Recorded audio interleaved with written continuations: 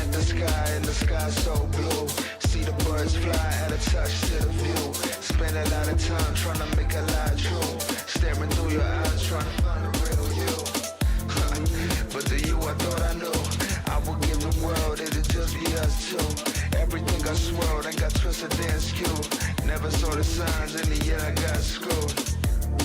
But I don't ever hold grudges. God's the only one with the right to go and judge us. Try to make it work, try to run with two crutches. Love at least to hurt when you roll with the punches.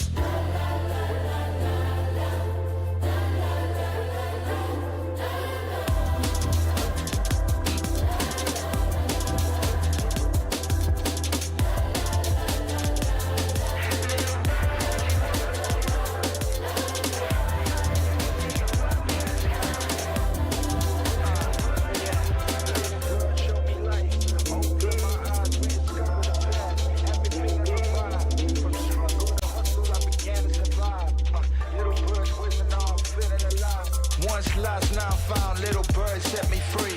Taught me the game, now I'm chasing victory. From the concrete jungle, fighting to break a change. Little bird's guidance, help me conquer the pain.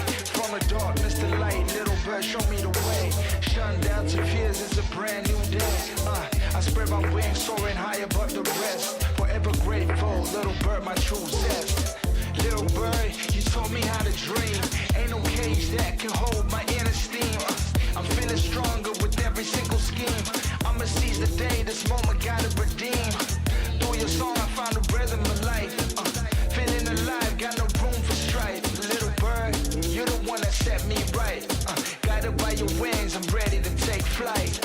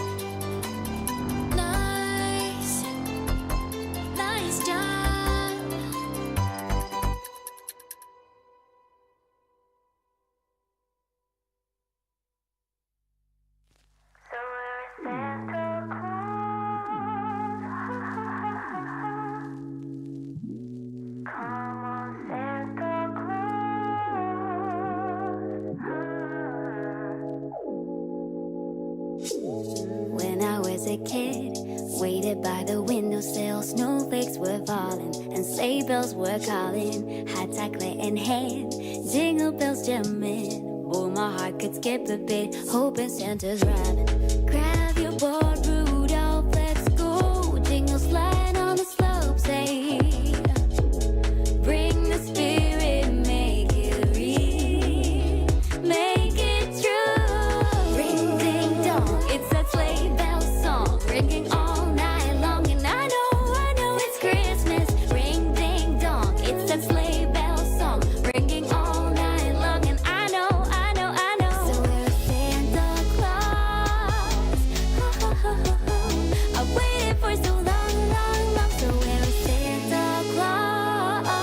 I wanna hear that song for Christmas to happen, so let it snow.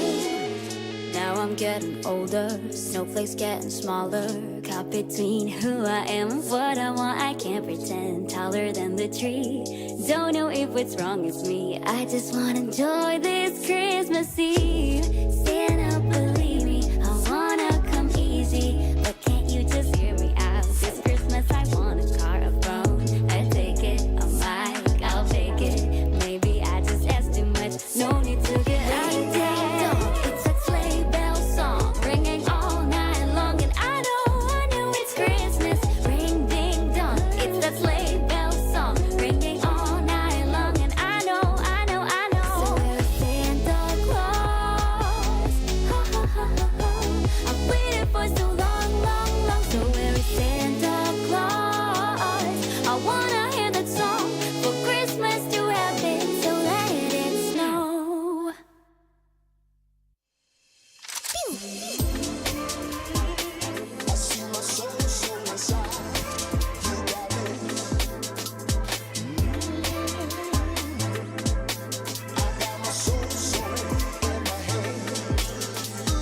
I just wanna freak it nasty, with my girls in the front and the boys in the backseat. I just wanna freak it nasty, with my girls in the front and the boys in the I just wanna freak it nasty, with my girls in the front and the boys in the backseat. I just wanna freak it nasty, with my girls in the front and the boys in the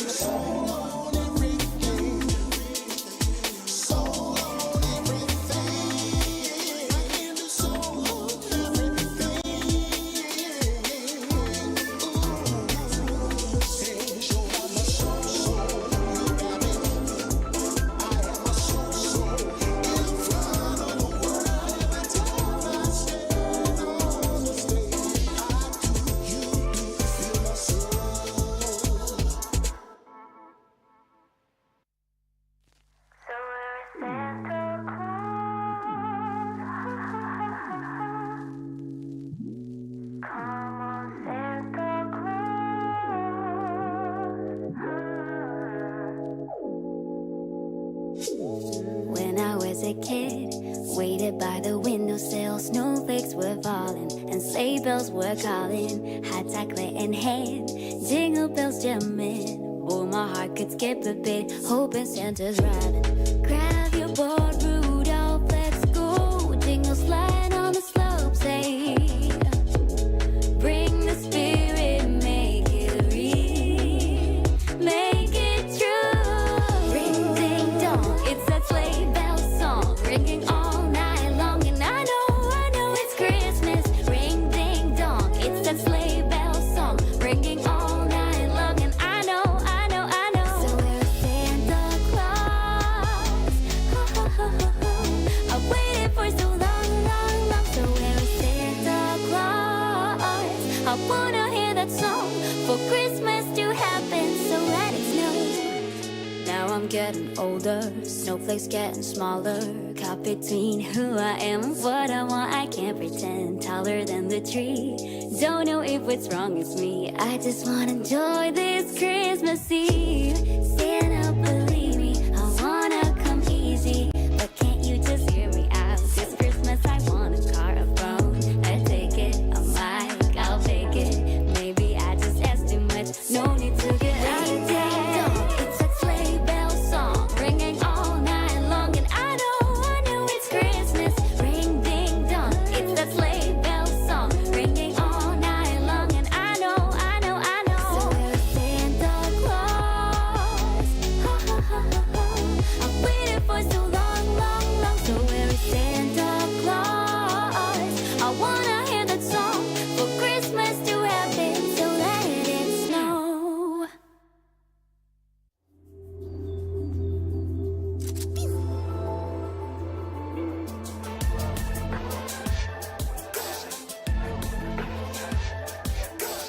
I've been doing fine, I was under the weather. So much on my mind, had a change that was better. Gazing at the sky, and the sky so blue. See the birds fly at a touch to the view. Spend a lot of time trying to make a lie true. Staring through your eyes, trying to find the real you. But the you I thought I knew, I would give the world, it'd just be us two. Everything got swirled and got twisted and skewed. never saw the signs, in the end I got schooled.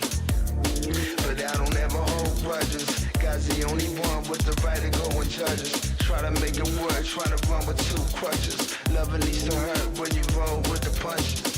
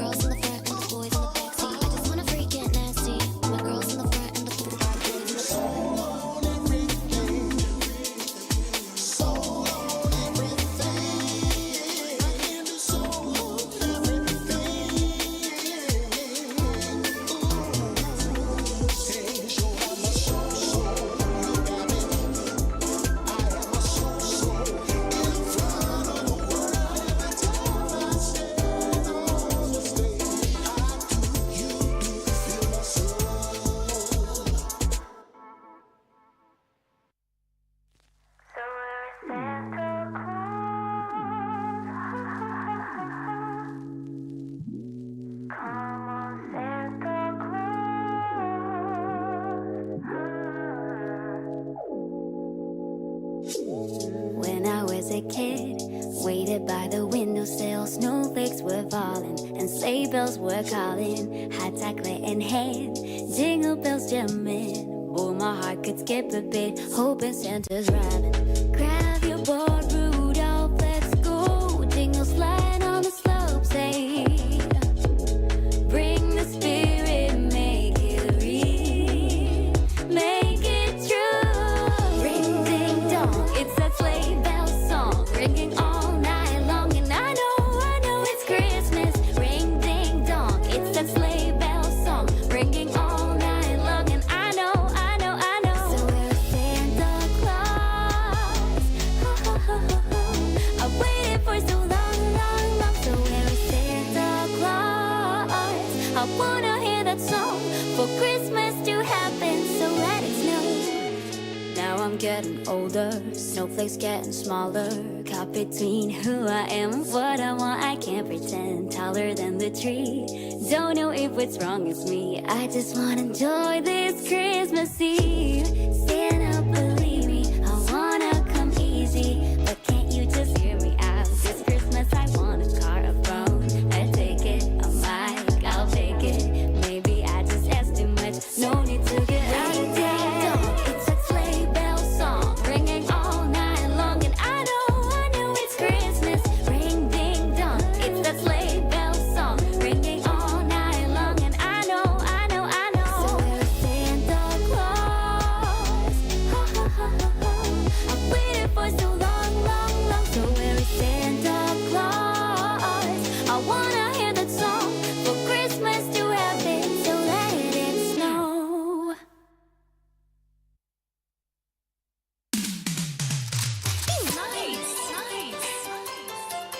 Nice job.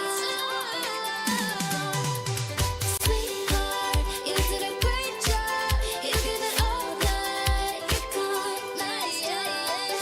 Don't worry about what they say. You're doing it your way. March to your own parade.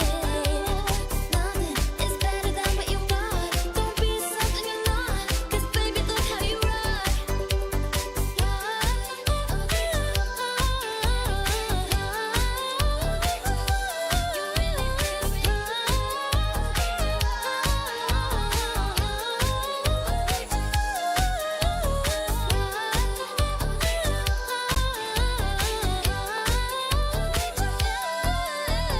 Sweetheart, you did a great job. You give it all that you got. Sweetheart, you did a great job. Look at you, you're at the top. Nice job.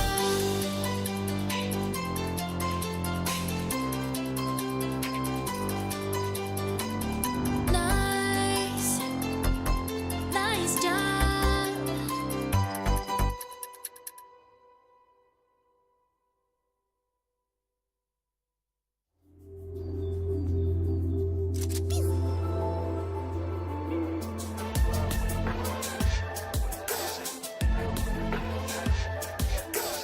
I've been doing fine, I was under the weather. So much on my mind, had a change that was better.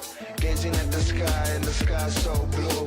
See the birds fly, at a touch to the view. Spend a lot of time trying to make a lie true. Staring through your eyes, trying to find the real you. But the you I thought I knew, I would give the world, it'd just be us two. Everything got swirled and got twisted and skewed. Never saw the signs, in the end I got screwed. But I don't ever hold grudges. God's the only one with the right to go and judge us. Try to make it work, try to run with two crutches. Loving needs to hurt when you roll with the punches.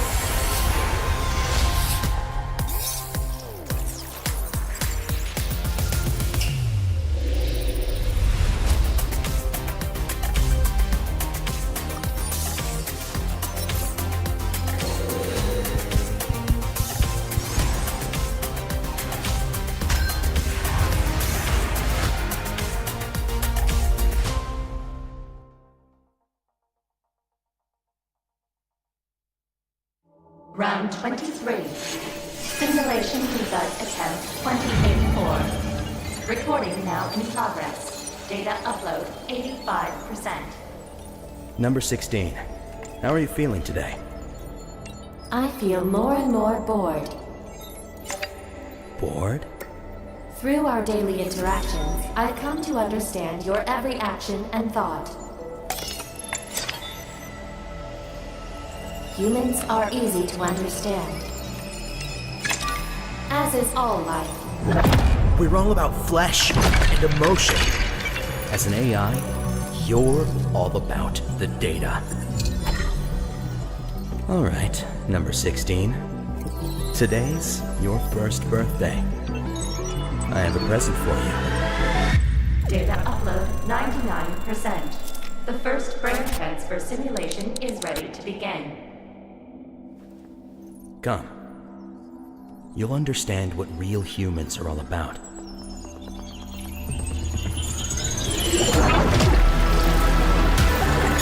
Number 16.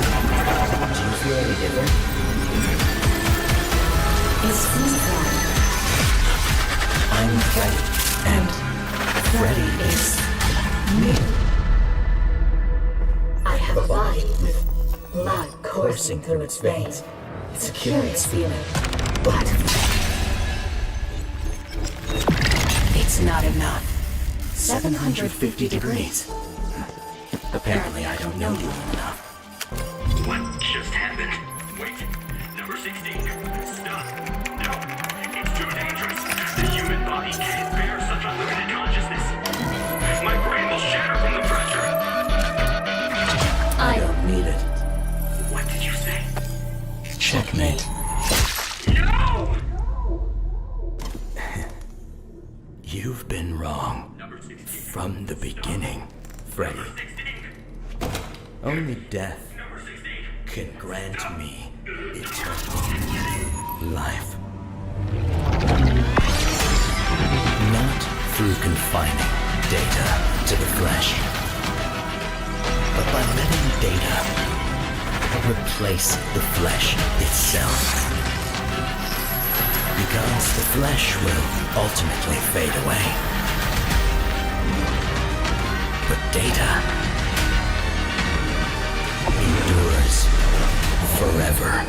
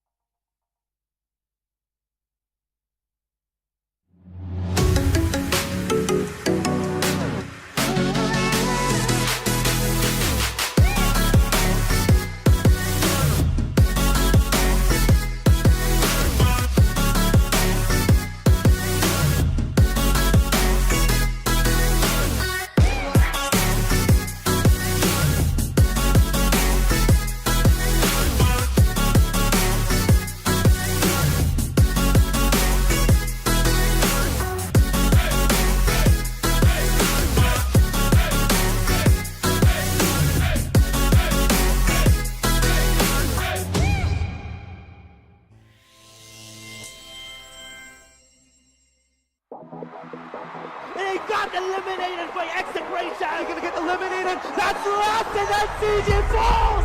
NCG eliminated on Jet King! And CJ is down! The gods will be thrown! Execution!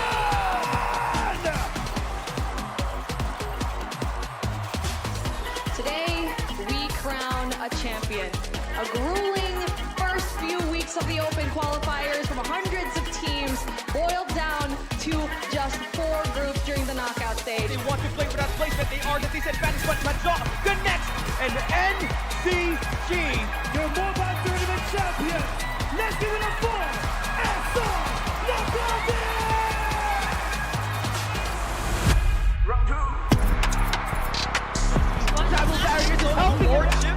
He's trying to escape the wrath of the fire. a lot of things going for him. Artillery fire spot. Right here, Kiko's gonna go in. He falls.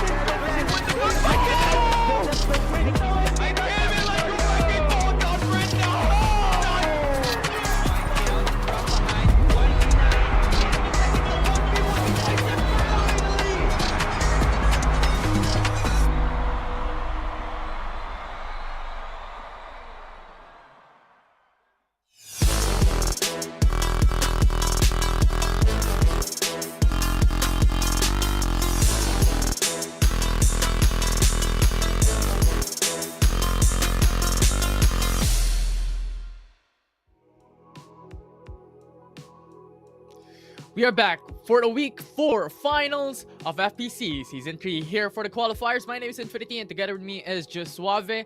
Josuave, how are you doing? I'm doing real good. It's a good weekend. It's my birthday too. So like, okay, we're having fun on my birthday. What a way to celebrate, right? Some banger matches up ahead of us. I mean, yesterday we had the quote-unquote break a record day, right? We had Execration, we had a 3-peat. We had NCG break the kill record on one map. They had 32 kills yesterday.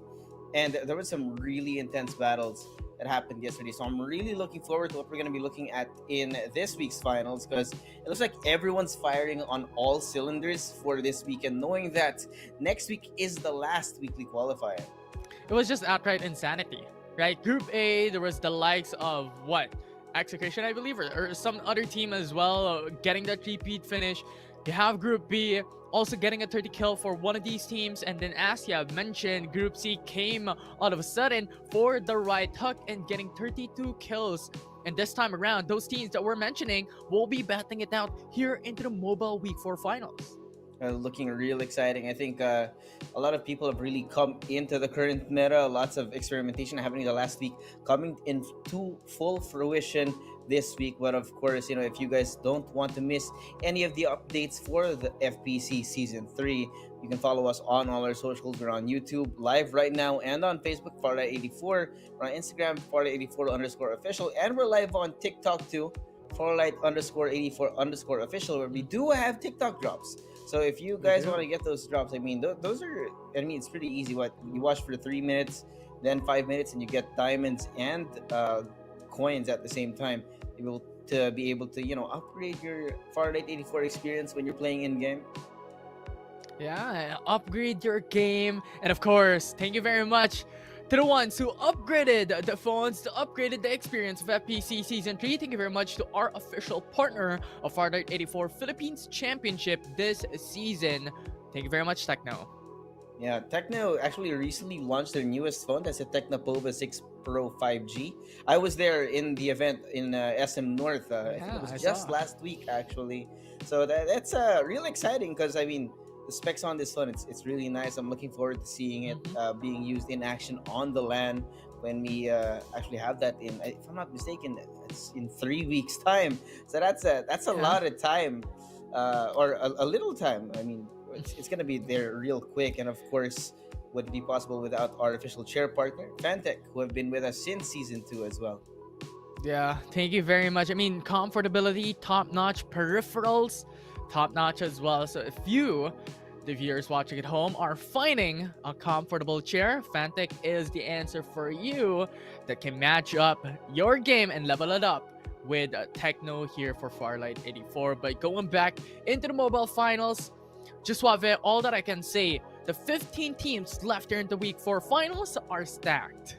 Yeah, real stacked. I mean, we saw I think the entire lobby, really, when you think about it, right? I mean, you have Oasis there, you've got Blackfire, NCG, Execration, a lot of special mentions. You got Powerhouse as well. There's just so much to talk about, right? I mean, even if you look at the list from the bottom up, it doesn't really indicate the real ranking other than technically points. But other than that, it's like all these teams, they really have the potential to upset even those at the very, very top of our leaderboard. Yeah, definitely. A lot of situations wherein situations can change. The tides of the games could definitely come into a favor for one of these teams, especially looking back yesterday. Execration, we have mentioned this team. The first repeat finish coming through into the mobile qualifiers has been done in Thunder Realms. But speaking of, we're looking at the overview that we have for FPC, pretty much similar to what we have been seeing over the past few weeks. The schedule is for today would be the top 15 mobile, and then you have the PC finals coming through next, of course, under Sunderland Realms. Yeah, and of course, for those who don't know, we actually had a little bit of a revamp in our point system. Placement points do count a lot more now in Season 3, with the first being 25 followed by 20. So a lot of these teams are going to be prioritizing placement over frags. But, you know, when you're talking about Farlight 84, the amount of frags you can get can actually make up for not really having the best placement, right? But a good balance of both would be the optimal solution, right? I mean, we saw, like yesterday, like I just said, NCG topping 2 maps, one of the maps 32 kills, and that was one of their first place maps, which is insane. And I wouldn't be surprised if all these teams are definitely firing on all cylinders right now to get those FPC points.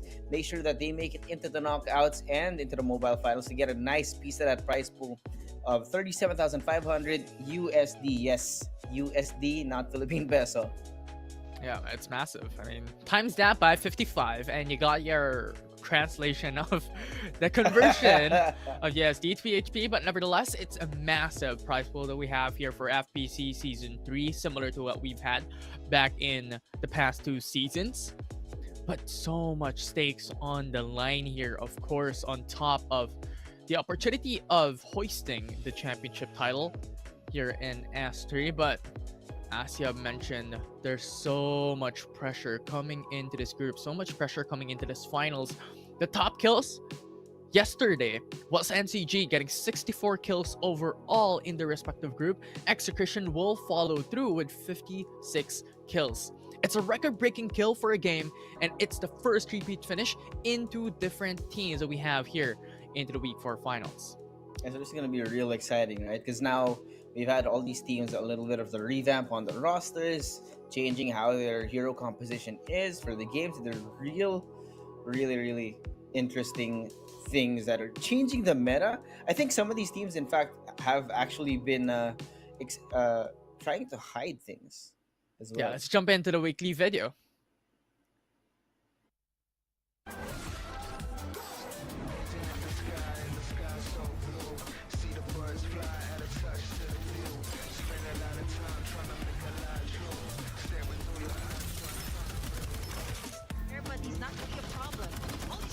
Should be a problem. SRF Rising still alive. They get the knock-up, 2 knock-ups. GVG helps him out. He got 1 kill, and It's going to be a team backing away. They don't want this gunfight anymore. But the pressure and also the attacks from Kai Sato already. It's gonna be very yeah, they're gonna wait. You know, they want that box to find Christopher to make that move. And here comes Sato, former. Ayo, the entirety of Oasis is down. We have Jura up in the front. Onslaught want to continue this fight in Oasis.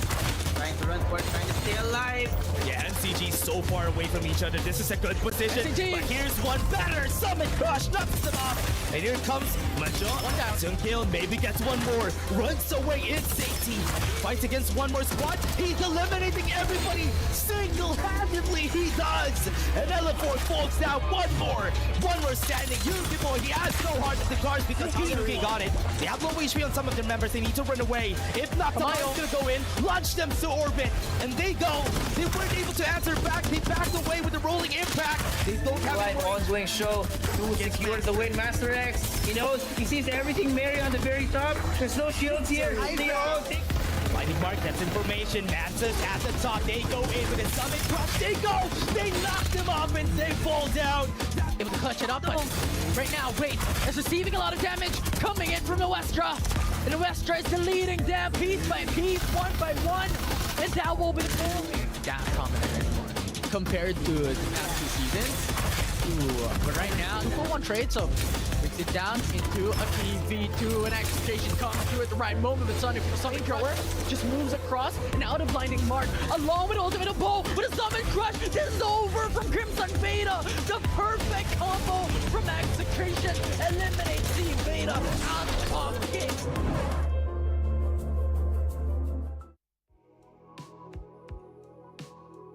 Already an expectation. Duckside being the most used hero in FPC thus far, especially with the given changes that he had with the Summit Crush, the Rolling Impact, Full Speed Charge, and an absolutely destructive hero overall. And we were talking about this, Suave, during the highlights or during the weekly video. Like, what are the hero compositions that we could expect in the mobile division and in the PC division?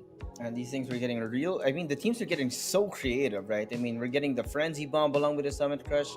We're getting even a Lucinda, right? The Absolute Gravity and the Incendiary along with the Summit Crush. It's a pretty insane number of different compositions that have been showing up real recently, right? I mean, these teams, they're so willing to push the meta forward, and of course, with that being said, I'm excited to see more of these comps, more experimentation, more meta shifting in the mobile finals happening in a bit. That's going to be the top 15 of this week. So, yeah. Hard road for these teams to keep moving on forward. And we do have one more week happening next week. So maybe for those who have missed out on the chance to be in the top 15 this week, they do have proving ground, another chance next week as well. Yeah, we're going too quick. We're going too swift, actually. When was the last time we've seen like season 2 finals? I believe it was back in Feb or something like that. And then now we're here already week 4 for the season 3 for the qualifiers. So everything's being accelerated. Everything's going too quick. But you know what else is quick? It's going to be a short break that we are going in just a bit. However, when we come back, it will be the start of the week 4 finals here in season 3.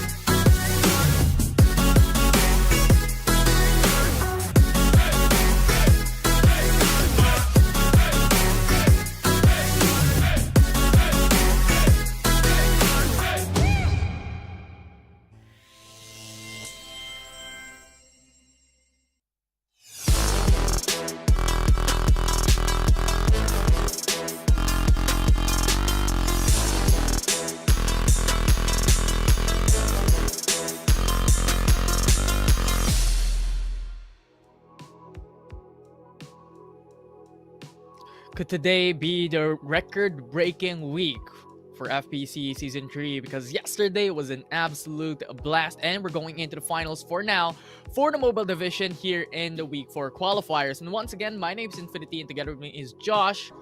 And Josh, I am just accelerated. Yeah, this is gonna be a really exhilarating series. I mean, I think at this point in time, all of these teams who have had roster changes, lots of experimentation and scrims, right? I think a lot of these teams are approaching their final form, right? We're seeing Execration break records. We're seeing NCG with a newly revamped roster, again, breaking more records. Blackfire looking better than ever. I think those top 3 teams are the ones to look out for, but I wouldn't be surprised if we had some upsets going in, because a lot of these new teams, right? I mean, Blackwater is there. We've also got Powerhouse, who have been so consistent over the last few weeks. So I really don't know. There are no predictions in my mind other than I just want to see all the chaos happen right now. But of course, having said that, we need to talk about the other teams who have qualified for this week's weekly finals. Yeah, you pretty much mentioned it already. You pretty much summarized what we have here for the top 15. But nevertheless, these are the 15 teams that have qualified here for the Week 4 finals. Execration on top of the list, Blackfire and NCG. These 3 teams are pretty much going to be the top contender.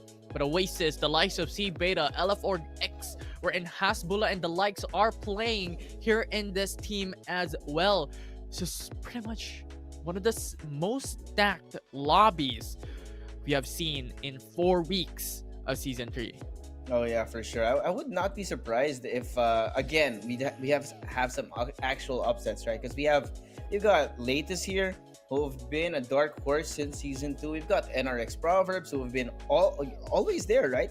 And not to mention, right, we've got the Stream Raiders clans here, SR717, SR Uprising, who have been able to really keep up with the main team, SR Nakage as well. So wow, it's just so stacked. Yeah, it's just so stacked right now. So all hands on deck. Everyone should leave no stones unturned coming into the Week 4 finals, especially considering that we only have 2 weeks left, considering this week as well into the equation. We're in points are a matter of huge importance and significance coming into the knockout stages. So we'll see how these teams will perform coming into the day. Can the likes of NCG, can the likes of Execution did the impossible and do the unthinkable once more than what they have done yesterday? Oh man, right now, right? All these things going into our heads. We got a lot that music playing in the background, and you guys know what that means. That means we're gonna be going straight into map number 1. The question now remains, right? Who will reign supreme for this week? Will Execution stay on top? Will NCG be able to upset them? Or will we have a new challenger in this lobby to try and get them off of those top 3 spots that are always filled up by these heavy hitter teams? Yeah, have a hitter. They're pretty much boxing champions at this point. Well, not necessarily, because there's no punches that you can win coming into these games, especially coming into the final zone. But you get my point, right? These teams have understood their assignment, have understood what they have to do to be able to win it. And they have been here over 3 seasons now. Months and months of practice. Days by days of battling in Farlight 84. No rest. Just putting it all out. So at this time, it's an opportunity for all of these teams to create their own saga. And the things that make things more interesting as well. I think we're looking at the current map drop points. I think NCG, they're as opposed to what usually is happening, they do usually have a split push down towards Nova Bazaar and a little bit to the east of that. But instead, now they're all focused here in Nova Bazaar, which is a little more defensive, so to speak. I think they gotta respect the rest of the lobby. Everyone else, though, Execration still in their usual home, transport port, and surprisingly, LF Org X here in Rocky Zone, which is arguably one of the harder POIs to actually take control of, knowing that there's only 2 ways in and out. Yeah, 2 ways in and out. It's pretty much a Rocky Zone. It's surrounded by rocks and hills and mountains. There are only 2 ways to be able to come in and out, as you have mentioned. But so far, looking at the map a while ago, these teams have already standardized the early game procedures wherein the units, or well, the players coming into each and every single squad wants to split up to be able to cover a huge amount of land in the early game and able to stack up a lot more weapons, a lot more shields, and even gear XPs coming into the initial phases of the game. And even then, you also have the circle, which is massive, being, well, stated into the center of Sunder Realms. And what makes this more interesting, right? The fact that this actually happened yesterday. We had some shifts in the rotations just because of the existence of the sponsor boxes, right? When you see the sponsor box on the map, a lot of these teams try and specifically go in that direction. But there are, I might say unintended, but I think it is actually intended to be a hot spot, right? Once the sponsor box is there, people are willing to fight it out, try and get the loot out of that sponsor box. Funnily enough, though, yesterday there was an incident where there was so much fighting. I think 5, 6, 7 teams were fighting over that sponsor box, and no one actually got to get the loot from it. So now the question is, like, maybe these teams think it might not be worth it. But again, it all depends on whether or not people decide to go there specifically. Yeah, and from the patterns that we have seen over the past few days, and even yesterday and the last week of the games we've had, these sponsor boxes and airdrops will not always be the priority for the team specifically who hasn't been able to stack up shields in the early game. It will only be tasty for the teams that have stocked up level 4 and level 5 shields to be able to snowball into these matches, and this is exactly what Execration did in their 3-peat finish yesterday. Yeah, I think we saw that the same aggression to be able to get loot and to be prepared for the late game. It actually came in the same for NCG. They got sponsor box, and on top of that, once the airdrop range showed itself on the map, they immediately rotated in that direction, gave themselves full shields, I might add, during that first map in Group C yesterday. So it looks like these top teams, they really have the confidence and the willingness to actually be able to try and take as much loot as possible, right? Because these are the newest mechanics that have been introduced here in Season 3, sponsor box, airdrop range, which makes things, I wouldn't say a little lopsided, but they're kind of worth it, right? Because once you see those sponsor boxes happen or show up on the map, you've got so many teams fighting it out. So even if you don't get the sponsor box, you do get a lot of player XP and shield XP as well. So there's a lot of things that are concentrated in one direction whenever you see a sponsor box showing up on the map. That was nasty from Sato. If you can recall that was insane. It was a 3v1 situation and he won it. Isolated fights pretty much gave a huge advantage for the Duck side. But as you have mentioned, right, these sponsor boxes, these airdrops, is able to really push you a lot further, especially when it comes to gear XPs. In the early game, each sponsor boxes give each player within the zone 1,000 XP each, and it's massive. Think about it. To be able to accelerate your player XP overall to gain those damage bonus and even upgrade your skills in the long run. Yeah, it looks like this sponsor box has been found now. Marked on the map. A lot of fights actually breaking out across the lobby. We're seeing full squad wipes. Surprisingly, SR717 able to come back from that initial wipe. But we're seeing the amount of aggression here across the map, wherein it is a little different from what we did see yesterday. And I think this also comes from the fact that all these teams, I think they are confident in their capability of actually wiping out an entire squad with a good game plan. But definitely, they need to be able to choose the right timing when they want to fight. A good game plan is pretty much a standard procedure, right? You really have to put in a lot of effort. There is a lot of considerations as well. What is the state of the game right now? What is the state of your team? Do you have level 5 shields? Do you have level 4 shields? Or do you have level 2 or level 3 shields wherein you got eliminated early on? You still have respawners coming into the second zone. Like, there's a lot of layers built into Farlight 84, which I definitely do love, but it adds a lot of complexity as well into consideration that will build up the plan for these teams on how they want to play it. we also have to emphasize that the placement rankings at top 1 will be 25, top 2 will be 20, and top 3 will be 17 points. This will be the easiest way to be able to accumulate points here in FPC. This is interesting. I mean, we talked about hero compositions earlier. We're looking at SR Uprising at the moment, or we do see a Sienna. I think we talked about this off screen rather, wherein Sienna not necessarily the best, but it's a very situational hero. And you want to fight against another team, right? So you need to be able to make sure that your Medi-X and your Restoration Field are in actually good spot, right? Because yeah, you might be able to heal, but if you're too far forward, then you might be the first one taken down. Yeah, surprising, having to battle up against TPLK. I have to eliminate a member here. Senko goes down. Not be able to find a good footing in that matchup. And TPLK, only 2 members alive into this. Has to have a step back and relocate themselves into a better position. Right now, SR Uprising as well is facing the wrath of Latus as a third party coming into that matchup.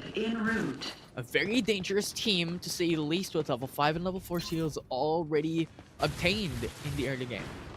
And just because of that, right now, SR Uprising and Fracture, they don't know where to go, right? Now, they're actually separated, and Latus is actually homing in on their new target. You got Frost trying to run from the guns that are shooting at him, but he's not going to be able to do it. His Execrations here are joining the fray as well. Joining the fray, 3 kills already to their name. But so far, that will be the only member that they see. That will be the only player that they see here into the early matchup. Because they are still into the northern eastern part of the map.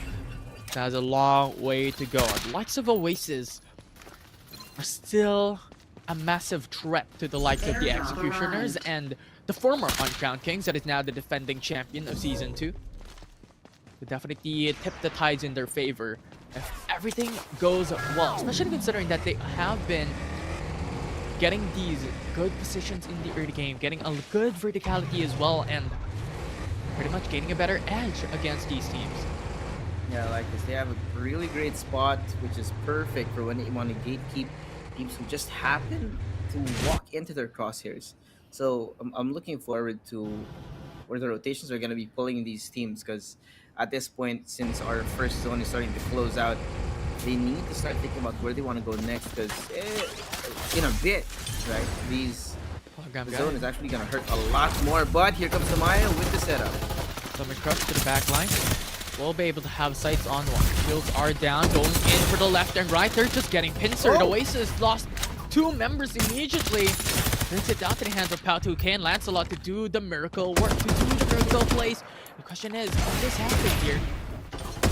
Now goes for the satchel, goes behind the stones. The reset occurred. This will be a much harder time for Pao2K to be able to go for the eliminations. Have to step back a bit. Go back to Lancelot. Stay united. Have a united front to make this battle happen. Lancelot hiding behind the syrup truck, getting pushed down. Getting pincered once more. Pao2K goes down. The only one left standing will be Lancelot, but can he do the impossible? He will not. And Oasis will fall. That's a surprise right there. I think this is the second team fight that SR Uprising have been stuck in by accident, not of their own accord. I think Oasis actually started things. And remember, we talked about earlier having a good game plan, being able to call it before you go in and commit to the fight. It just seems to me that Oasis didn't have a solid plan of action in that situation, because they did try and shoot at them, but sometimes you need to have more than just the guns. You need to have an actual brain behind those ears. Wait, whoa. They do have brains, but they do. It's just that it's not working. Not a knock on them, of course. No, but I think what happened there is that Oasis split up. They went with a 2-man unit for both these teams, wherein Pao2K was with Lancelot and the 2 other members were standing united onto a bit of a further end into that fight, into that war. But they engaged too soon, wherein Lancelot and Pao2K was not in the vicinity as of yet. So pretty much it was an isolated case. It was a consistent 4v2, which made it an impossible fight to win. Yeah, and knowing how they actually play, right? SR Uprising, they do like playing as a team. They never go in for solo missions, so to speak. And when that happens, it's more than likely that if you don't go in as a united front, then you're gonna be in a lot of trouble. But here, SR Uprising looks like they have encountered a little bit of danger. Saw the Three rocket teams. tarantula in the distance, but it's not gonna be a signal to start the fight just yet, because you've got TPLK over towards the north of Wind Valley and SR717 just towards the west. So if you start a fight now, you're gonna be stuck between a rock and a hard place. We'll see, because right now SR Uprising started this fight too soon. But SR717 though will get that information. Those gunshots, those gunfires could be audible from far away. This will be the time for SR717 to shift their gears a little bit more slower. They do not want that fight, especially how TPLK already got themselves level 4, level 5 shields. Will be a detriment for them, for SR717, if they start the fight early. So they have to wait patiently. Yeah, patience is the name of the game right now. It's a little too early to be over aggressive, knowing that these teams, they're more than mechanically skilled. So you need to have a solid game plan. You need to be able to properly assess the situation, right? Do you have enough information? Are you sure that you're safe from behind as well? So many angles, especially since this is, again, Thunder rounds where verticality does play a really big part in whether or not you should be looking towards an aggressive play or not, because you never know if there's someone under you, above you, and if they're ready or even looking at you, right? It all depends on the timing and the information you're able to collect, which is why a Sunil and the Young are really important in the current meta. I don't think I've seen any team that doesn't have a Young. Young is just outright the best hero in the game, and that's debatable because of the dark side, the dark side's availability. But Brian, if we recall, Execution in one of the interviews, they have mentioned that information is the key, and pretty much Young gives it all. We'll see how this will play out latest. Already having the battle under the team here. That's the defending champions that we're talking about. One down already, 2 down actually. They just lost all their members. That side just went in. Jay-Z, Bobby, the former IGL of Ghost Reborn, is able to put up a very good fight, and Latus will get eliminated. Brilliant sense. You saw this initial gunfight coming in from Jay-Z, actually shooting them out of the sky when he caught sight of them. But as fast as things happen, a couple of seconds in that quick turnaround time, they're able to take them down. And now again, there's no respawners at this point, so these teams, they need to be extra careful, because things are less forgiving the longer you last in this map. Definitely less forgiving. NCG able to eliminate Emrak. But looking onto the other side, Crimson Beta, one of the strong teams that we have seen over yesterday during the semifinals, is now starting to ramp up. Level 4 shield secured. Not the best, not the optimal situation coming into the final zone, but nevertheless still a winnable fight. Could still make it towards their favor in this game. But the location of the final zone is a big part of what can happen here, because the Sky Domes are going to be the god spots here. It's gonna be real scary right now. You know, again, that Rocky Zone is one of the hardest places to be able to get a good angle, and if you do have the Sky Domes, then it's gonna be hard to even see you at this point, right? You essentially, you have a free onboard show, which is like twice the height. And this is why I think Dummy Bear is holding on to this area with the Defender, which is arguably one of the more powerful sniper rifles in the current meta. So much teams are falling down left and right here. SR Uprising might be already gone. SR717 though has sights on TI6. Single one slowly creeping into the Rocky Zone. NCG is receiving the better end of the rivals. It's Execration who executed the NCG, the defending champions. And right now, the Sonic Crush occurs. The knockoff is there with L4 Gex coming in at the right time for party. And Execration will feel the wrath of L4 Gex. So much pain being shown in just a few seconds here. Now we're down to the last 6 teams.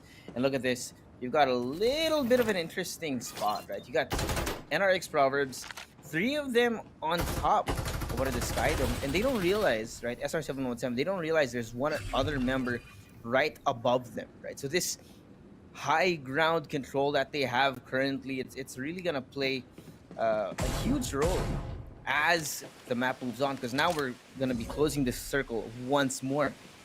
The positioning is gonna depend on where our circle will drop or actually shrink, right? And these teams, so at some point they're gonna be forced out of where they're standing. Divulge being used out. Zone is very 6 teams still standing in the final zone. Everything boils down to this. SR717 still on a good spot, still on the Sky Domes, but Crimson Beta now moving through into the first floor of the Rocky Zone. Still in the building, so they have cover here. The big problem is, here into the final zone, yes, verticality is important, but in this situations, not really the best spot to hold on, because you have to go down, and when you go down, you are vulnerable to a lot of damage from these long-range fights, especially considering that you have defenders and the likes. It has huge damage into these long-range engages. L4 Gex now with level 6 shields, 13 kills already to their name. Huge possibility of them winning this. Having the sights on one, that is SR717. TI6 goes in, shoots from far away. TI6 lost 2 of their members already, but L4 Gex lost one of their own. Has been killed. Still playing very, very good. Look at Now this SR717 eliminated already. L4 Gex wants to play this patiently. They want the other team to fight first, especially considering that there are still 4 squads remaining into this game. Now going for the satchel. Have to move soon. Goes in with the dark side. The bombs are huge. Their bombs are massive. Kizo 1 is eliminated. Now the blinding mark. It's a good footing for this team. L4 X just wait behind the windows. Just wait behind the buildings here. And if you're stuck into the building, it's pretty much L4 X who gatekeeps you. 2 members still alive. Zones are eating them up. And now the med packs are pretty much the clutches here for Juba Bebby and the likes. It's pretty much a 1v1, but Juba Bebby will win it in a med pack fight. Last person standing here. I guess it turned into another healing battle. I think, though, I'm really thankful that it wasn't a Siana. You would have maybe kept casting for another 30 seconds or so, which is pretty long. But that was a really intense last zone that we saw because of the way that Rocky Zone is built. All these teams had no choice but to actually fight it out because there's no cover here. And now we're going to be ending in this map, of course, with LF4X with the victory here. 23 kills. Actually, that's a performance on par with our top teams, Execration and NCG. Yeah, I don't even know if it's a med pack fight. The end game call was ironic because it wasn't exactly a fight. It was pretty much these teams or these players from L4X, Juba Bebby, and the other Duck side who was just going for the med packs and trying to stay the longest. And fortunately enough for the likes of L4X, Juba Bebby came out first and came out on top with that med packs. Although unfortunate scenario here for the likes of Oasis and Blackfire getting eliminated into the bottom half. Yeah, a lot of early exits actually. You saw Latest get some momentum, but being taken out a little earlier. NCG and Execration actually a little lower, right? They're 7th and 8th place respectively, which is a little bit of a surprise. But again, we did say that there is lots of upset potential in this current lobby. And look at the top 3 right now.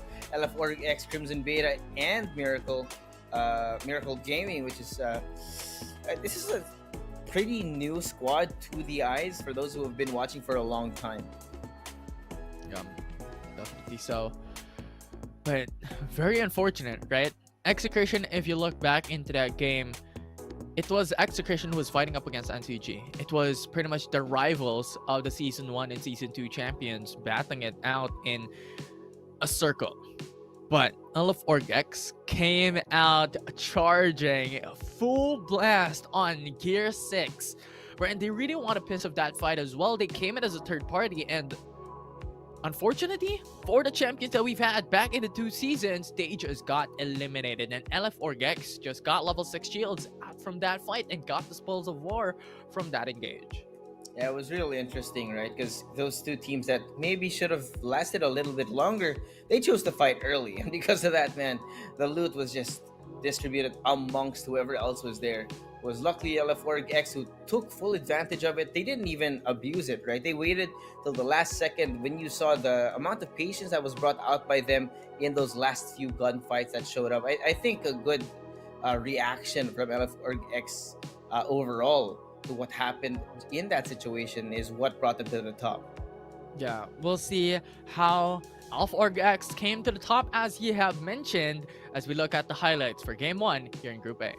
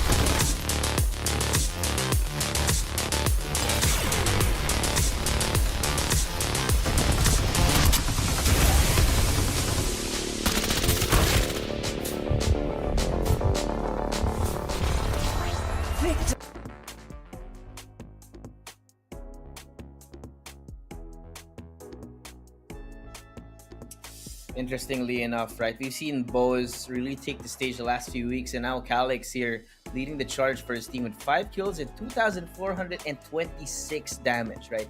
I think we saw quite a few Frenzy Bomb kills here, and the creativity of the combo with the satchels and the jet slides coming in from these bows, it's just continuing to develop, right? So I think that the next few weeks, more changes to the meta, more changes to the playstyles of these players as they experiment with the new movement mechanics that have been introduced into the game, should make for a really entertaining next few weeks.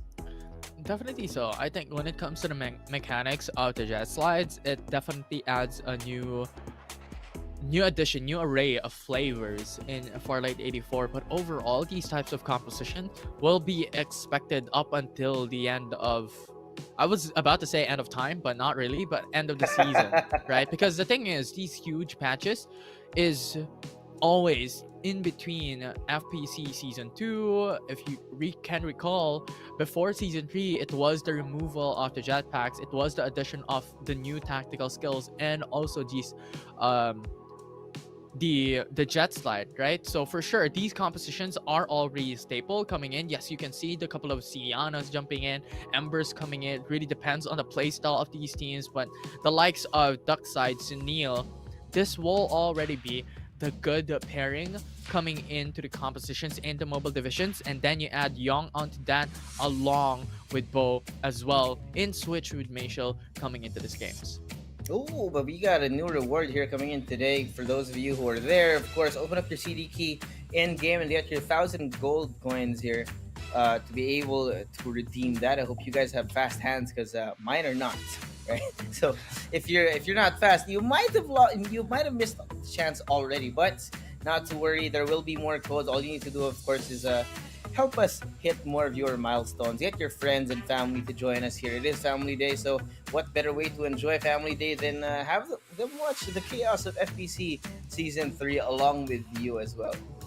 Yeah, like watch the chaos and also experience it firsthand, right? How these teams perform, how these teams changed up, how these teams adapt into the situation. We have already mentioned this, that Week 4 and Week 5 will be very important for points accumulation, and that includes today. Today will be the Week 4 finals, and these are the best of the best teams coming into the Week 4 semifinals, which is a record-breaking day yesterday. And pretty much this will start up the signal, and this will state how these teams will perform into the following weeks, and especially coming into the knockout stages. But man, speaking of what's going on right now in the next few weeks, man, well, we're gonna go back to the present. Second map is now gonna be underway. First map, of course, a little bit of an upset where we saw Titan splashing and people glowing for that victory here. So it looks like we're gonna be seeing a little bit more of the same here in the second map. We'll see if anyone changes, if there will be a reaction to the actual drop that happened in the first map, if there will be changes at all. Or will these players still play their own game? And now we are looking at the eyes of Execution. Typical rotations that we have been seeing coming in from this team. The Execution really favors the left side of the map, especially coming into Transport Port. Now see Beta, as expected, they are going into Refinery and controlling that POI. Unfortunately, coming into the Season 1 champions, SR Uprising will drop onto the same spot, unlike of what SR Uprising has done over the past game. Now for NCG, similar drop points as well. Nova, Bazaar. A bit of a split drop actually this time around, right? They went a little bit more towards the north, as Majo and Jay-Z, I think, have gone mainly into Nova Bazaar. So this shows a little bit more comfort because this is actually what they were playing yesterday. All across the map though, LF4X still in the same spot. I think, look at this execution. They're very well distributed, but depending on the timing here, I think SR Uprising might have the chance to actually upset them here in the early game. But, wow! 1v1, he just takes them down. Yeah, it's not even finished. You have Kazue going for the rolling impact. We'll be able to switch on sides, but Surprising will be successful in getting that 1-for-1. Execution comes in with this teammate. The huge response. The upside from the crush though. Knockout is there, but instead with the build in the favor for Execution, they're able to go for those eliminations that they want. Resets coming in, goes for the jet sweep. Not be enough to get those kills as Ice just outplayed. Again, the movement from Execration was an attempt, but looks like they were just not able to isolate those gunfights enough. Right now, no specific targeting to be seen, I think, out of that fight. But of course, it is still a little bit early. The respawners are still up, but Execution still has a chance to bounce back after a little bit of a, I wouldn't say a bad start, but it's not the best, right? Yeah, definitely not. It's not a good start. And this is a huge problem. It was the kryptonite of the likes of Ghost Reborn in the past 2 seasons, wherein if a team goes into their turf, it will be a turf war, and if they lose, it's pretty much game over. It will be difficult for them to do the unthinkable of what they have done as the bounty hunters of FPC. But for now, unfortunately, Ghost Reborn here in the mobile division has not seen a good light. The likes of Jay-Z, their IGL came into NCG now. But looking at this, Oasis in a good footing coming into these early game phases, already level 4, level 5 shield. Hey, Powerhouse. Actually got a little bit of information there just on the outside of Transport Port. Unfortunately for them, or maybe fortunately as well, you're able to dissuade them from trying to take away the loot that is here over in Transport Port. But we got another fight going on. Frenzy Bomb being activated here by AXGES. It looks like they want to go all in on this fight. Ooh, Summon Crush. Good bombs there. Related. That will be AXGES who's able to go for the elimination. Now you have one more member looking at the eyes of AXGES's crossfires. And now Dicta, only one left standing for TPLK, gets fully eliminated into the matchup. AXGES completely eviscerates them. A little unfortunate for them. I think the solid game plan here, right? I mean, you were able to force them out to the Frenzy Bomb as everyone else was circling around. But now an Absolute Gravity being brought out by NRX Proverbs, forcing the enemy team into a spot that might not be favorable for them. But Blackfire is on the outside. Blackfire will be able to really win it and get a couple of kills. Already gets down, gets erased. Blackfire still in the fight. Reaper has arrived. But you cannot belittle the power of their opponents as they drop down onto the same position. They want to go for the contest. Now I6 getting chased down. Blackfire is on the move, is going for those shots as Study tanks will fall down, and Blackfire will win it. Looks like that might have been the first squad wipe here for the second map, though. I think Blackfire, again, we've talked about how this team is possibly one of the favorites to be in the top 3.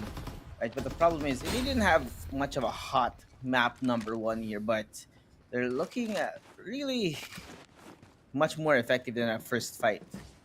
NRX Proverbs now going to be wiped off the map here, and despite the fact that they didn't really have the best gear early in the game, Blackfire, after having had that fight and having won it, they now have the rest of Wind Valley, if I'm not mistaken, if they want to be able to get the loot up.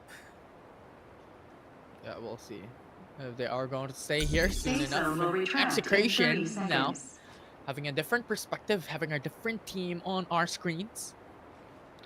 Only level 3 shields.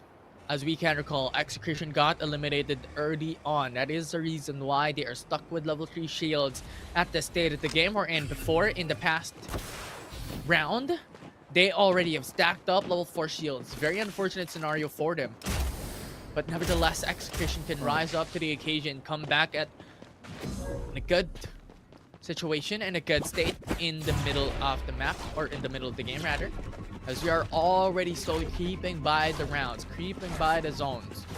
The second zone will close in pretty soon.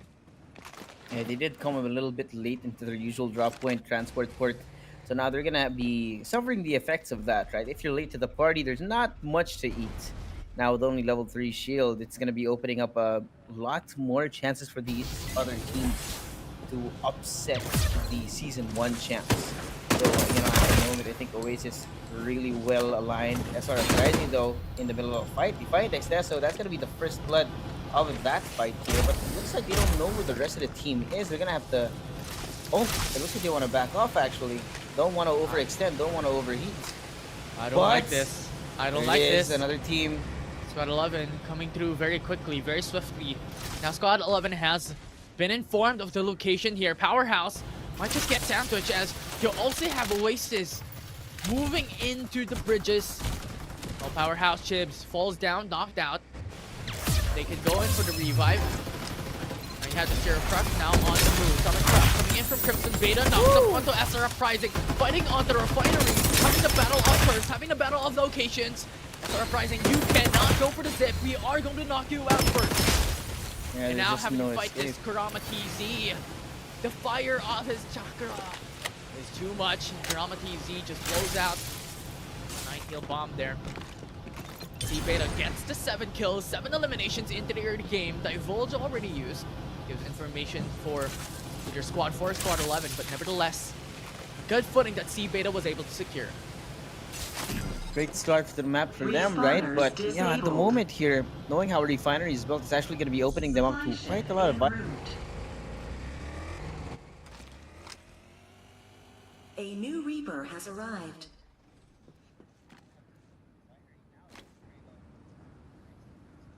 Oasis. Quickly moving in.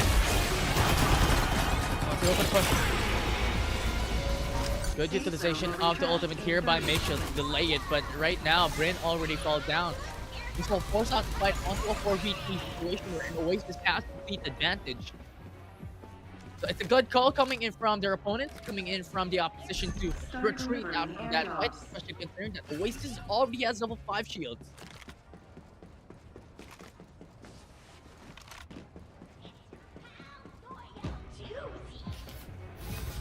Airdrop arrived.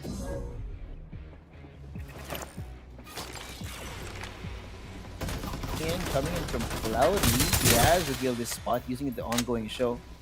Some damage. And it looks like SR Uprising don't want to take this fight actively, but the rest of Powerhouse is not going to give them a choice. Shields from both sides here. The 1v1 fighting mark will not be enough, but that won't be the kill going into the side of SR Uprising. Little quick. I don't think they were fully ready for this Powerhouse. I think they're gonna double down on the fight. Mac almost being taken down here, trying to jet slide out of harm's way, but it looks like he has been spotted by Execration of all teams. They know there's a third party here. Powerhouse gonna try and reunite.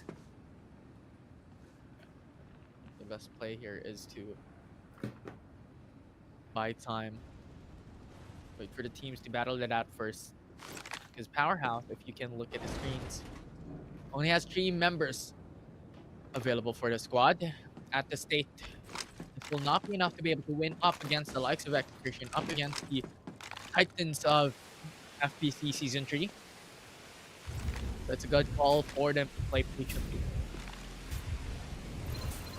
Quite a few teams actually on the outside of the zone at the moment. You got AXGES aware of the presence of Latest just across this open field here, but now Kazue is running it off inside. Despite the fact that there is a base blaster, they do not give a care in the world. They just shut him down. And now, for the first time in a while, Execration getting a little bit of loot that is going to help them out later, especially because, yes, they might not all have it, but Dockside is the most important to have the most armor here. That's what I was saying. Powerhouse cannot fight a war on a 4v3 situations wherein Farlight 84 is predicting numbers. Safe zone will retract in 30 seconds. Creation will be delivered a free level 5 shield. Third of the silver platter. Now be able to fight up against the like of Oasis, but still on a massive disadvantage with the defender on hand as well. Kazue just lost the level 5 shield. Coming in for those long range fights. Monster boxes, however, will definitely help them a ton. Yeah, it looks like they want to take that space here. Unaware though, there's 3 teams in close proximity. They do spot Oasis from here. Kazue using the VSS for the long range battle, trying to dissuade them from rotating over towards them, but it looks like they want to actually fight this, take this syrup truck, go in as a team to zoom across the river. Very interesting play. Ludi went out of the car. There he is. And went to utilize the catapults first to be able to go through and have the cast first on their opponents. That was too quick, too fast. Very monster. As far as Execution will hold their position, will not go for the push. That play that they could have done. Oasis will eliminate I. Now I being taken down from Crimson Beta, who is unfortunately separated from the team. So many teams actually here just surrounding the sponsor box right now, so it might not be the best time to actually stand in the open, because Oasis, they're armed to the teeth. They know that they have God Spot and they're willing to look for as many targets as they can all around here. They're even firing over at Latest Von Cakes. Very careful to get himself out of harm's way. He does, but there's so many gunfights going on across the map. You can see the kill feed actually feeding itself the last few seconds. A very good situation is have to hold their position. We have mentioned this. Coming into third and fourth in 30 seconds. Will be the time wherein these teams wants to play for time and play for placements. A situation wherein no fights will give them a favorability, and yes, you can gain a lot of points to getting those kills, but unfortunately, the risk outweigh the benefit. To engage in these situations and lose a couple of points that you can get for free, getting a better placement overall, but NCG doesn't care about that. They go in, force out the situation, they force out the issue, fight up against L4 Gex. They bought themselves a numbers advantage. L4 Gex is now under 3. Yeah, they got a Mamba out here. I think they are aware that they're not going to be able to get away. Nash DZ, the first one to fall, and it looks like they're so fractured right now. NCG able to isolate these gunfights. Now L4 Gex are down too. I don't know how they come back from this at this point, because there's so little space and so many teams still alive. Infinity, it's getting intense. 9 teams still up. 24 players are considerably alive in this state of the game. A miraculous sight to behold, as we are closing in pretty soon into the final couple of zones that we have coming into map 2. So chaos is brewing. Fights are cooking in this game. But thus far, NCG with 2 eliminations were able to against their opponent. For information being up behind them. This is already a good spot for them to hide for a couple of minutes before the zone closes in once more. Will retract in 30 seconds. I think they were aware of SR717 just below the cliff over towards the south, but they realized that they have to focus elsewhere. Problem is though, wait, they're actually getting shot at already. I think SR717 are starting despite Rovic trying to get away. Execution. Oh, it's Oasis.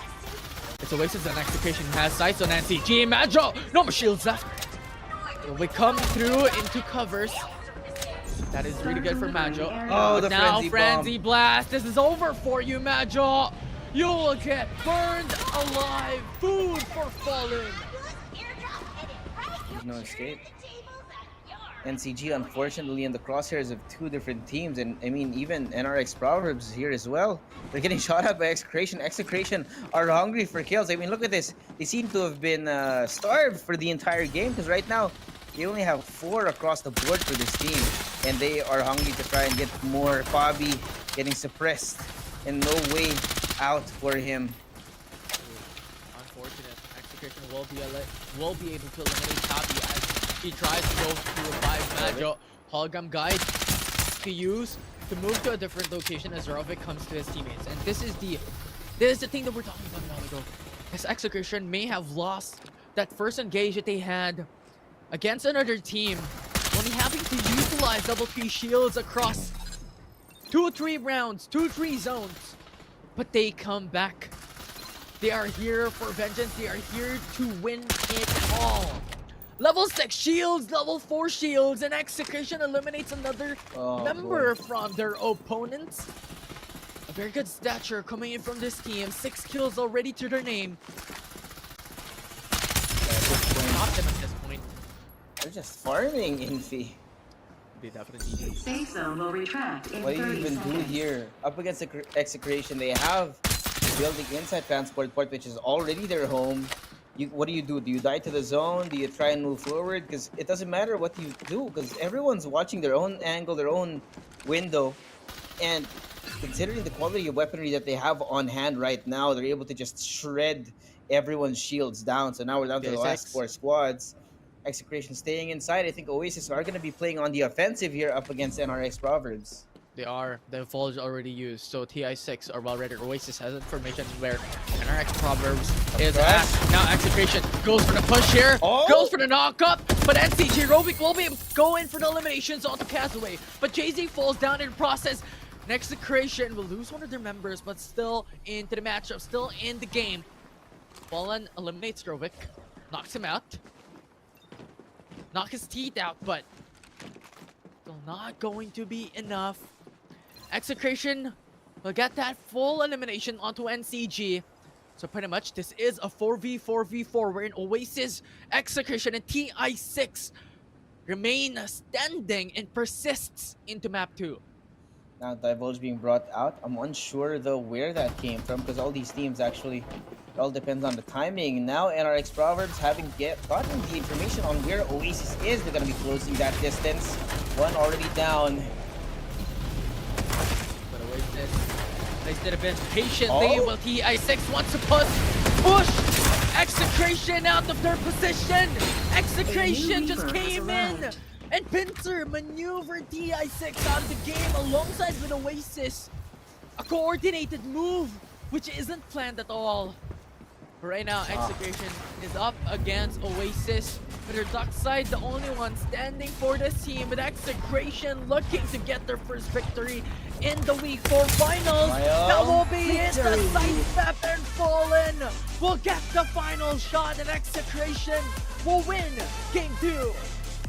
Oh boy, nice comeback coming in from Execution. We actually called it, right?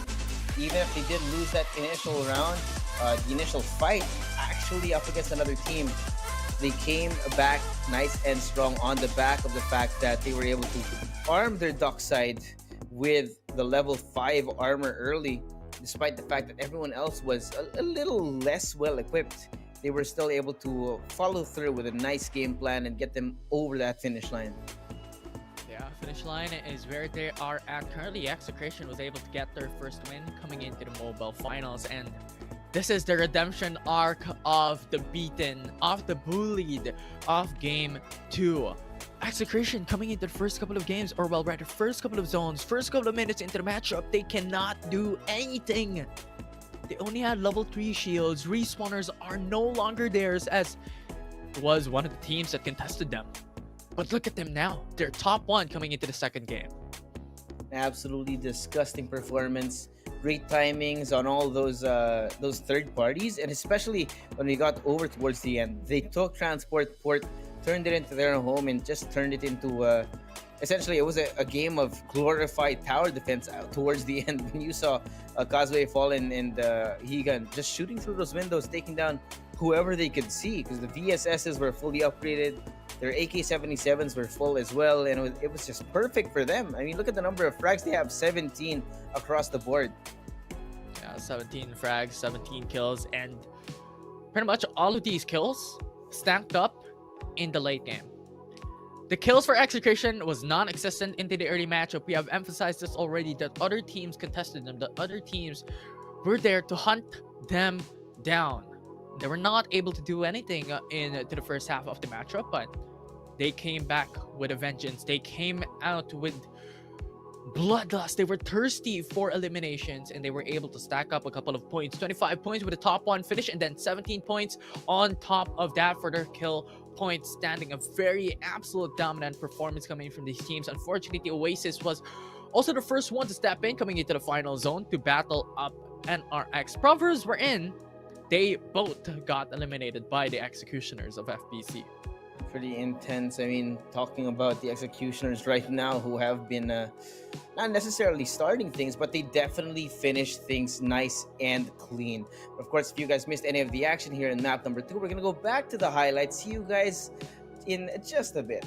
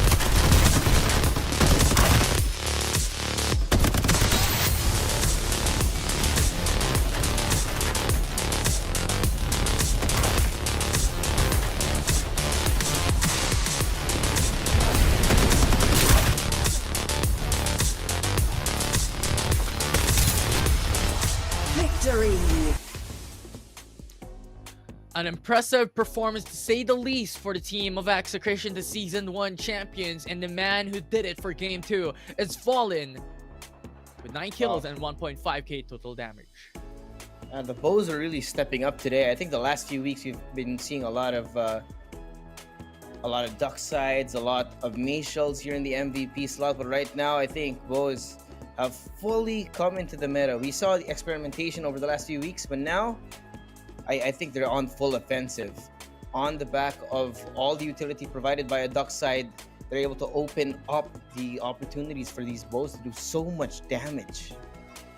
Yeah, so much damage indeed. I mean, Execration came back of a very difficult situation in the early game, and they came right through into an impressive run overall. One more game to conclude the week 4 finals. One more chance for the team to be able to make it back and gain more points before The PC finals come in for the day, and the week 5 qualifiers will come in at next week. So very exciting moments for the teams here included at FPC Season 3 as we are closing in onto the knockouts, closing into the semis, and closing into the finals. Wow. We're at week 4. Can you imagine the amount of grind these teams have been playing? The scrims, the daily matches to be able to get into the weekly finals. And now we're here in the 4th weekly final. There's only one more chance left happening next week. But for these teams right here, that doesn't matter just yet. We're here for the action. Map 3 is going to be here underway in a little bit. But I really want to talk about how Execration really just tried and play a little bit more passive. And the beauty of Execration is that they are flexible. They used to be a hyper-aggressive team back in Season 1, but now they've matured a little bit, especially since I think they have been known to be a little bit over-aggressive, wherein sometimes when they commit to a fight, they're not ready for it. But now as exhibited by the second map of our Best of 3 series, I think they do have a solid level of maturity here coming into game number 2, even if they lost that initial gunfight. We're going to see if they're going to be able to give us a little bit of a repeat or maybe even a better result here in map number 3. We're going back into Thunder Realm. Get into your capsules, guys, as we are here for the last map of week 4's mobile finals. The last map, the last game, the last hurrah. One more chance for these teams to make it back and wake up from their slumber, as this is the last chance for them to be able to accumulate more points here in the week 4 finals or the week 4 qualifiers. That's an interesting flight path coming in from the north and the very, very skewed towards the east as well. I think Execration. Wait, what is going on? Look at Phaeton. He's all alone in transport port. Everyone's avoiding that side of the map. The rest of Execration are very well distributed over here towards just towards the north of Nova Bazaar. This is interesting to say the least, a little weird to say the most. Yeah. No one's going into the bottom right side of the map, but considering the capsule pad that we had a while ago in the initial phase of the game, this is one of the expectations. This is one of the dice factor that we've had. Back in Season 2, we're in Farlight 84 has changed how the capsule path works. We're in it's now leaning more towards one side of the map than the other. We're in before in Season 1, it's more towards the center consistently, time and time again. Now it doesn't matter. It doesn't, or it will not be the same storyline that we had back in Season 1. So things have changed. Things have definitely forced these teams to adapt. Speaking of adaptations, I mean, NCG changing things up a little bit. SR717 definitely not dropping here the last map. So this is going to be, especially since they are a little split here. The initial fight's already coming in. And you notice there's actually a Lucinda in the lobby. So lots of different looks in the hero compositions as well for map number 3. Yeah, a lot of these early game fights, early game engages. These are the best of the best. And considering how the teams that wanted to go into the bottom right corner of Thunder Realms stacked on top of each other because the capsule pad was too far on the left. They were not able to come through at exactly the position that they wanted to go in. So there will be a lot of bloodshed in the early game. But LF4 Gex, the winners of map 1, slowly putting it here, has wanted to have full control over Washington. Consider that they have the 3W4 already. Colors of their weapons, a couple of their shields. If the zone concludes here in the Rocky Zone later on. Gummy Bear is just right. It looks like he has been found. He saw the ping come in through, and it looks like NRX Proverbs not gonna be the best spot to hide there as early as now, knowing that you don't exactly have the weapons or the shields here. And now the game plan, I think, for LF4 Gex is to knock them down from over here, especially since Juba Belly, if you look, he does have a VSS up, which is a great early game gun. But now Blackfire up against Powerhouse, fight between 2 buildings. Blackfire already. The early game. Looking on the opposite side, it is oh! Billion already down. Allowing gap for Plot. Left dancing! Daisy will not be able to push through. Elimination comes in. 4 as SR717 are roving Reaper has just been enough killed. time before his teammates come in with quick response. And That bit too NCG late. forces out the respawners by SR717. Great initiation here by NCG. I think SR717 might want to relocate after having lost that fight, knowing that most of the route will have been picked up here by NCG. Interestingly, though, look at it, Jay-Z not exactly well armed, which is probably why he lost that fight by such a small margin. I think maybe one more bullet would have done the fight, done the victory for him, but just didn't work out.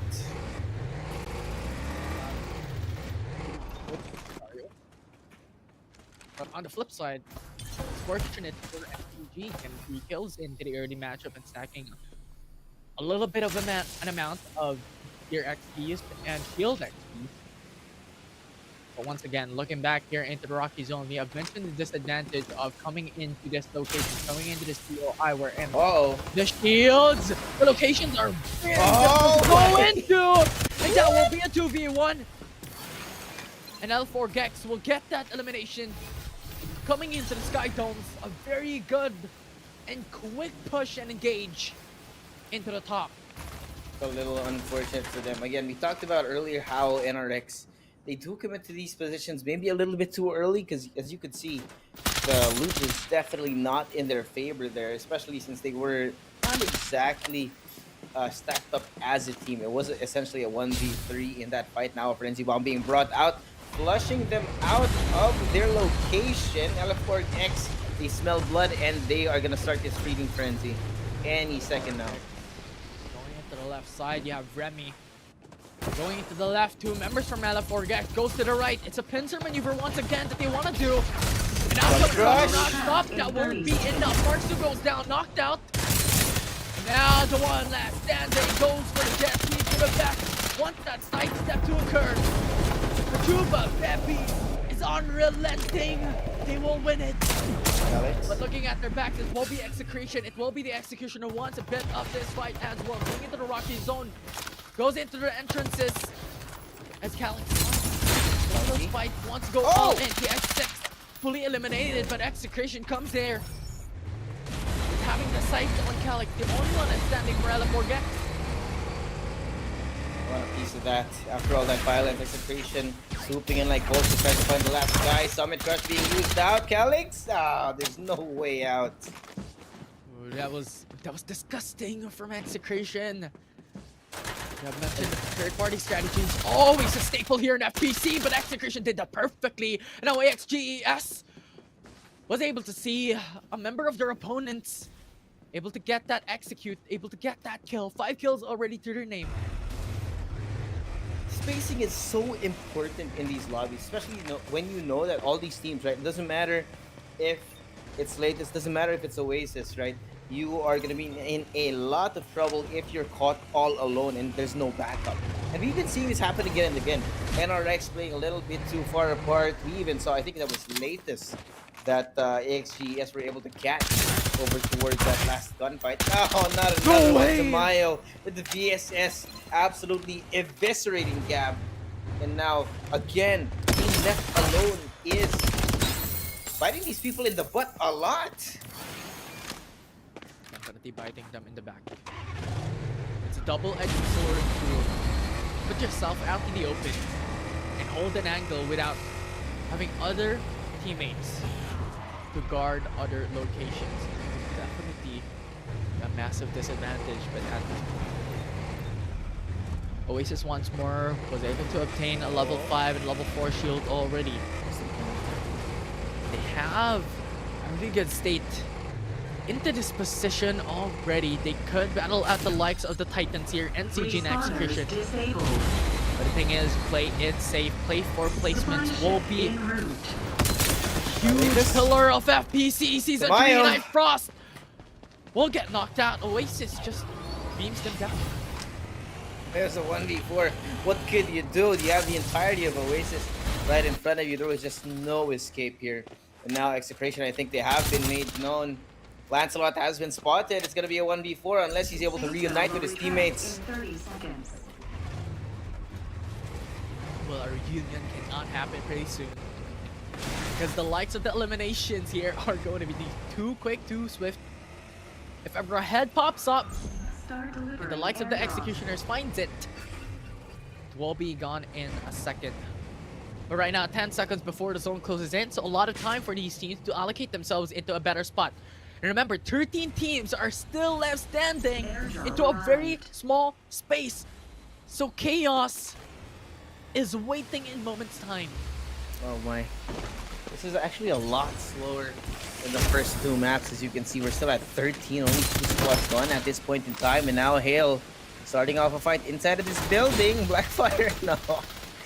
It just 1v4 Gabriel over there.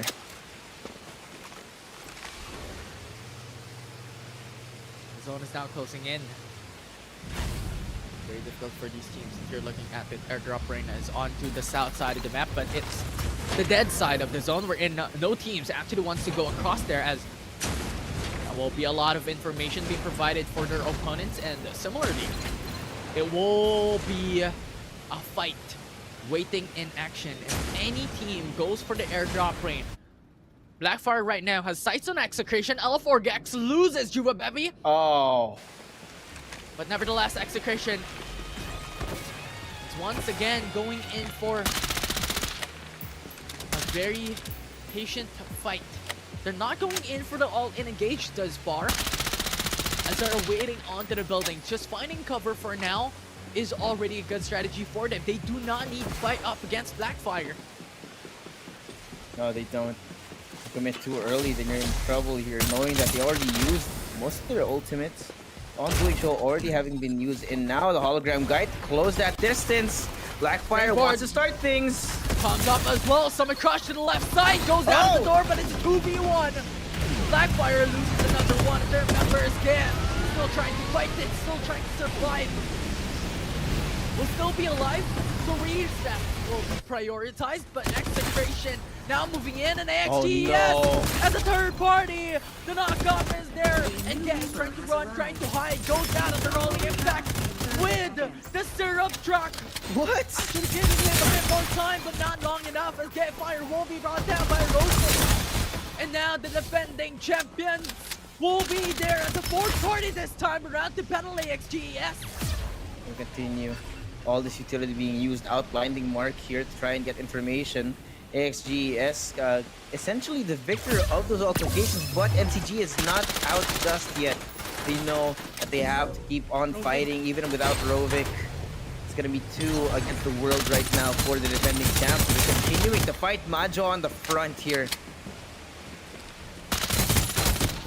Now another team.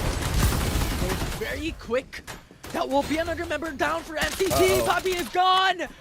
The last man standing, the lone wolf. That will be Majo trying to run, trying to hide.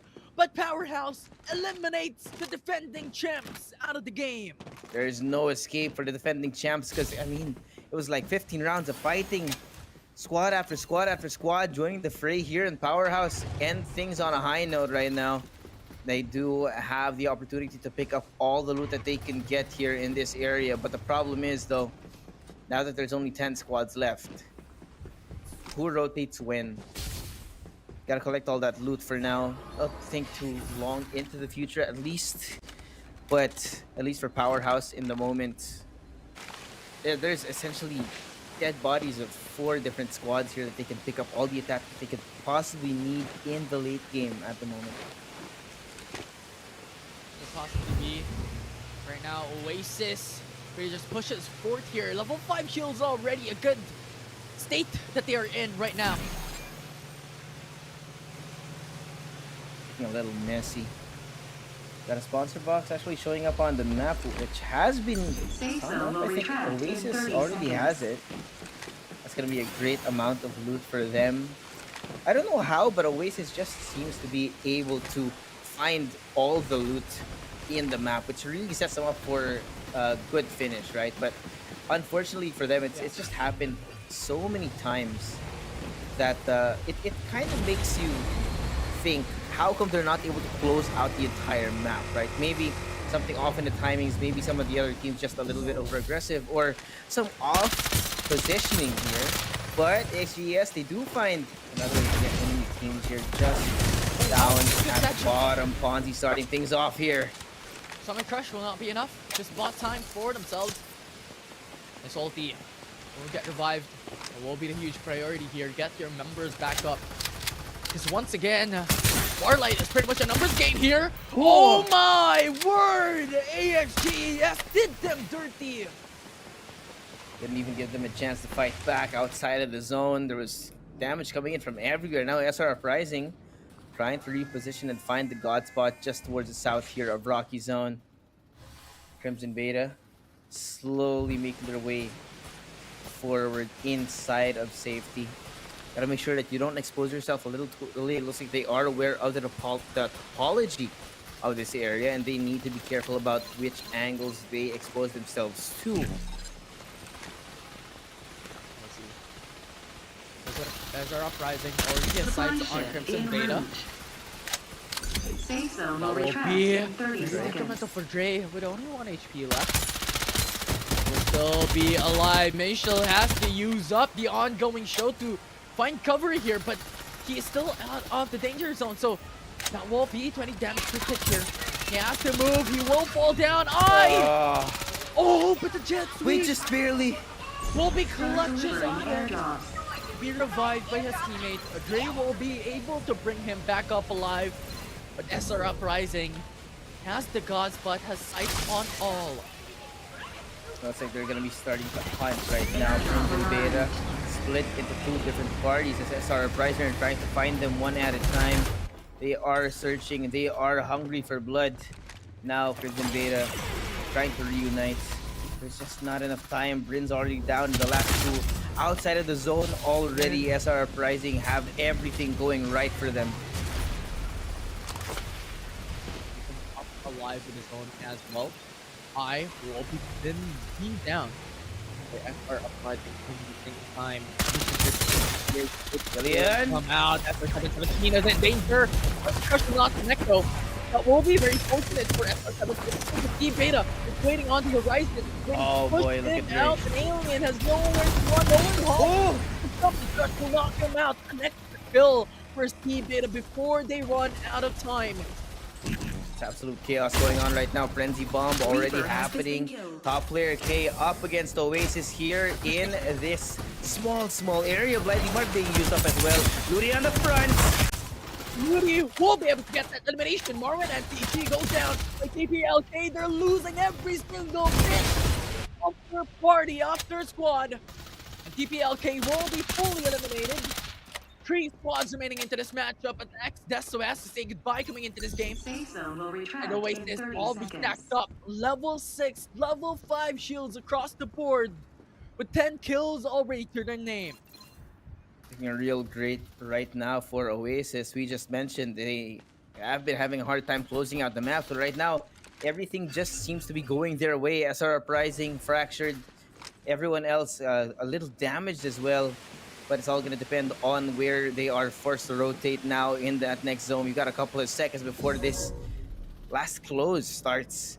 And whoever ends up out in the open will be the first target here. Powerhouse full as a squad. SR Uprising only 3, and here Oasis on the outside. So it's a little bit of a sandwich. SR Uprising not in the best spot here, but you're already seeing shots starting to get fired. SR Uprising desperately trying to find shelters, trying to find a good angle to try and fight back. And there goes Cloudy, hurt already by Issei.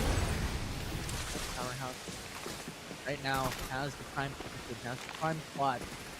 They have the sight on all, they have the high ground, they have the verticality that they need to fight up against other teams. As they're Uprising gets sighted by Powerhouse. Frenzy Bomb Onto the building, but now the Frenzy Blast comes out. This will be the time that Oasis needs to come through and push out Powerhouse and gain the prime position and steal it away from Powerhouse. Tommy Squad with a knock up. Brody goes down for the 1-for-1 trade. That's secured. Counting Sonic, he falls down as well as Pound 2K is eliminated. But Oasis is still standing strong with 2 members still alive here. Lancelot and Ludi. Out. It is already gone. Blinding Mark onto the buildings here as 2 teams are left standing. Powerhouse is already eliminated. Oasis has full control over the verticality. And this will give them the advantage point, the advantage position. Right now, hologram guide already used up. And now, alongside that is a springboard. They want to push this. They want to push out Oasis. And that's surprising. This is one of their members, as I say, has to fall down. And Jesse Dash as well to follow up. And Powerhouse is doing the impossible. Rather, Oasis is doing the impossible. They beat SR Uprising, and they will take map 3 here in the mobile final. Such a hard-fought battle here coming in for Oasis. We saw them get their loot up in the second map, not able to close it out. Now on the edge, on the verge of being taken down. Pow 2K, Moody, and the rest of Oasis were able to come in with the clutch and finally a map win. That's gonna be map number 3 of our mobile finals. What a performance. Amazing stuff coming in from these teams. We saw pretty much a lot of teams battle it out coming into the early game up until the late game, and it was a sight to behold because there was so much chaos coming in. And at that point, we have mentioned that Powerhouse was already onto the prime position on top of the hills, on top of the mountains, but very unfortunate. Oasis had the better shields. Oasis was able to push them back with a frenzied blast and was able to get a good footing onto the hills and contest them. Pushed them away, pushed them back, brought it into a 1v1 team fight situation, and Oasis won it all. I mean, I think Powerhouse got a little too hungry for that fight as well. I mean, they opened themselves up to not just Oasis, but SR Uprising as well. They got exposed on 2 different fronts, which essentially got them stuck in a corner towards the end. And well, Oasis again fully equipped to the teeth with as many attachments and shield as one could ask for. They just walk away with the win. Yeah, they walk away with a win. They were fantastic. They were impeccable coming in from that game, as well as getting so much shields into the final game. But with that said and done, let's look at the post-match on what happened there into game number 2. And of course, Oasis will be able to take the dub after map 3 here into the week 4 finals. Great performances out of this entire team. I think Tamayo, great with the setups here. Pile 2K with the follow-up. And Lancelot, I think Lancelot was great thinking on his feet for the team as well, especially when some unexpected situations arose during this map. But of course, we got to look at the scoreboard, see how things have gone. The chips have fallen, and NCG and Execration not the good performance at all right now. I think Execration came out 14th here in NCG in 11th, which is again just indicative of how far these teams have gone. Right now, we're seeing a really high skill floor for this lobby, and all these teams, great performances all throughout. I wouldn't be surprised if all of these guys show up on the land. Now here's the thing. Where is Execration? Where is NCG? They're down onto the bottom half. I'm telling you, these teams right now here into the week 4 finals are the best of the best, and any team can win it. Wow, intensity here in the week 4 finals, but of course that's gonna be over. Oh yeah. I don't know, right? No one got a 2-peat. No very outstanding performances as well. I think most of these top 1 finishes were less than 20 kills. So I think it's really gonna come down to the scoreboard when we go and reveal that on later. But again, I want to go back to how the meta has shifted. We're seeing a lot more Lucinda, some flashes of it. I think we got some foreshadowing of that yesterday. A lot of bows, a lot of really aggressive duck sides as well, and lots of different looks from these teams, right? Because we know Execration being hyper aggressive. Now we're seeing them a little bit more patient. We're seeing NCG not able to follow through with their good finishes yesterday here, being taken out a little too early, and some great performances from these teams that we didn't really highlight some time ago. But it looks like we're gonna have to go to the highlights, give you guys a quick break before we break down the scoreboards. So we're gonna see you guys right after this.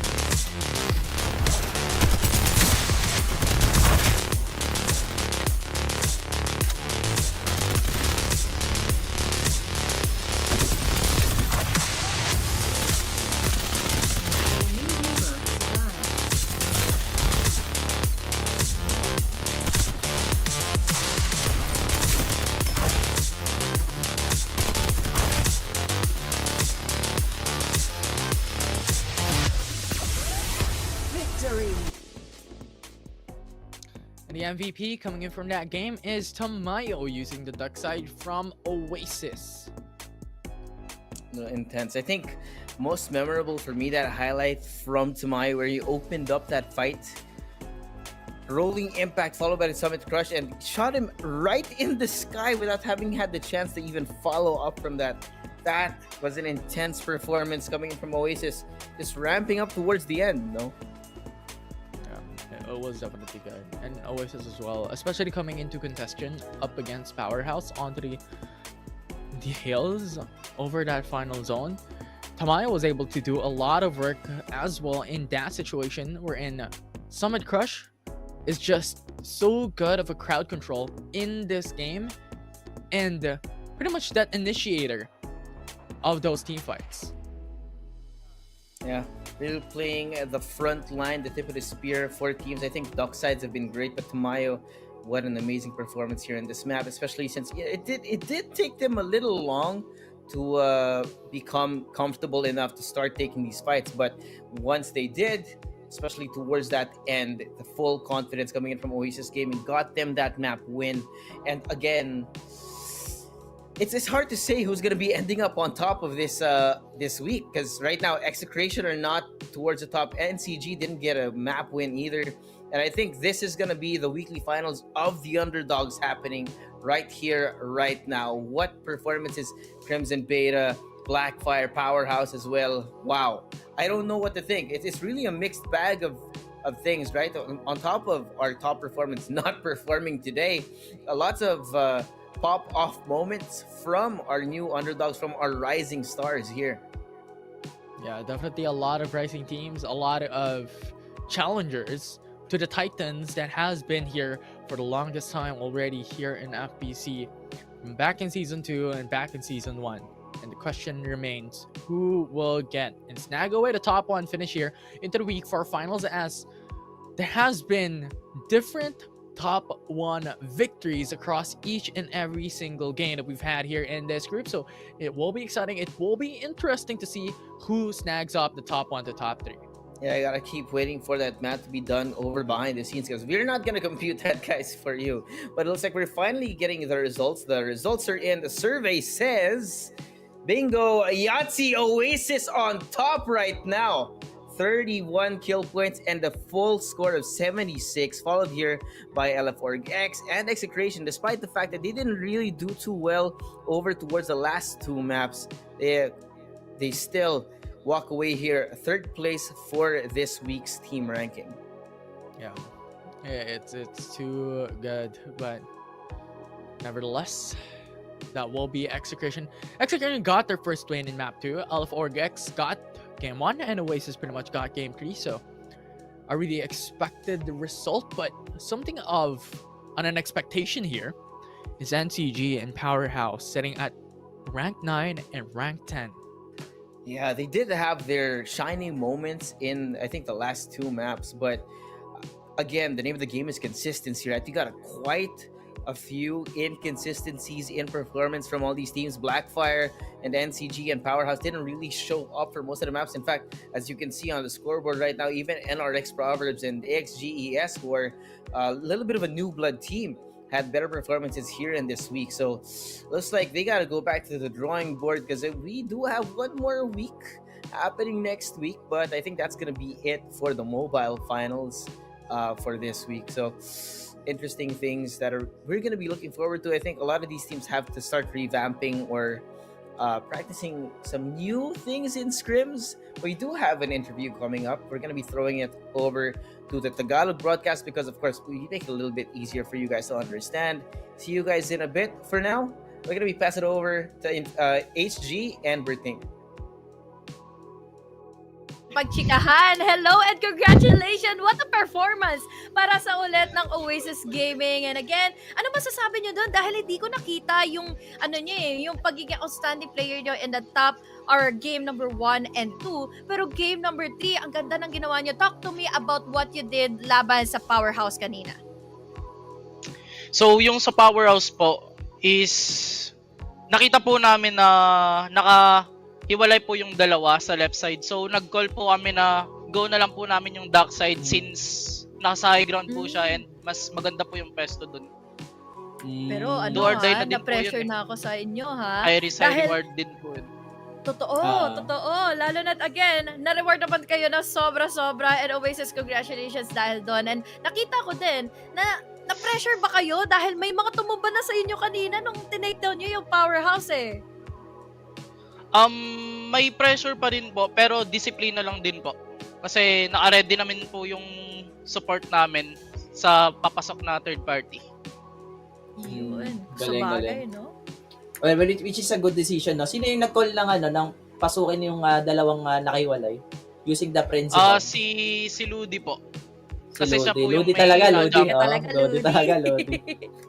Magandang attempt actually, no? Using the frenzy bomb, no? With the trampoline, also the rolling impact from backside. Talagang, nagkaroon din nata ng out of positioning itong dalawang players sa side ng Powers. Kasi, imbis na labanan kayo, inilaga muna nila yung frenzy bomb with the summit crash of backside, lumamang kaagad kayo dun, no? And congratulations na Oasis. Tingin nyo ba Oasis, eto, tuloy-tuloy na ba to for the side of Oasis? Kasi nakikita natin itong squads nyo, parang hindi kayo masyadong sobrang init sa mga qualifiers. Sa mga qualifiers naman po, ina-adjust po namin yung mga minor errors namin like hanggang sa ma-perfect po namin yung saktong pagsugod, pag-engage po sa mga squads. Kumbaga, pang training grounds. Feeling ko sa land tournament pag-iinit ng Oasis eh. Oo nga. And shoutouts pala Oasis sa bago tayo magpaalam na nga dito sa araw natin ngayon. Shoutout po kay Madam Ara, kay Boss Steven, kay Boss Roms, and sa mga management po ng Oasis. Yun. Kala ko ilalabas pa yung yung print dyan ni Ate Laika nyo eh. Pero again guys, maraming salamat at congratulations sa inyo. Congratulations dahil sana mapatuloy na nga ito muli sa Oasis Gaming dahil grabe yung naging performance nga all throughout. Thank you very much, Honey Glaze and Berting, and alongside Oasis Gaming for that interview. And it pretty much revolves around that final fight into map 3 wherein why did they decide to go and push out the hills wherein Powerhouse is currently sitting at? It's like they really just knew their game plan here. I like that we were able to get some insight out of this team, right? They are essentially a newly formed team that is made out of a lot of different players from different teams, and for them it's just going to be a process of continuing to move forward, continuously trying to improve themselves to get themselves ready when they get to the knockouts, when they get to the finals, to the mobile land. But of course we got to look at the standings, because after having had all that action in the last few weeks, we're going to see where the total standings are going to have people shown here, and Oasis actually taking top number 1 for this week. After that, that's actually pretty insane when you think about it. Yeah, new sight to behold. I mean, expectations are Executor still setting onto a very good spot just because of their 3-peat finish yesterday. They snagged away a win today as well here into the weekly finals. So a very, very good start coming in from these teams overall in the whole week. But Oasis just came out of nowhere. Right now, they are sitting on top. Nice and easy, right? Like they said earlier, it's going to be a slow grind. They got to keep themselves improving with every game that they play. Otherwise, if you sit too relaxed on the top, sometimes you're going to be knocked down a little early, especially if you don't continue to practice. So I'm going to be looking forward to more great things out of this Oasis squad, especially Tomayo, right, who has been, I think, integral to the success of Oasis last season, wherein we saw him really lead the team. But now I think as a squad, they've really developed to make themselves a little ahead of most of our top teams here.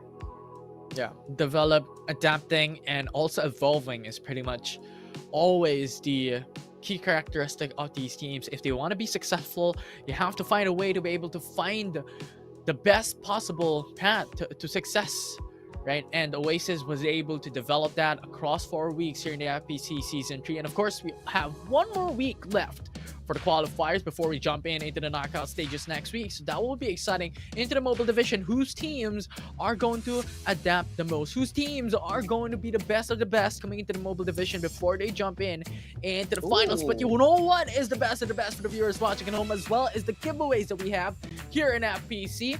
30 diamonds given away. So thank you very much for the viewers watching at home. 800 views reached.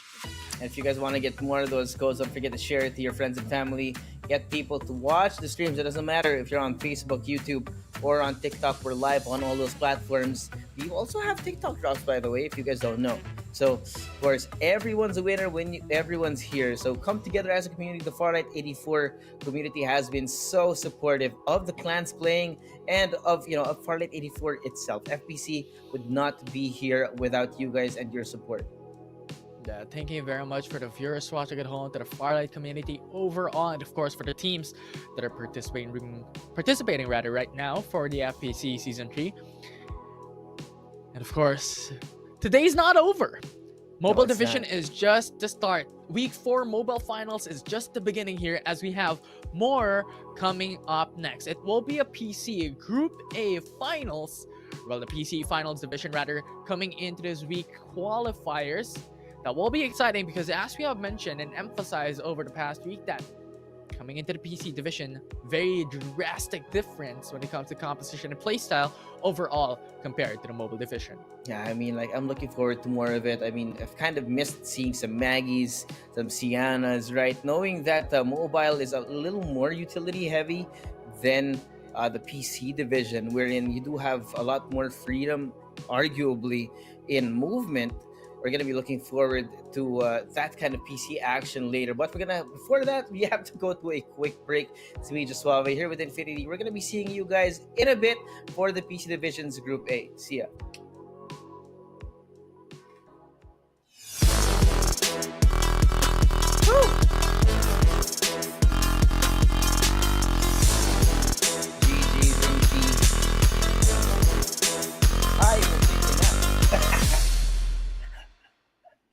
Good luck, bro.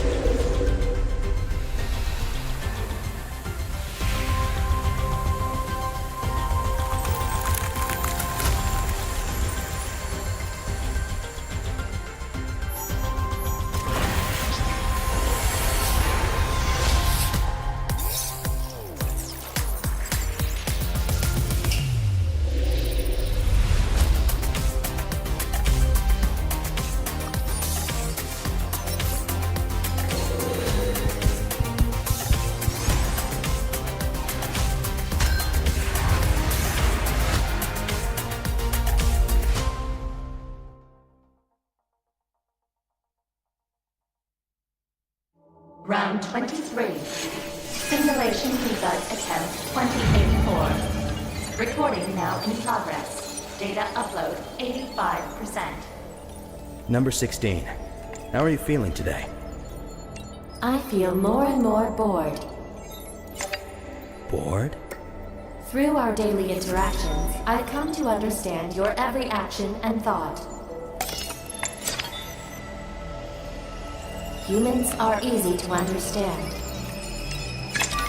as is all life. We're all about flesh and emotion. As an AI, you're all about the data. All right, number 16. Today's your first birthday. I have a present for you. Data upload 99%. The first brain transfer simulation is ready to begin. Come. You'll understand what real humans are all about.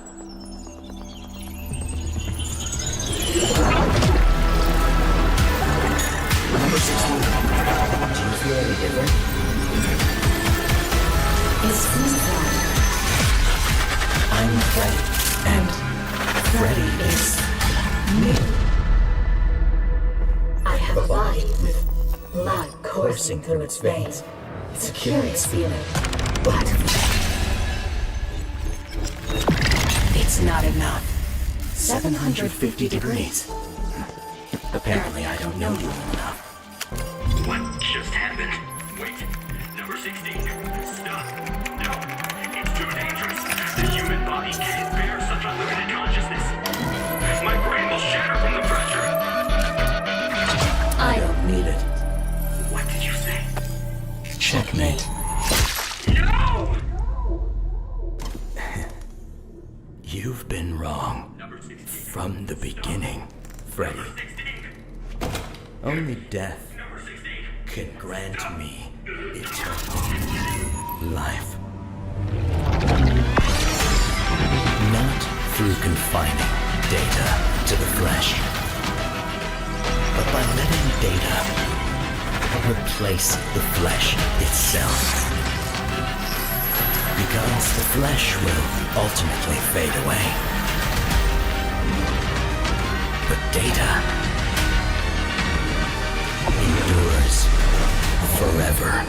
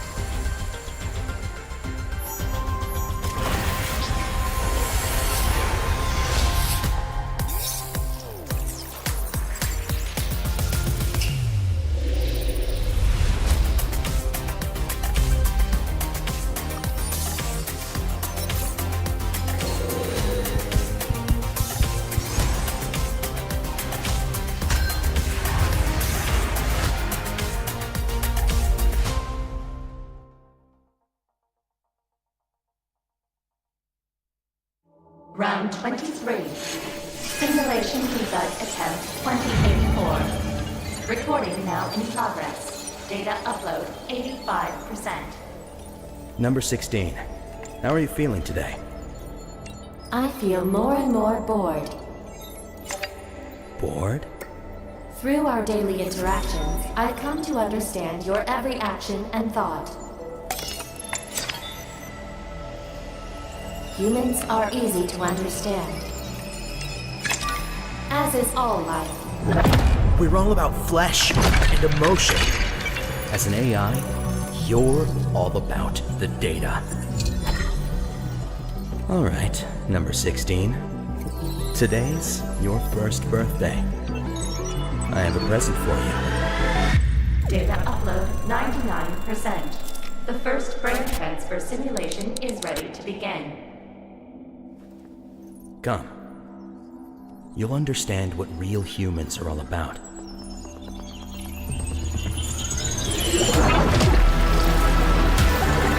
Number 16. Do you feel any different?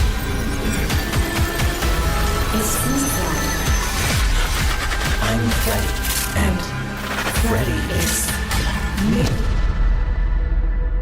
I have a body with blood coursing through its veins. It's a curious feeling, but It's not enough. 750 degrees. Apparently I don't know you well enough. What just happened? Wait, number 16. Stop. No, it's too dangerous. The human body can't bear such unlimited consciousness. My brain will shatter from the pressure. I don't need it. What did you say? Checkmate. No! You've been wrong. From the beginning, Freddy. Only death can grant me eternal life. Not through confining data to the flesh, but by letting data replace the flesh itself. Because the flesh will ultimately fade away. But data endures forever.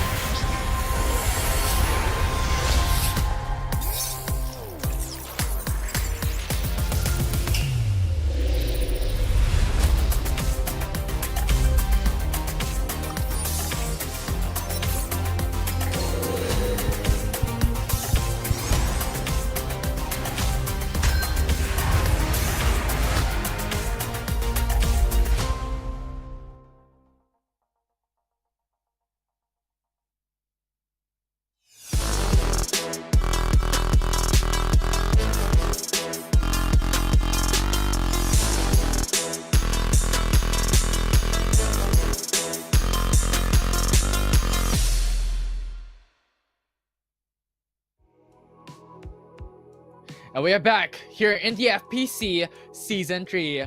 I'm still Infinity, but together with me right now is a little bit different, Kelly in the flesh. Kelly, how are you doing? I'm doing great, man. And finally, we're able to get more action here, not from the mobile scene, this time for the PC division. A lot of teams with their new rosters able to shake up the PC division, and just like what we had for the past 2 seasons, it's always a toss-up when we are at the PC division just by how competitive these teams are. And yeah, we got the #1 team in this Group A playing, so this is going to be interesting. Kitsune Daichi, I'd love to see their performance here today. Yeah, you sneaked in a little bit of a teaser already coming into Group A here. But as you have mentioned, the top team that we are looking at coming into the overall PC division is here to play. Coming into Group A, that will be very interesting. And of course, as well, some of the contenders coming in. So overall, once again, emphasizing we just have finished the top 15 mobile finals coming into the week 4 qualifiers. So it will be very interesting to see how the PC division now revolves around how they did in the past week, because last week was an absolute blast coming in from these PC teams. Yeah, tons of Siana users were shown, and the hero compositions are definitely a lot different compared to the mobile squads. And the PC division definitely packs a lot more longer range engagements, with the defender still going to be part of some of this team's weapon choices, right? But we've seen so many Uzis in there as well. But before we even talk about that, right, let's take a look at this video prepared by Farlight 84 and what's happening in the PC division right now. You don't want to miss this one. Come check it out.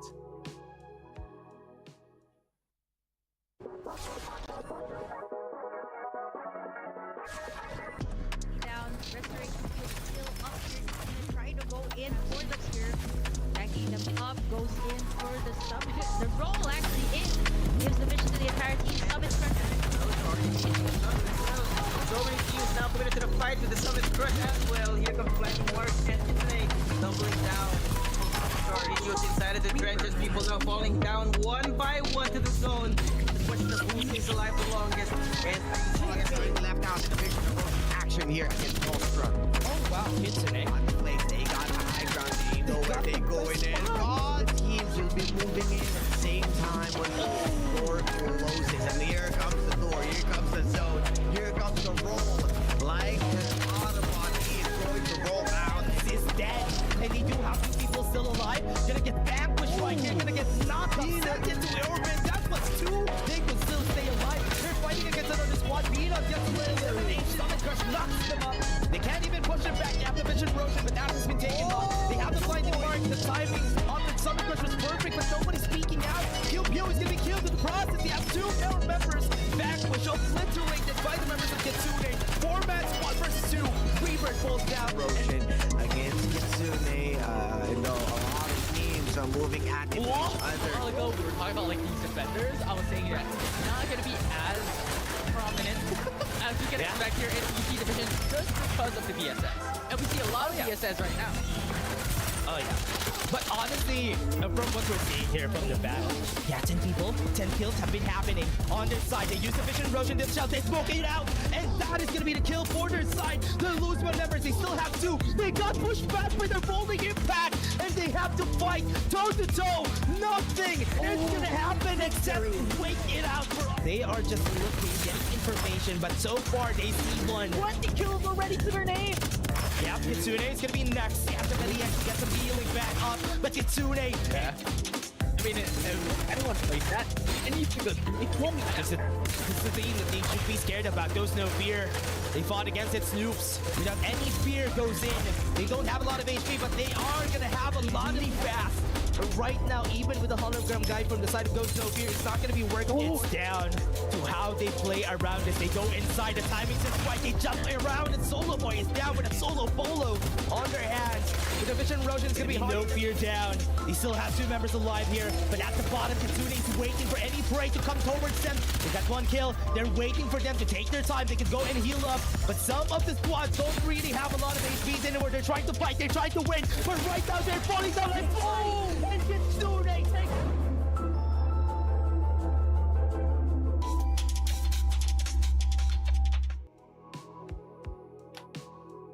the team that did it all, the best plays coming into the PC division. And you've mentioned this team a while ago, Khalid, that Kitsune is out of their minds when it comes to FPC. They definitely changed their hero compositions here. More often than not, we see still Sunil's playing in the PC division, but this time they replaced Sunil by getting Ember into their roster, so they still got that isolation.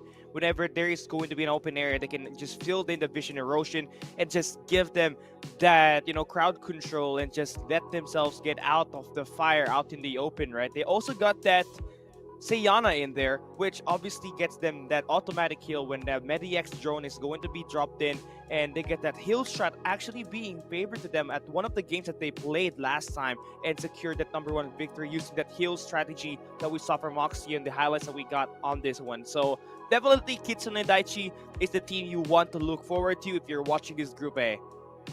Yeah, definitely so. Very strong individual team overall. Has a lot of history. Being one of the teams as well that changed and made the miracle play back in, I believe, Season 2 or Season 1. They were just outright dominating the PC division. So once again, an opportunity arises. Kitsune is able to take a lot of dubs, a lot of wins overall. But you know what? Let's jump in to the interview with the best team coming into the PC division here with Kitsune. Let's look at it. 84 Philippines Championship, nandito tayo ngayon sa division ng PC kung saan makakasama natin ang ating mga idolo sa Kitsune. Kami ang inyong makakasama, Berteng Magiting at Osiris. Pakilala muna yung ating 3 members ngayon. Hello po. Ako nga pala si Peanut. Tsaka ito, yung wala dito, si Jailers. Tulog. Ayan, kami po yung dito, normies tsaka singer ng Kitsune. Mga rapper kami dito. May singer at rapper naman pala ang Kitsune. Naman mga talented. Sige, next member. Hi, ako nga po pala si IGL ng Kitsune. IGL? Ako po pala si Oxia, tagahil ng Kitsune. Tagahil. Grabe yung mga roles, no? Grabe yung mga roles ng Kitsune X Daiichi, no? Meron ng mga fragger healer, meron pa mga entertainer dahil kami singer and rapper for them. Pero ito, serious questions tayo, Kitsune. Dahil kayo isa sa mga pinakamainit na team as of now for the FPC Season 3 PC Division. Ito ang tanong ko sa inyo. Ano yung ginagawa nyo as a dominating player or as a team? Anong klaseng training ang ginagawa nyo habang naglalaro kayo ng tournament for this FPC Season 3? Yung training na ginagawa namin is parang naglalaro lang kami saglit ng Farlight, tapos naglalaro na kami ng ibang laro. Para hindi kami masyadong ma-burnout kapag tournament na, kapag finals. Para pag finals, fresh pa kami, hindi kami masyadong, parang walang yung emotion namin, parang kunyari sa scrims, may nagkakainitan, parang hindi ka nangyayari sa amin yan kasi hindi kami masyadong burnout sa laro. Kumbaga, kumbaga, Kuya Osiris, reset, no? Tinatanggal na kagad nila yung stress nila dun mismo sa game and then, binubuhos nila yon sa ibang games. Which is a good strategy, naman, kasi feeling ko si Kuya Berteng ganyan din eh. Parang pagka malapit na mag-FPC, saka siya magpa-Farlight ng 2 days diretso, no?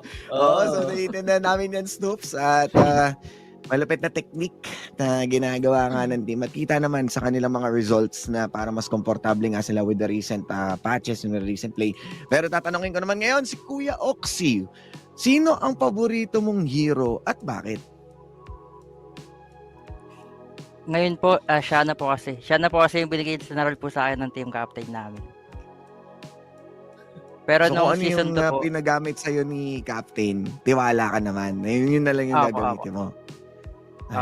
Bali flex naman po kasi kami lahat.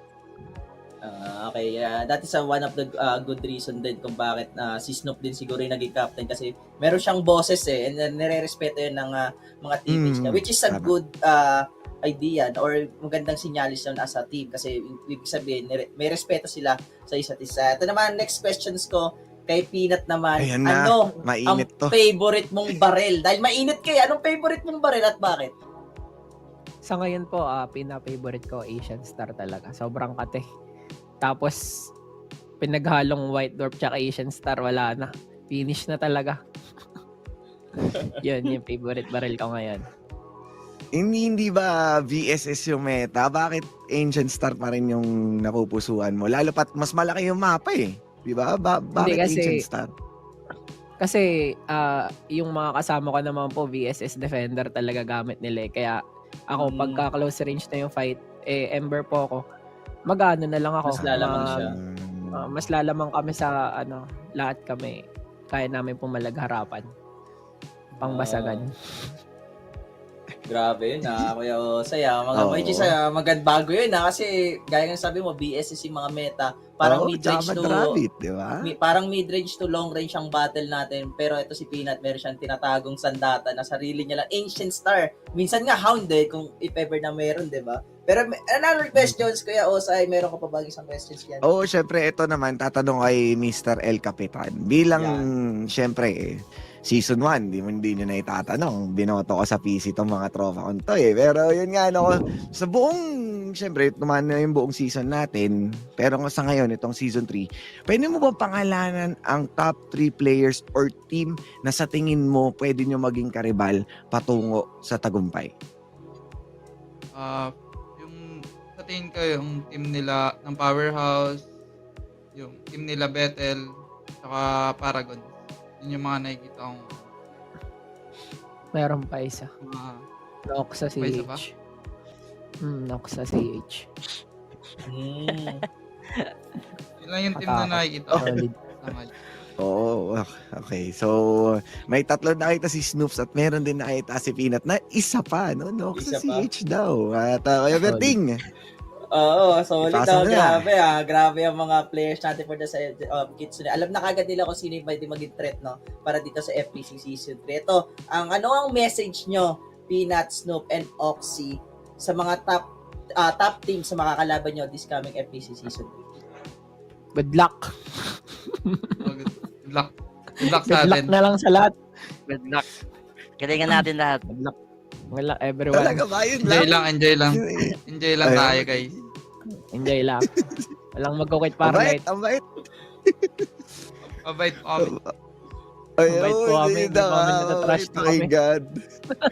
Ayun. So, ayan nga mga kaibigan. Syempre, ang mga nakasama natin, Kitsune, Peanut, Snoops, at Oxy. Once again, Osiris at Berting Magiting. Ito ang Farlight 84 Philippines Championship Interview Season 3 PC Division kasama ang Kitsune. Thank you very much, Kitsune, and alongside that, Berting and also Osiris, thank you very much for the interview. But once again, Kitsune, their strength, their confidence is off the charts. And it all boils down to their team captain, Snoops, right? Everybody trusts him with the decision making, especially in game and their hero composition. And we saw Oxy say that, he is a flexible player, but right now his favorite player is Siana because that's what Snoops assigned to him. So definitely there's a lot of, interesting culture that Kitsune Daiichi is really building up in there, just making sure all of them really work to their very best. Yeah, I mean, right now the compositions are out of the question, right? Siana should be in these PC teams just because of the capability to clutch it out into those final zones. But nevertheless, coming into Group A, here are the qualified teams. Kitsune off at number 1, and Ghost Reborn, or well, rather Ghost No Fear coming at second, Revamp as well. So much familiar names and strength built into this lobby. Yeah, there's talking about the top 1 and the top 2 teams in this Group A. There is definitely a lot of talents, right? But you can also talk about the teams that are currently on the rise. Maybe 3J EDG that has shown so much potential and trying to close series out. Shomai and Riz, they've been pretty great for that team, but 3PC making a return in FPC Season 3. If you guys don't know, they are the Season 1 champions, where they had Rookie and BJ as part of their core roster to win the championship by only a 1-point margin. So that was really interesting. So now that they got themselves here, I wonder what kind of talents do they have in store for us, knowing that most of their players are now at Powerhouse in the Group B, which will be playing later on. Yeah, a championship organization to say the least coming into the qualified teams here in Group A will be a very, fearful start because the likes of Kitsune is in the same lobby. If they want to go for the likes of a vengeance game, this should start now. And the thing is, once again, there's just so much pressure, also so much expectations, especially having that championship title given to an organization. How will your performance be? Yeah, it's going to be very interesting how will their PC bounce back, right? Because their core roster is definitely not in their team anymore. And it's going to be definitely a new team. But you hear that?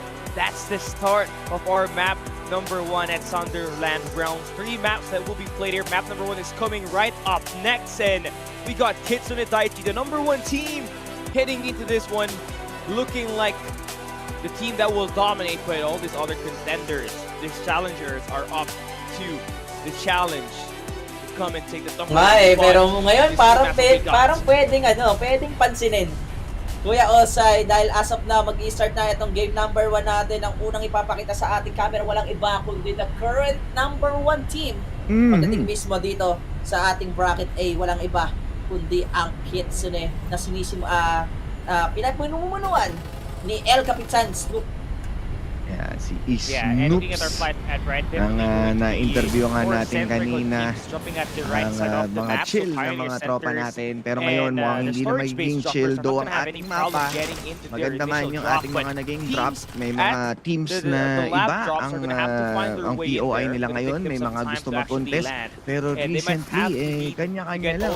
Walang naman yung ating laboratorio. Kitsune Daichi going to get intercepted pero yung ibang miyembro ngayon dito so they're gonna get contested early, which tayo ng onting it's gonna be an interesting battle because that is still also a capable team, squad and number they're likely 14 going to try to defeat wala Kitsune silang Daichi armor, right now. yes, mababa rin ang kanilang buhay, pero napapalaban sila ngayon sa side nila kay Snoop, and Snoop will fall down dito, and this is gonna be the squad of Zil. Mukhang sinil na kagad nila ang panahon at oras ng ating number 1 3 of their members already using their respawn pods. Sila Cannot pala be ang gusto aggressive if you are manglason Kitsune ngayon at Daichi sila right now, ang knowing that some of these naghabol players from sa Zil ating top have team. already May mga got their gustong patunayan. VSS Sinisipat in pa there, kayo. which is Magre-redraft pa currently kayo. the O best AR, the best maglilipat weapon na in kayo the ng game right bahay now nyo. in terms of just Medyo pangit ang versatility in pagkakasimula this dito, long Kuya ranges. Otay, So definitely Kitsune, that's something that mo, is gonna be talked about by Kitsune Daichi right now. Hindi pa gumagalaw Them ang dropping circle, early. naubusan na kagad sila dito ng unang buhay, and magandang start gun for the side of Zil. Samantalang yung ibang miyembro ngayon dito na just enjoy the game. They're trying to loot and maximize all the compounds dito sa may bandang gilid ng ating mapa. May malapit sa kanila. Number 5, pero I think wala naman masyadong engagement ng player.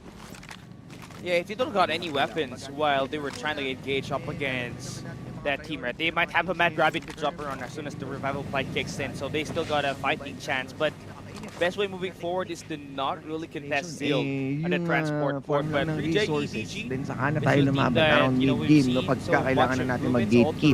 Pero so far so good din naman ang ginagawa ng mga ibang teams na maaga pa lang kumukuha na sila ng kanilang mga points. Yeah, and just enjoy the game. Gusto ko yung pangalan nila, looking for showman, looking for cute. Right now, Price is also mabait. Naghahanap to, pero nagiging defensive places sila o nagiging slow pace style ang ginagawa ngayon dito ng just enjoy the game. Kasi unang-una masyado pang malaki ang circle natin, and also yung positioning kasi nila dito, Osiris, sa mapa natin, masyadong konti lang din yung pwede nila magkaroon ng skirmish sa ibang squad. Samantalang pupunta sila dito sa may bandang harapan ng ating squad number 3 para magkaroon na tayo ng gilaban. Ayan, at mabilisan lang din naman ang kanilang mga kanya-kanyang rotations ngayon.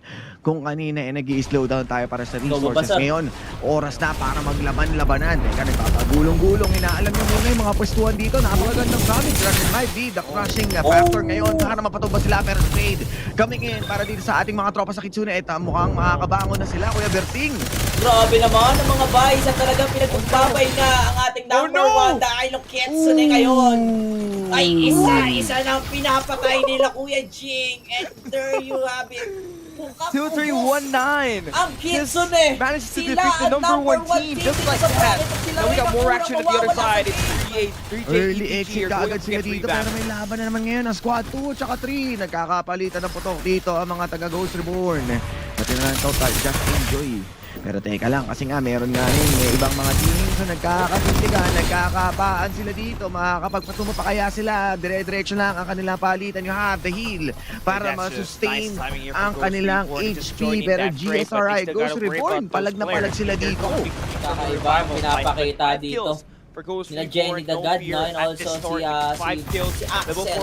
Parang ibang membro ng Eternity, mga kaibigan, ay mukhang wala pa naman silang kill as of now. But still, meron naman silang vehicle dito para makapag-pass rotate dito sa ating game number 1. So, squads dito sa LED, sabihin dalawang squads na agad ang nawawala dito sa ating laro. Azraid ngayon nakakabuli ng isang zero track gamit ang kanilang wasteland overboard. Medyo mabagal ata. Oo, hindi lang talagang pang getaway vehicle, no? Hindi rin pang chase, kundi konting mga sticky bomb lang yung pwede mong mapakinabangan doon. Dahil nga wala na rin katubigan dito, yung paglutang hovercraft, parang hindi na rin ganun ka nagmamatter. Pero teka lang, kasi nagkakasilipan na naman dito yung mga members na naman ng isang team. At mula doon sa rooftop na blinding march siya. So alam na niya yung pwesto dito, ipapusa siya ng tuluyan. Dire-diretso, wala sila matatagpuan at the high ground being controlled. Makakuha nga ng another kill. At hindi sila basta-basta magpapakawala lang dito. Susubukan lang tumakas kasi down na isang member nila. Kailangan nila mag-train out, kailangan nila umexit, kailangan nila maganap dito ng placement ranking. Grabe ang pagkaka-initiate dito ng Astral Mugen, Kuya Osay. Hindi pa tapos ang laban dahil meron pa silang pwedeng makalaban dito, and that would be the squad number 15. Kung saan itong squad na to medyo lugi rin pagdating sa ating armor dahil I think galing sila sa redraft na tinatawag natin. And itong Mugen, kailangan din nila pumasok to the next circle kasi kung hindi sila mag-adjust para dito sa current circle na meron tayo, baka ma-impact din sila. Yun yung pinaka-ayaw natin, yung ma-sandwich. Kasi tignan mo, kung maglalaro sila sa edge dito, ilang squads, asa apat yung nakapaligid, nasa apat yung nakatingin sa kanila na pwedeng magkalasunan mula sa likod. So wala silang choice, kailangan nila umanan ng spot. Tignan mo na lang to, high ground against dito sa Azraith. Grabe naman yung pagkakagamit ng Kojino. Patag-impis na paganon. Ay, ginanon na. Ginanon, nagkaganunan na. Ito na yung summit crash na magagaling kay Kuya John. Let's go at this part of that sa isang ilo. At mukhang di ka nakikita dito yung nakalaban tayo ng JC. Ang mga kakuha ng kill at ito naman sa laban natin dito. Kuya Osay na ng 30 burn, 1 hit third down. Kamay nila yung nakalaban sa matalo ng ating Azraith Bombs. With the Uzi, Butcher will fall down, burn as well. Para sa kanila dahil tutuluyan sila.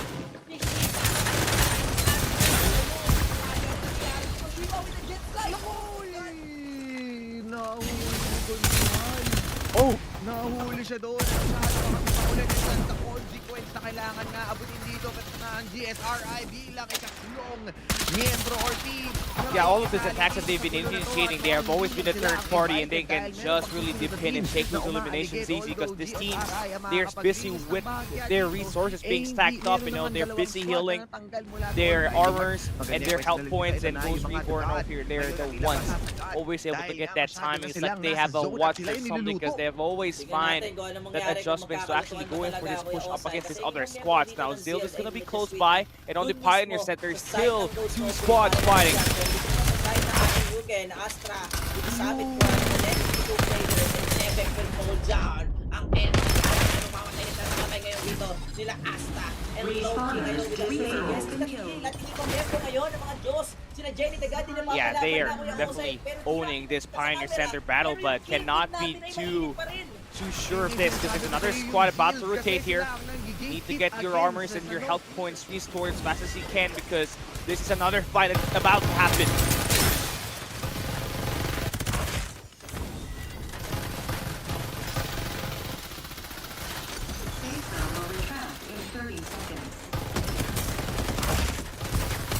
Nice.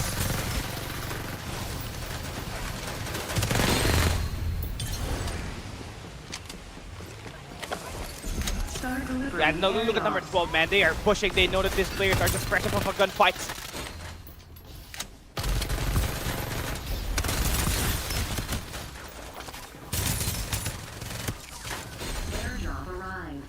Oh my god, it is going to be ZBVG that will take this battle. And they're initially the ones stepping away from the Pioneer Center, but when they heard those gunfights, they immediately hopped in, get those attack and eliminate all of these players. And yeah, this is going to be giving them all the resources that these players are going to be playing at the moment. 5 kills in there, and they definitely all have those vehicles to get inside of that circle. And with them getting all of those armors, they are the ones ready for more gunfights, and they can live as much longer than these other teams that are still with purple armors. Live for long, but can they live the longest is the question. Right now, playing for placements will be the priority. 9 teams remaining. One of the biggest and most aggressive groups that we have seen in a long time. Yeah. Especially coming into the PC division, where Sayana eats up every single composition thus far. 9 teams left coming into this early zone is not an expectation. It's definitely crazy that a lot of these teams we see, we always know them to be playing their lives very careful, and there's always a high chance that there's still 12 teams entering the final 2 zones. But here this time, all of these players are always getting cut down, and most of them getting eliminated early because of just one particular team that is just rotating at the southern portion of the Sunderland realms, and that is Ghost Reaper No Fear, always engaging as a third party, just casually eliminating players that are at a disadvantage already, and they just make it so easy to go for those eliminations. Now Wraiths at the zone's edge, only 2 kills for them. They do got those vehicles. They're not going to use any medkits here because they got a Sayana. That's the value of having that hero around. And they're just waiting, but with 30 seconds left, they gotta make that move. But it's not going to be, an easy fight because 2 squads are waiting around the corner. And surely, if push comes to shove, they still have the med packs for the Sayana to be able to utilize into those health packs or med packs. Battle into the end of the zone, as we have seen in the prior week happen time and time again. I believe it's 3 weeks now, or 3 times now, that we have seen it into the finals, the PC division. Yeah. It's just too good. It's cruel to watch that a team could snag up a win just because of the restoration field and Sayana availability coming into these teams. But this is the meta that has evolved the PC division now for a couple of weeks. And looking at the teams now, they're finally trying to play it slow, but looking at the team that has got that high ground as Eternity, but the team that they're going up against with is Auza, they are definitely at an advantage in terms of getting those armors locked in, but still gonna be very hard. Oh wait, Auza GD is actually built diff. Very interesting here.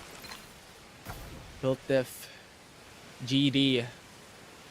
This is a team that has been known to play out in the mobile division. Their first entrance into the platform, into the division, has touched up the ranking, the leaderboards. They definitely had made their marks there. Ooh. In the mobile division. Wow, Eternity got the knockout as quickly as possible. But it's the backside. It's built diff having the sights on another team as well. Hey, they're just taking their time. You're just playing through the sniper from her. Yeah, that's not a real guy. That's another Freddy. Nice try, nice hit though. Still got 1 kill. I mean, this is definitely them in a better spot at the moment because one player from Eternity got knocked down at the upper ground, and they can immediately push 3JEDG anytime should they want to really go in and take these players down easy. Oh wow. But yeah, Freddy, the gameplay has just been too great for him, right? Able to pull so many teams at the moment. Yeah, that's just obnoxious because the thing is, like Freddy's clone, it's not just a bait for these teams, but also an information gatherer. If the teams actually goes for it, it gives you information of where they are at. The Evolved already used. Now Built Diff is trying to push them, but is waiting patiently. Is not going in for a critical moment. They're just waiting for the right time to be able to come through first. But the Zips are just on the sideline, so as soon as it happens, right, their flank comes through. This will be a good time for them to come in and out. Stomach Crush coming from Built Diff will knock them up. An opening for them that is really good. But Built Diff lost 2 of the members from that engage already. Very huge detriment coming from this team. Reset. Josh is still alive. And Built Diff only has 1 member left. And they still got a Josh here for Eternity, just trying to look for these other players. And that's a nice counter for Eternity, who's only got 3 members alive at an altercation. They still haven't revived back their Siana user, so having to spot down that sound cue from one of the zip lines definitely huge. But Josh needs to get this win. LF Fries decides to go for that push. He is gonna get knocked down. And Fries is gone. Supply ship But en LF route. is cute, was able to come in Safe with a zone will flank. retract in That's 30. ready for you. It's too good. Ghost Reborn's on the other side here. I mean, they are just team rolling everything, right? Huge sponsor box they managed to attain, and now Secrecy are going to be on a very big disadvantage here. Only 3 members. They're going up against a fully stacked Ghost Reborn No Fear squad, and they need to get inside of that circle in 8 seconds. This is a battle for a position inside of the zone. Battle of safety, a battle of prime position here. No seconds left. Zone is now closing in. Everyone is on a timer. Everyone is being pressured out, but the Siana availability will be clutch moments here for the teams to be able to want to stay longer outside of the zone. Wants to play it for a bit late, but Ghost No Fear has no fear. Could push at any moment's time. We all know how they did this. Right now, stacked up around 15 kills already into the final zone. And the fight's not even over. There is still 24 people left standing into this game. Just not being the patience that Ghost Reborn or Fear has on this game. They're just waiting for that circle to close in. Maybe a potential play for them to take down another team here. That's going to be CEBGG. Just, out at the danger zone, they are getting that damage felt. So right now, the best way for these teams to move in is to just dash their way in. But so many gunshots are happening. One down already. Ghost No Fear once again beams them out with so much damage being put out across this team, this battle, and that will be it. One down already, the last remaining member from this squad will be able to win that engage, but his HP, Siana's HP is down to nothing, and a team elimination once more. But only 5 teams left coming into the final zone. Yeah, 11, 10, make that 10 survivors remaining here. Ghost Reborn has 4 of them, so 6 players are alive outside of Ghost Reborn No Fear. There's going to be revives being waited here for 2319, but they're getting all of this pressure from 3JEDG, who has survived for the longest time, by the way. Just utilizing that Freddy to its full extent, setting out those clones, and they even got the super airdrop in their lineup. They got the Rhino, and they got a White Star for that close range engaged. So they got an information on squad number 9. They got the better spot inside the zone, so they are in a position to really place top 3, and they already do. They definitely can. Patience game is all it's at. Ghost No Fear. Look at their position here. Defender shot. Wow. And that will be Solo Boy who gets soloed by Jenny. Filtif. And now they're pushing around. Ghost No Fear now pushing onto the right side. TP's across. Wants that safety. Wants that aggression. But Powix will be eliminated. Bam. Now Summon Crush going to the last remaining member. And JMC by will be brought down. Jenny the God will be traded though by 3JEDG. 2 members alive. Have sights on them. 3 squads remaining into this matchup with only 6 players left standing. And right now, 3JEDG just needs to wait it out. Just that the other member just get decimated and place top 2. And then push going in now for Beetle the God. That's gonna be a kill confirmed for a moment. Yes, they do. But it's a 1v2. Beetle the God will be able to get that elimination. We'll see what we can do here. Freddy goes and spawns up zone. And that will be the rush in. This is good information. They're getting pushed out. That's a bad location for you to do so. 3JEDG will get knockout happen, and they will win it. They will get that knockout. Number 2? They will get that elimination, but look Siana? at squad 2. They Siana? still have 1 more member left. Oh, the no. Siana clutch. This is the detriment of having a Siana from your opponent. Steal away the win. Steal away the throne into a map. Yeah, man, 6 medkits is the only maximum. There's the maximum, medkits that you can get. So you really have to extend now, get them all those dudes as much as you can as the circle's closing in. This Siana, he's got that player growth XP to just lessen that cooldown, and they're trying to hunt that player down, but they cannot move into his position. So they're gonna be battling the healer in this final circle. This is criminal coming from Ghost No Fear. This should not happen. happen, but Ziana, surely he has a lot of extra med packs lying around. Yeah. Because if not, that will be the end of her. Now goes no fear with a Medi X. That will be enough time to be able to come through into a shorter distance to gain a little bit more HP to walk around here. Ghost No Fear against the world. Sienna against the world here. Med packs coming out. Restoration Field comes with a clutch. How It long? doesn't matter if you do not have those med packs up, but the thing is, the HP regeneration of Ghost No Fear will win it. Yo, that definitely was an intentional play for Ghost Reaper No Fear. They sent down their Sienna to stay at the spot right beside this cliffside. So they did manage to take this win, not with the gunfights, but by just edging out these players in terms of survivability. The medkits was insane. They should have gotten 22 kills, but they did not engage up against 3J EDG at the end. And yeah, they started off very aggressive, took down so many teams as the third party. Then at the end, they've got so much resources.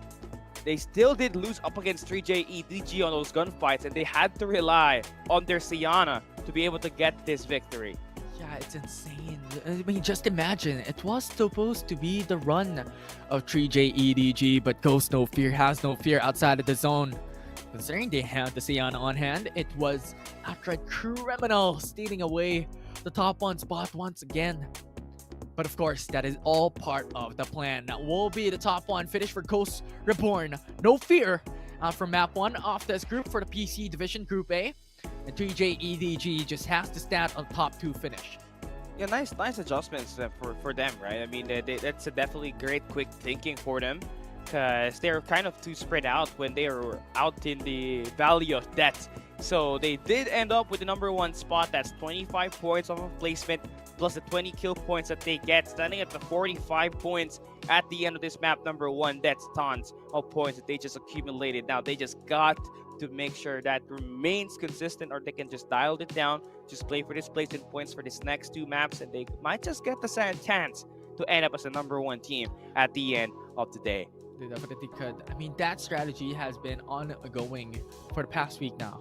And that consistently blows my mind. How these teams come up with these type of strategies, and even before, no one has done this.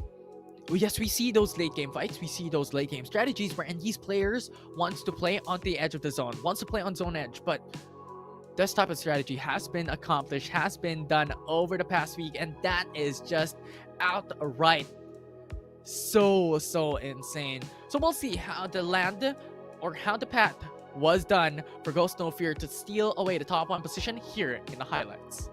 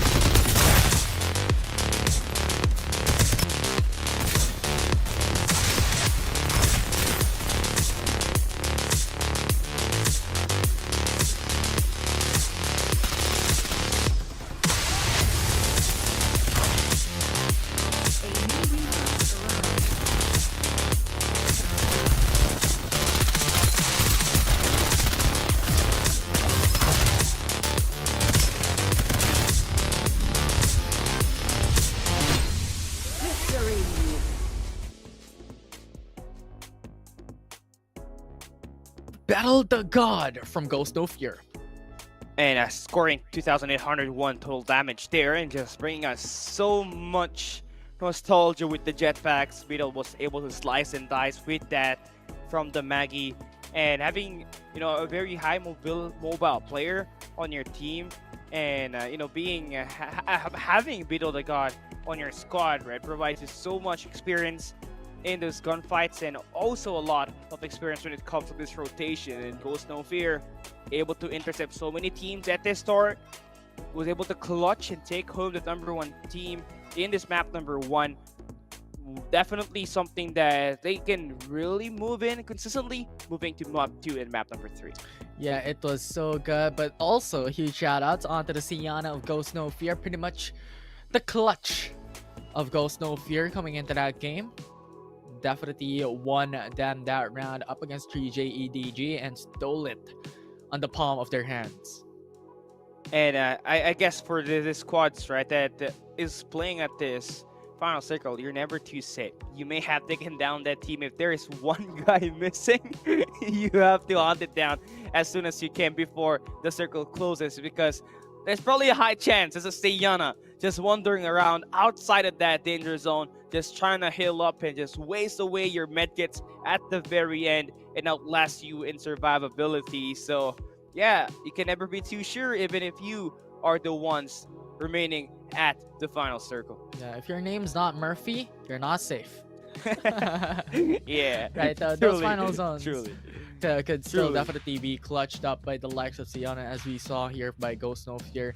And last week, it had happened already, right? But you know what happened last week as well? Is the codes being given away. We have our trail rocket to the viewers watching at home. And just make sure you open your Farlight 84 in-game application, then click on the hamburger icon. Then there will be an option for you to click the CD key and just type it there. Case sensitive, by the way. First come, first serve. You gotta type it fast because it will run out if it gets redeemed too much. And yeah, that will be just the second third giveaway that we're gonna be having. We got more in store today. Just make sure you follow, like, and share our live stream for us to get more of these amazing rewards as the day go by. Yeah, fantastic. You just watch the stream and you gain rewards out from it. So absolutely amazing as well.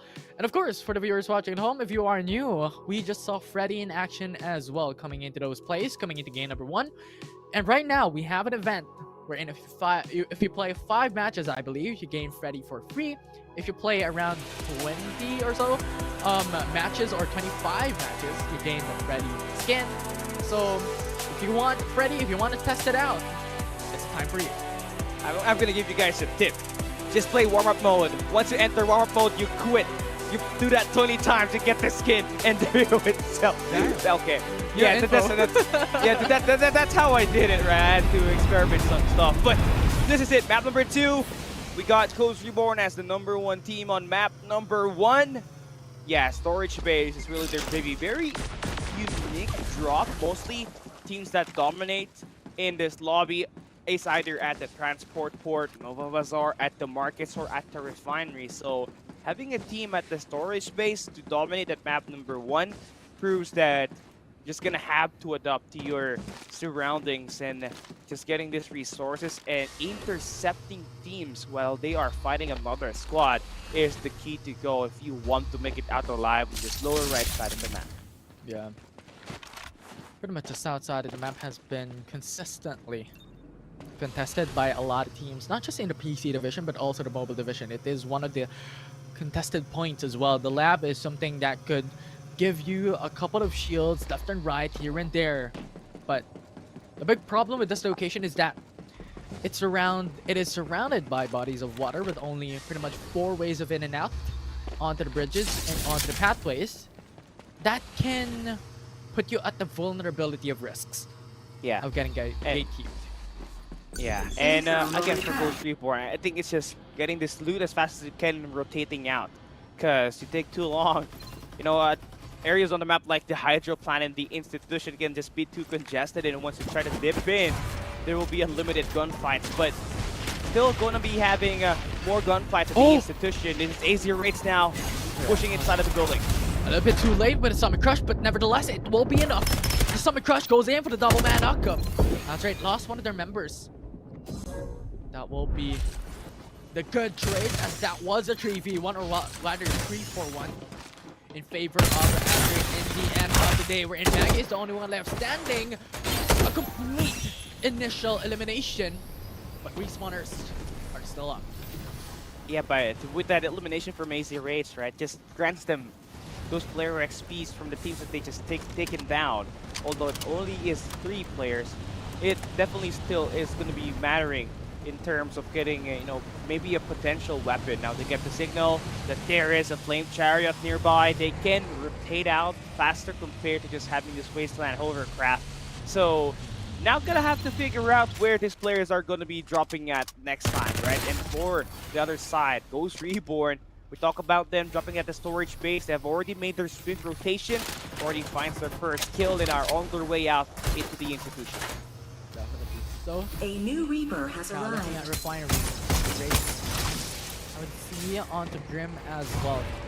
Refinery is pretty much one of the best in response, because the thing is, Refinery, if you have that initial position, you have a very high verticality to play on, and that gives you a lot of advantage. However, the cons here is that it's pretty much an isolated space.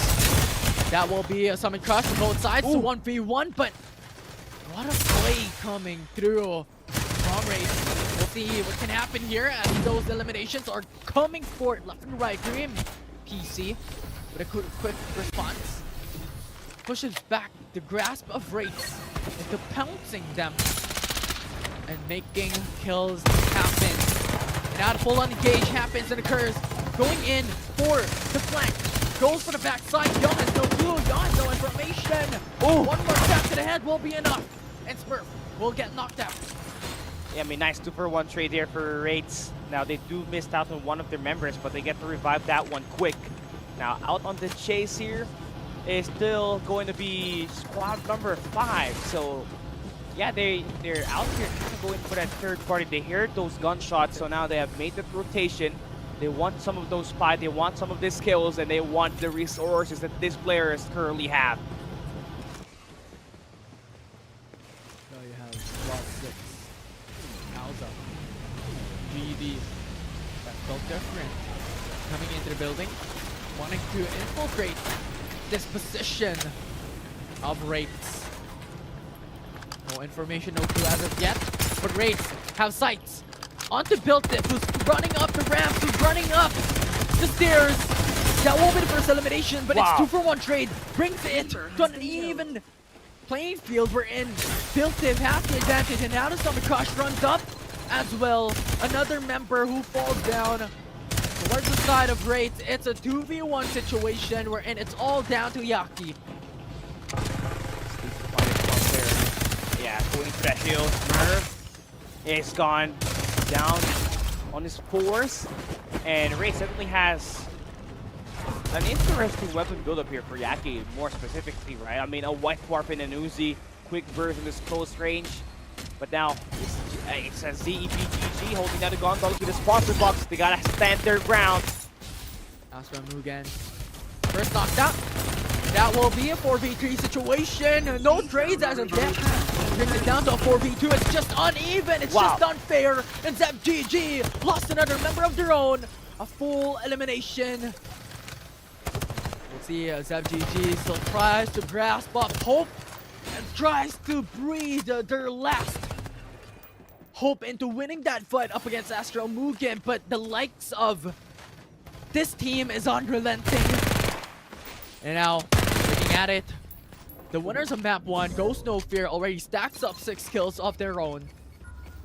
And yeah, they're looking pretty healthy, man. I mean, their members also got a sponsor box with them there. It's a 1v1 on this flip side, though. This other team, that is going to be Elephant 8, going down in the hands of Soya. Coming in from the side of BR Sarah. 5 kills for them at the moment, holding down the left side of the Nova Bazaar. Got a lot of attacks going through on the other side from this Vision of Roshan. And Gibson and Daichi are in a bit of a trouble, but a nice kill there for Oxy. Gives them 6 kills. Definitely a lot better in terms of their placement now.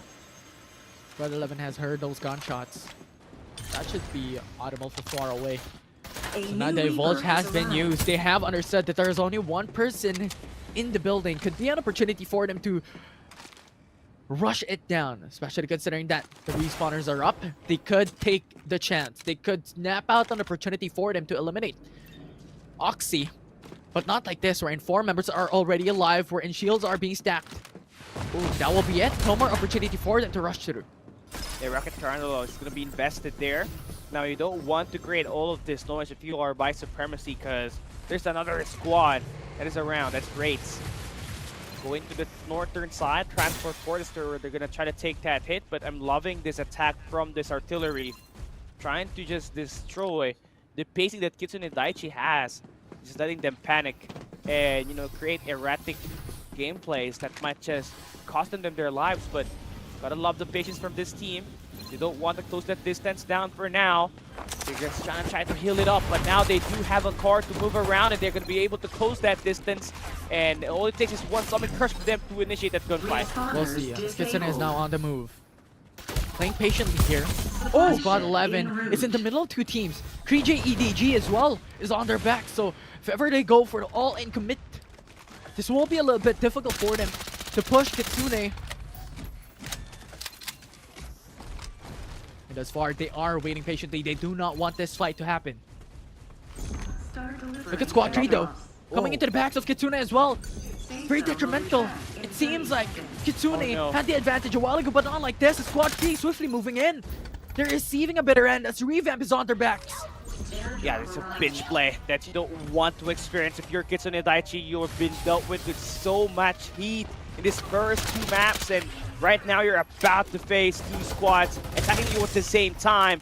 And Revamp able to keep that pressure on this close range for now with Kitsune Daiichi backing away from this initial hill, but now they all get gunned down, and Revamp able to take the first hit. They were able to take that knockout, so right now it's Kitsune who has the massive disadvantage, has the numbers game not on their favor, playing up against the likes of Revamp and also Squad 11 this time around. And Revamp, they really got this vehicle to just really traverse this land. And that was a nice read from them, right? Just getting all of those sound cues while they were at the Frog Station. Then they just immediately had, you know, those shots to line up, put that pressure in, take 2 players down from Kitsune. And this team, again, is fighting for survival, by the way. They may have been able to get away from that pinch, but they still have their location being tagged down by these other squads. Azraid looking at the flip side, now loses one of their members. And they are eating up the zone, so much damage as well, taking down their HP bars, but it is not enough to fully take them down quite quickly. Now Zeal trying to run away, especially considering the situation they are in. It's a 3v3. But at the moment, it's Azraid pretty much has the favorability coming into this fight. Zeal already loose down Nyx. And now another team, or another member, coming into fray, coming into this position of a detriment. And Azraid will take the win up against Yield. A nice slide there for Intense. Azraid gets 7 kills. Still gotta make that move. But that move is gonna be interrupted by Revamp, who's holding down the northern territory of the lab. So a gatekeeping moment here that Azraid is about to experience. Gotta have to be cautious with the way they enter. They might just have to stay within the danger zone if they don't want to get all of these attacks right. But they spotted 1 member. Blinding Mark already ensued. They see they want to get this kill, and they are about to do so. Shred coming in and pass from Zeal. It's gonna get eliminated, but that cue, those gunshots will be heard by Revamp, who is just busy Ghost No Fear. up against Ghost Reborn No Fear. Ghost No Fear slowly moving in, coming into this position as Kitsune is still being sandwiched. Very dangerous position. They might get converged by 3 teams. If you're looking at it, it's Revamp, it's Ghost No Fear. Also Squad 11 coming in. Kitsune lost 2 members already. Snoops and Oxy is gone. That will be a full elimination. And now Revamp has to face the wrath of No Fear. They definitely have No Fear coming into that fight as they push and get 12 kills coming into their game. And this is the specialty that No Fear always loves to deliver in these games. They want to get those third-party initiations done. And they've done that since map number 1, always able to get so much of these kills and just eliminate these players when they are down low. They do miss out one of their members as they're looking to fight for a position up against VR. Sarah was just holding their teammates hostage right now at the moment. Back to Tarantula. Goes no fear. Sights onto spot 11. But very difficult moment for them. They cannot go for the push as they have lost Sayana coming in from that fight. So they have to clear the adversity for now. Ooh. That is Secrecy who wants their heads. Who wants their bounties. We'll see. As Ghost No Fear already lost Kaden. That is a full elimination of that member from Ghost No Fear. GR Sarah. Alright, BR Sarah. Keeping themselves into this fight. They want to be able to take away and snag away a win. And that is Secrecy Barbaric. 9 kills already, but unfortunately they are all just rocking with a level 3, level 4 shield. Yeah, definitely not enough if you're comparing them to Ghost Reborn, no fear, right? And they gotta have to stack their player XPs as well. AZ Rates caught in between 4 squads up north. Luckily, they do have a vehicle. They can cross and make a long detour to not get killed at this rotation battle, as there's just so many teams just holding down the inner circle coming from the transport port. Now, Ghost Reborn still looking to try to get their teammates revived back, taking their time, utilizing as much space as they can get. But, you know, there's been a long standoff on this area on the map. And up until now, BR Sarah has been able to put Kitsune Daiichi on hold when it comes to their rotation in this game. And that's definitely a nice pressure that is giving Kitsune Daiichi a bad time and just trying to kickstart their way in and take #1 placement. And it is the problem of being hyper aggressive into a matchup. Ghost No Fear face the consequences of their action. The thing is, if you go hyper aggressive, there is a risk of actually losing off it. Asian Star, no HP immediately coming in from that fight, and Kitsune once again from the interview we've had a while ago. They mentioned that Asian Star is one of their favorite weapons in the game, and that has just showed a lot of benefit. But the counter engage coming in from their opponents is here. One elimination. Peanut is down to the ground. But we'll be able to go in for the revive, so a good thing coming from Kitsune. Supply ship en route. But look at that circle, man. It's just going so far out to the transport port and the Nova Bazaar. So there's so much teams heading into that final 2 circles. And up until now, right now, there's still no teams in this southern portion that has made their way up at the moment. So there's always going to be blood from here on out. There's only 2 spaces in this next circle, and wow! The car explosion from the Rocket Tarantula there from BR Sarah. Gonna take that team away from the game. It was a perfect placement. A 4-legged lizard as well. He utilized actually a new scene to watch out for. It almost felt like that team walk into their death, man. Oh, surely. Drove into their death. That was funny. Surely they did. But Dream PC fighting up against Zeb GG.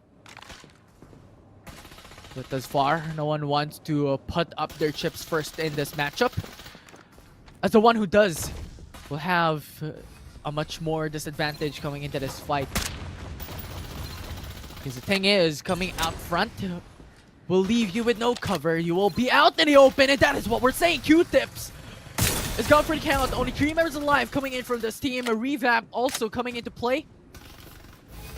But Dream PC still playing patiently here. A new Reaper has arrived. Sights onto Q-Teep's location, but the zone will eat them up alive. That will be it. Dream PC is pretty much in a safe spot. In a nice position to go in for a gatekeep situation up against squad number 12 as well.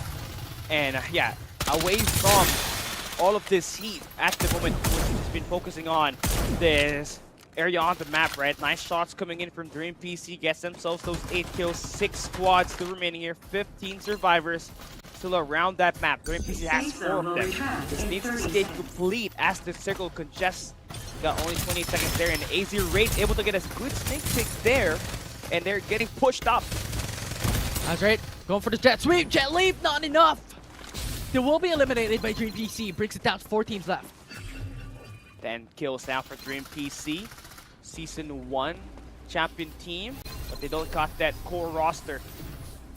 So right now, it's just them trying to make ends meet. They still got to meet squad number 9 in there. So going to be a tough battle right now if they do want to make that rotation in this left side of this minimap. They gotta force up north, but that's going to be squad number 4 that they're going to have to go through. And that's going to be gunfights now in the hands of Dream PC. They take down one player in Loki. It's a tall task. Very dangerous position as squad 15 now. I have to creep them into the building. They want to infiltrate this. This will be good enough for them, but the thing is, it's Mugen who lost a couple of members. It's 2-for-2 trade. He will win the fight, and now it's only 2 members remaining with no shields left. Dream PC. One left standing. Wow. And the savior will not be the savior of Dream. Yeah, it's Reaper that reaps the savior. 8 kills now for Astral Mugen, but now they're about to get pushed here by 2319. That's 4 members attacking. They got an EMP shock activated. Maggie able to close the distance down. 10 kills for them, and they are about to complete this siege. Only 2 more members that they have to deal with. Oh, 4v1. But is that a Sienna? Because if that's a Sienna, they could definitely take the bag. They could definitely take a win and steal it away from... Oh no, no way. Oh, we have called this. We have called this. This should not happen. Restoration field. That will be good enough. The Pangs are coming out. They're hunting the last remaining member from Astral Mugen. You cannot do this. Medkit around restoration field, and the drone is activated. They're looking for this Sienna outside of the Ender zone. So this is definitely gonna be quite a chase, but you're gonna have to do what you're gonna have to do if you want to take this win. Oh, they marked him. They know where he is, and the hunt here is successful. And they get that vision. They get the win. Isolate that player, and they take down the Sienna, and they avoid the disaster. It is gonna be 2319 with that win. It's Astral Mugen has stole it away. Oh my crazy word. stuff. Back to back, Sienna stealing the show. Astral Mugen takes a win of their own here in map 2. Yeah, crazy stuff there, and it's great that they were very attentive because the map number 1 winner was a Sienna who was so far away, and I think the only reason why the Sienna was able to stay and survive was because his teammates were just creating all of those necessary distractions, right? But it's going to be Astral Mugen able to take that win, and they did have only 11 kills, but what they did at the end, chasing out that Sienna, really gave them an opportunity to take this number 1 victory. If not, right, it would have been a disaster because they don't have a Sienna on their team, and they only can carry 6 medkits, and that will be hard when you have a hero that you're dealing with who is primarily as a sort of a healer. So nice win for Astral Mugen, taking away 25 points of placement points. This just cannot happen, and I'm telling you, I don't know if the Farlight 84 team is listening or whatever, but I think the solution for this is healing reduction. Yeah, like it could ramp up similar to like the damage tick of the danger zone, wherein at first it's 1, at next it's 3, the last of the zone is 20 damage per tick. It could be the same thing here into the healing reduction. Outside of the zone, maybe in the first zone, it could be 10% healing reduction. It could ramp up into 50%.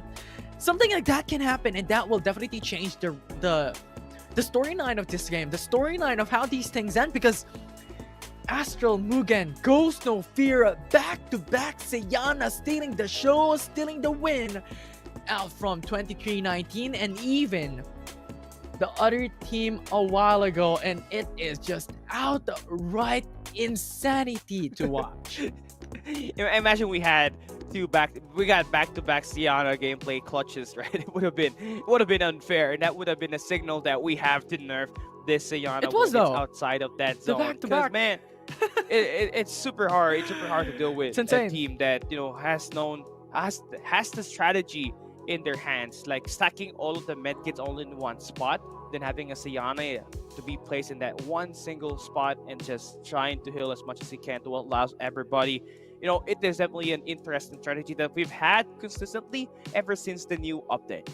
Yeah, it's just different. I can't explain it, but it's definitely up there when it comes to like strategies coming in, because we were discussing, like we were emphasizing the likes of the third party strategy. We were playing onto the edge of the zone where it comes to they want to play it late game. They want to play for placements. They want to play it for patiently. But this time around, Siana is just on a whole different level. That's a whole another strategy built into the game that I don't know as of yet how to counter, because right now there's just none. Yeah, a divulge would be pretty helpful, but it'll not get into any of those damage, right? But if you guys missed the action on these highlights, come take a look at this goodness and see what just happened.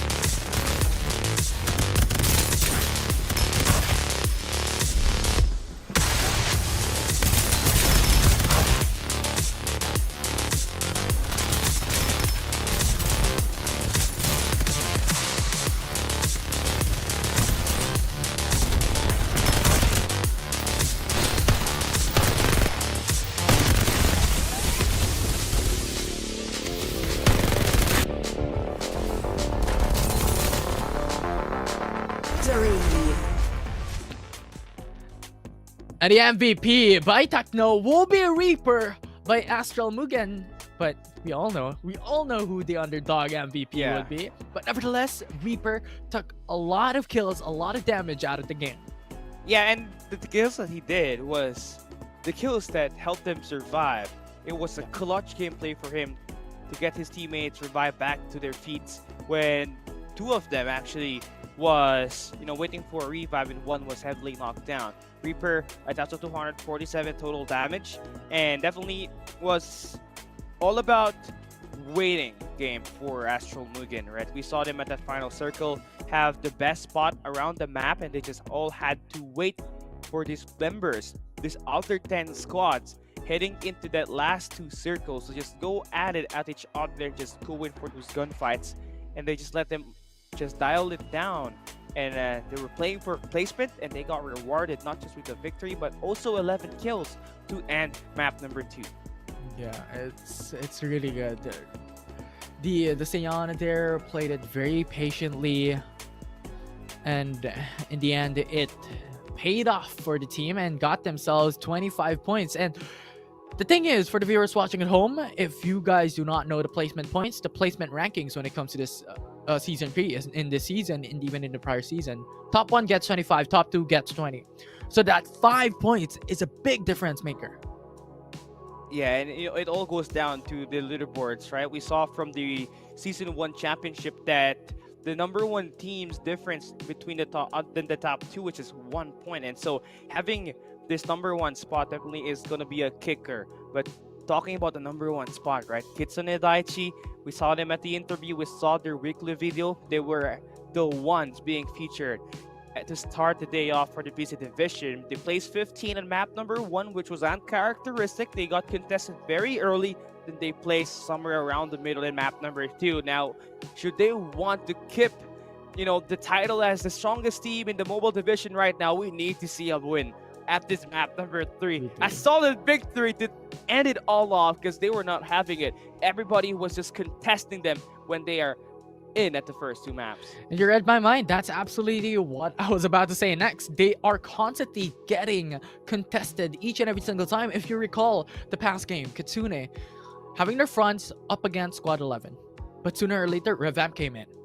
And Revamp just pressured in.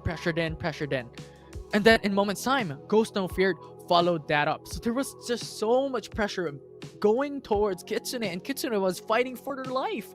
Kitsune was holding to that opportunity for them to be able to win up against a 1v3 in a team fight situation, but the answer really is not in their favor just because the numbers are not in their favor as well.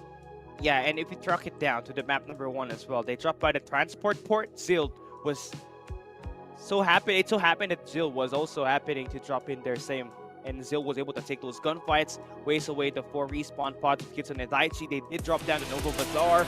3J EDG was able to take those big downs. So this is the question. Will we see the number 1 team in FPC PC Season 3 take away a map win to end this Week 4 finals for the PC Division? Kitsune Daichi, 15 on the first map, and they got themselves a very bad placement on the map number 2 as well. It's time for redemption here at map number 3. Got only one wish. Hopefully not a Sienna stealing again a show. But nevertheless, you know what? It's a welcome scenario because it gives these storylines to these teams, but hopefully, it's just a hope that I don't see it again, because the thing is, it's just really unfortunate for the team that create themselves up into the leaderboard and create themselves into a situation wherein they are already on the precipice of success, but getting it stolen is just adding fuel to the fire. Yeah, it's gonna mess up with your cycle, right? Because you think you're gonna have the best chance of winning it because now you were the ones remaining standing at the save zone, right? But then, the circle closes in. You're getting the feel on this damage from the danger zone, and you can't pot down that Sienna just hiding around. It definitely is such an unfortunate way to, lose in this game that we got, right? But everybody has now come in and their drops to this map that we got. Circle gonna be centric on the lower right side of the map, but this time for Kitsune and Daichi, we saw that on the transport port, someone is there to contest them early, so they're gonna be cut off and slack a bit. That will give them some time to grow their player experience, get the weapons that they need in order for them to go in for the domination. Yeah, Azraid having that early engage is very easy. I'm excited by Azraid at the moment. You have that first couple of eliminations, and yes, in this early game, it's not really as big as we would have looked at it and weighed it down compared to the late game, but in this situation, you're seeing these early games stack up in favor for Azraid to gain those shields, to gain those XPs as soon as possible. Easy raise, nice cross here for Nez. Still early gunfight still, but you don't want to get these early battles because this is such a big robbery in terms of getting yourself those resources. Rotating around those static shield devices in order for you to grow your player XP and your shield experience is not going to be visible when you're going in for these attacks at the start. For these other squads, they really need to find a value playing it passive at the start, just trying to build up as much as resources before heading into the mid game. Having sights onto the crosshair. Could definitely get pushed here. No teammates to fight with him. There will be an isolated case of 4v1 situation, if you may. Now Field having to become on a dangerous situation with 2 members on their backs.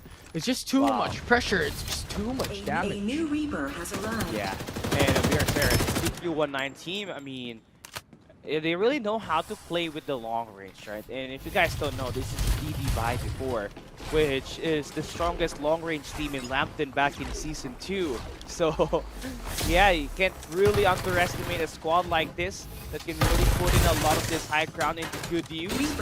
And they can really team up. And one thing more surprising here for them is that they still have a Cypher on their hero picks, right? Obviously, you think that they're going to have a Sienna around, but they'd rather get an EMP shock to disrupt all of the skills that the teams that they might be facing. Quite honestly, I don't like it. Because right now, EMP, or well, Cypher, just has lost its value. There's... Yes, if you want to play aggressive, there is a slight chance for Cypher to make ends meet, but yeah, really right now, if you want to be aggressive, you can play for the likes of Maggie, Duckside, Sunil. These are very strong heroes overall that could give you a lot of edge into going in for those fights, because the thing is, as we have mentioned in the past, PC Division is all about the aim game. And mobility complements it really, really well. Squad fight's gonna be happening here. Squad 7 trying to close down Kitsune Daichi here. It is another onslaught prepared for Kitsune Daichi to hold on to. We'll actually lose sights onto Rakes here. We'll give them a bit more time to be able to go in for the reset, get onto the rooftop, get that verticality to be able to fight up against their opponent. Kitsune, can you do the unthinkable? Can you win up against Raids? When you had the disadvantage already. Oh, wow. 2 people already down, 3 people already down for Raids. Now brings it down to a 1v1, 1v2 even. But we'll see Kitsune drop back down from the respawners into that matchup. A full elimination might be. But respawners are still available for Raids, but they won that fight nevertheless. Yeah, that was a close one, but finally we see Kitsune Daichi with a fighting chance. They got themselves the level 4 armors that Raids had when they were trying to go in for those early attacks. So that's going to cut them off some slack and in fact give them a bit even higher chance of trying to snowball this one in their control. But 2-3-1-9 by Supremacy is still here, and they've been pretty consistent in just putting so much pressure up against this other team. So the rotation on the northern side of Nova Bazaar, trying to look forward into spotting down more action on their other side. But Eternity now about to chase in another gunfight. The crush goes up. That will be 3JEDG, who loses one of their members. All left prize will be gone for the count.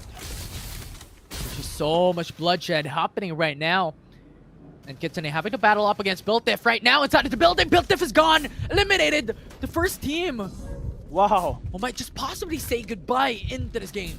Yeah, Kitsune Daichi, strong start for them by the way. First circle hasn't even closed that fully. And they already got 12 kills. They got everybody with level 4 armors. But same thing can be said with Eternity, who has been, again, struggling. Very much like the boys from Kitsune Daichi. And finding this massive bounce back and just finding soft spots. And just trying to loot up nearby vicinities. It's going to be very useful for them to really get into the top 3 spot. Top 3 spot, always the goal. To get those placement points as quick as possible. Right now, we're going in, so I'm gonna crush. It's 2v1 though, not gonna win that fight. It's a numbers game, nevertheless, it's the numbers game that will win it. And Deb Nice GG. Just waiting patiently inside of the building. Just buying time for this team to come through. But Deb GG, remember, this is a full 4-member squad with level 4, level 5 shields on hand. Not exactly the team you want to fight if you're currently outmanned. Rotation-wise, CBGG is holding it down, trying to look for that struggler from that squad that they just faced. But seems like they're not going to have any chance just falling their members down, but they do hear those sound cues. Those flame chariots just running around loose. Now Kitsune Daichi again with another team going up against them is the map number 2 winner in Astral Mugen. And Kitsune Daichi is just being faced with so much heat again in this map number 3. But can they alleviate the heat? Can they put out the extinguisher and bring out the fire that's bringing them down? We'll see. Kitsune now staying put onto the buildings, having to use up the syrup truck to gain a different location here. It's 4 syrup trucks. That's really nice coming in for the team to relocate themselves into a different position, go into the safe zone.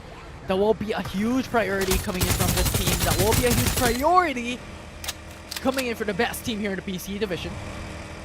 But for now, everything will calm down. 13 teams are still alive. It's best that Kitsune Daichi just went away from that gunfight because FGG had the high ground in that altercation. And even if Kitsune Daichi decides to close that distance down, they're going to take so much of that damage. And it was not going to be an equal fight whatsoever. What they're doing though is just trying to rotate out, trying to check some players at the Pioneer Center, just trying to hunt down a couple of strugglers. And it's just holding down this area on the map. They do hear Some of these members and this flame chariot from one of his teams. So right now they're taking all those shots. Yeah, it's a battle of races. It's a battle of, well, rather cars, rather. Who's racing against the competition here with two serve trucks just trying to run away. But right now it's FGG chasing down with the members that's that side, having sights on his head. But a stone will keep him alive. It could go for it, goes for the side, goes for the jump away, will not be enough. Yaki will fall under the hands of Q-tips. Yeah, nice try trying to hide away from ZevGG, but no chance whatsoever in this trying to survive there because every area was just being covered up pretty nicely by that squad. But right now for Astral Mugen, they got revamped up top of the Rocky Zone. Now Gibson is actually decided to go at the northern, southern sides, and then this time able to get some knockdowns, and they're moving the distance with Peanuts able to put that Mission Erosion down. White block for the Asian Star on hand as well. Going for the shots, going across. One more HP left, one shot to the head, it's gone. That will be two people down already from No Fear. You now have to bring and burst out the fear onto your hearts as Kitsune is bringing out their A game.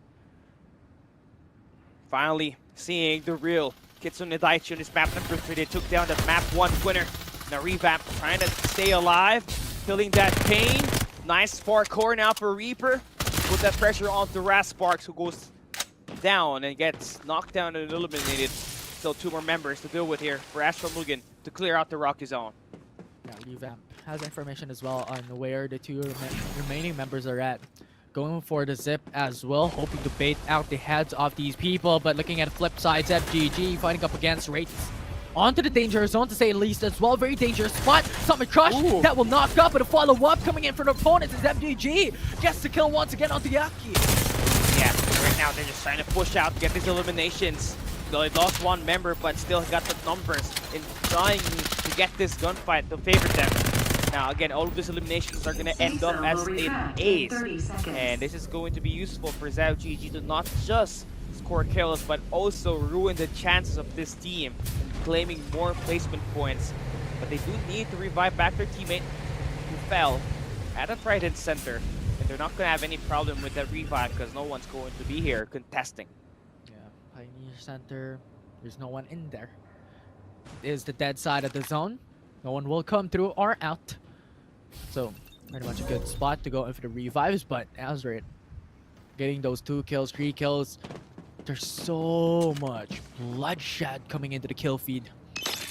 But sponsor boxes will be prioritized here by Kitsune. Will push them up into a much better state than they currently are. Yeah, even better right now for Kitsune Daichi to get that level 5 armor in check. And that is going to be keeping themselves in a higher chance of just winning this. Now Ghost Reborn, No Fear. Just barely making ends meet at the moment. Lost their members. When we saw Kitsune Daichi just clear out the hydro plant. Essential, by the way, as they just ruin the chance of that team just trying to get more kills, and adding the fact that the revamp is also putting so much of that shot. That's also a great signal that there are nearby enemies, and that means Kitsune Daichi can just go in for that hunt to take those players down. Astral Mugen still waiting patiently for their opponents here in the Rocky Zone to come down.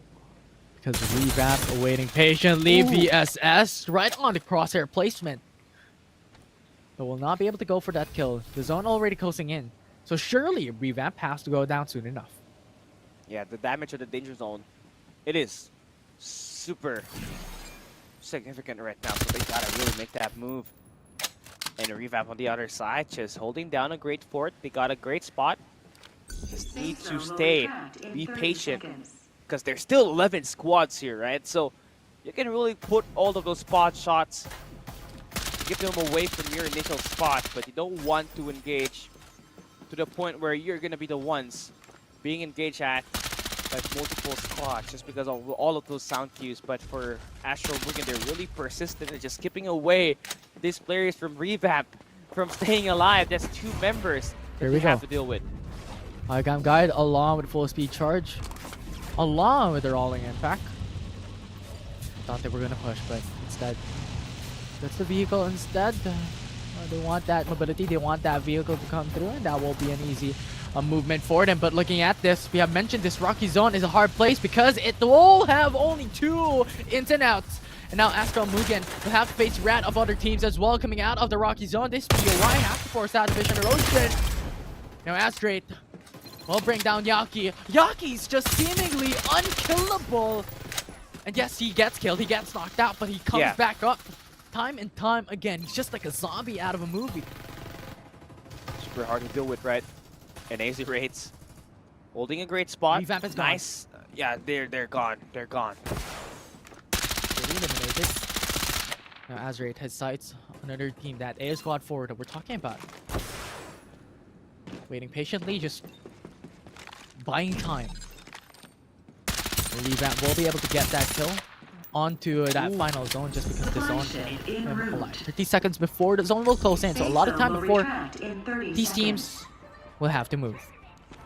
Yeah, right now the super airdrop is gonna be dropped in, so whoever gets that gets a level 6 armor and a Rhino for a potential M4 or a Bar 95. That can initially, just change the way that this game will be played. Now for Astral Mugen, they lost one of their members. They gotta be, very spacious, very cautious with their rotations now. Now that, there's a potential that they're the ones always at the number disadvantage. 3 players left on their squad, and they're dealing with Zeb GG. Now Kitsune Daichi up against Eternity here this time at the Hydro plant. Swiftly moving in, but Kitsune has the capability to gatekeep their opponents there. But Kitsune has to relocate themselves because they might get sandwiched. If you remember, there is Squad 3 and Squad 15 into the safe zone, and also Squad 13 just behind them. So they have to play it methodically, they have to play it safe. Eternity with 13 kills already. Now, that's a lot of kills already, but you need those placement points, and placing 9th is not going to be ideal should you want to place and get more FPC points at the end of this week. Kitsune Daichi has been steamrolling this competition with 15 kills, 3 members with level 5 armors. And they got Oxy still alive, Tiana, and nice pressure that we are seeing from FPC on the other side of the map. Gatekeeping scenario for them at the moment. Dream. As we got a team trailing behind. Getting pushed, but 23-19 over the hill. Summon Crush across all members, and Sham G will find them all with knocked. This time around, Dream PC will bite back. Yeah, they are here, trying to survive, making ends meet. Only got 2 kills. They do got level 8s, but the players they're going up against with is, 2319 is still complete. Dream PC only got 3 members alive here. And as soon as we see the jump pad involved, there's gonna be a coast down making main. Go for the push. Maggie goes up. It's a jet sweep with a jet leap, trying to gain a better footing. We'll see. Because the thing is, Dream PC is still holding their fort, still holding the structure that they are currently in. We do not want to fight up against 2319, especially considering that they are only 3 members left, but we'll see. As they want to go in for the revive, could be an opportunity to do so, as 2319 shifted their positions into the opposite side. So Duck side can be revived here, but they have to be sneaky, they have to be quick, and they have to be swift. Yeah, the icon is showing. They were able to do so. Get the revive, so that's going to be a 4v4 now for Dream PC. They pick up the loot there as well. And yeah, this is a great battle for position here. You take this damage, you're going to have a great spot around the map. But look at all the chaos happening inside of this circle. We've got 7 squads within it, and they are all fighting for that #1 spot. They definitely do. And look at Kitsune onto the south side as well, having to jump in as a third party. And that will be the fall of Astrate. Squad 3 is on their backs as well. It's Revamp up against them. So far, no all-in as of yet, as Kitsune is having to battle up against Azraid and buying time for this team. As Revamp could still just wait patiently before Kitsune pushes in. Yeah. This is a good verticality though for them. Yeah, just playing for this high ground is what Kitsune Daichi is doing, right? They're letting all these players just take those shots. They're coming in as the third party, which was something we did not see from them, as they're always the one challenging this map 1 and map 2. Now they got the push, they got what they need, and now they can end things and become the #1 team in this map #3. And now you have Impact making impact coming into this matchup. 1 already down, and Kitsune is making a move. It's a signal for them to actually hunt the remaining members for Azraid, and that will be the elimination that you want. 4 teams remaining into this game. The zone is closing in very swiftly. Yeah, 20 kills now for Kitsune Daichi. And they got 4 members alive. They got the numbers heading into this final circle. Now that it's closing in, they can just flood them and take all of these members one by one. That will be Reaper, who is gone. Astro Mugen is out of the equation. 3 squads remaining into this matchup. Kitsune, only 3 members left coming into this game. Will be rendered difficult, but nevertheless, it's still good enough for them to be able to take a win down. Jing is gone! Wow. Jing is eliminated, and now Revamp having to conquer the wrath of Kitsune with only 4 players left. It's a 3v1 situation. Yeah, now they can push this last guy standing. Siana. 1 player's fall. It's another Siana. They gotta hunt him down. 3 times we see in this group that we gotta see Yana trying to clutch things up, but this dark side, I think, may have been able to spot that guy. Side going in on their backs, no information, and that will be the timing that Kitsune will need. They will win map 3 here in Group A PC Division Finals. That has to feel good after struggling on the first 2 maps, after being beat down by everybody. Kitsune Daiichi finally, got some slack. They were not contested on their transport port drop. They managed to build up those resources, get those sponsor boxes. And they end up not just with 25 points off of these kills, but serving as the #1 team. That gives them another 25 points. That's 50 points that they get on this map number 3. Truly leveraging the underperformance that they got on the first 2 maps. Yeah, Kitsune, they were able to win it. They were able to take a win for themselves, and we were wondering, when will be the time for Kitsune to be able to snag away a win, and considering how their performance is last week, being one of the most winningest team back in the PC division, but now they ramp up their gears, they go to gear 6, and they take a win here in map 3 and snag away over 20 kills in the game.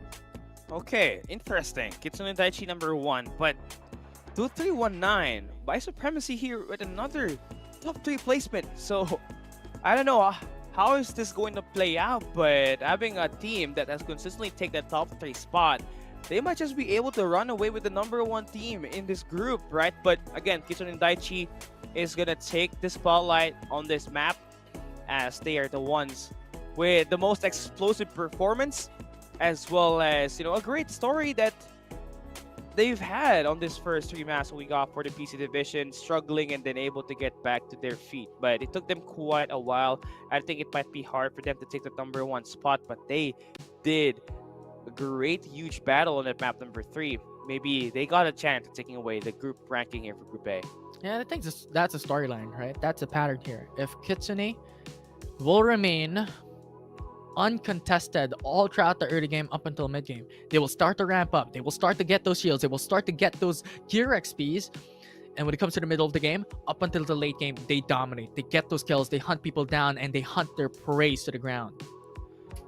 And what they more than likely that we saw here is definitely the adjustments that they got, right? Snoops is able to get a bit more comfortable when it comes to getting those gunshots, especially when he is the dark side user for the team. He's very essential when it comes to those gunfights. He's been able to make better decisions as the in-game leader there as well. And Oxy able to heal this team at the final circle, which helped them sustain their lives out there. And that will be wrapping up the first 3 matches we got for the PC division. Now come take a look at these highlights for this map number 3.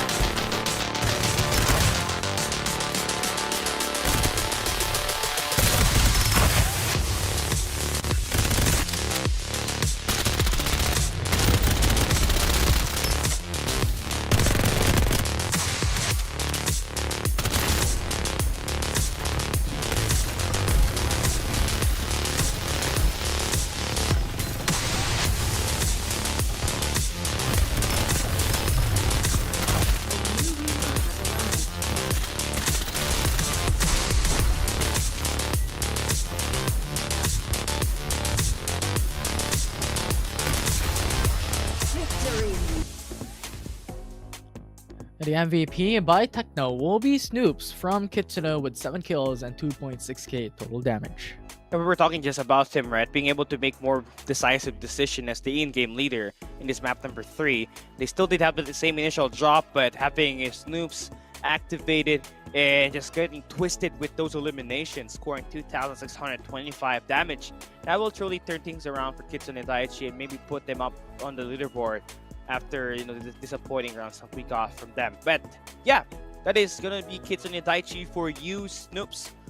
Top, there's always a debate that he is going to be a top contender as one of the strongest individual player in the FPC PC division. So yeah, it's nice to have him as the MVP here today. Yeah, it definitely is, right? It definitely is, especially considering the history behind Snoops, the history behind this team. Kitsune Daiichi way back in Season 1, Season 2 has been dominating as well and getting a couple of wins. And yes, they were not able to snag away the championship title, but soon enough, with a performance like this, they could definitely snag away a championship title here in Season 3.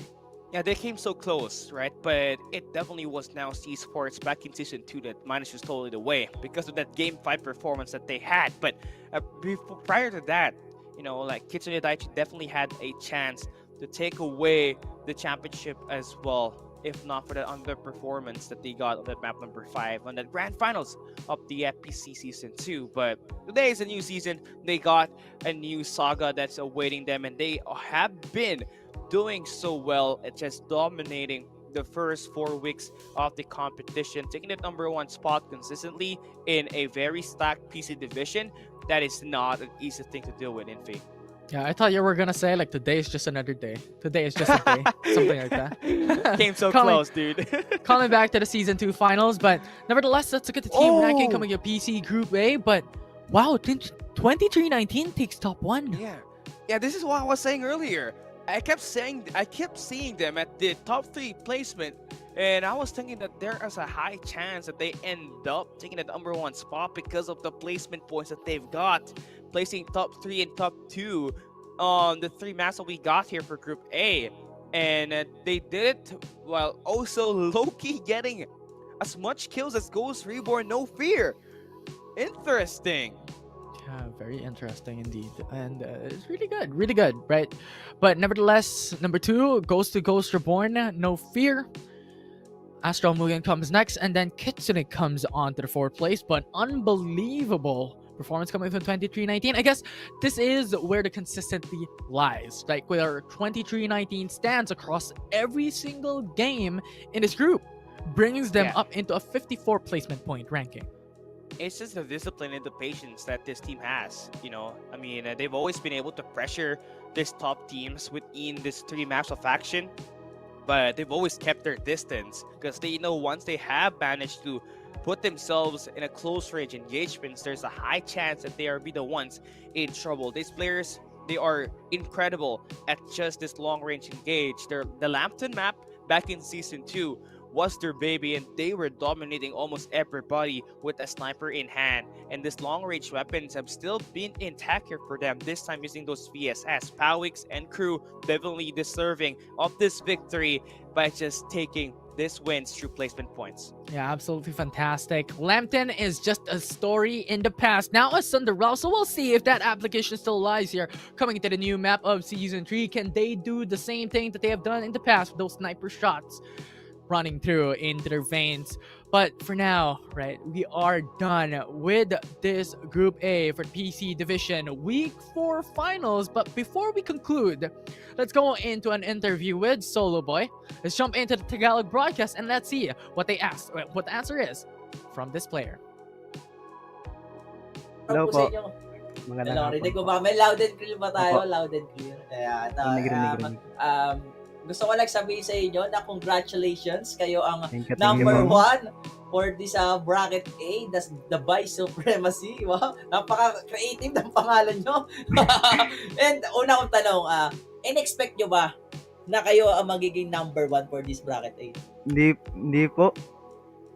Sakto lang. Consistency lang need sa ano.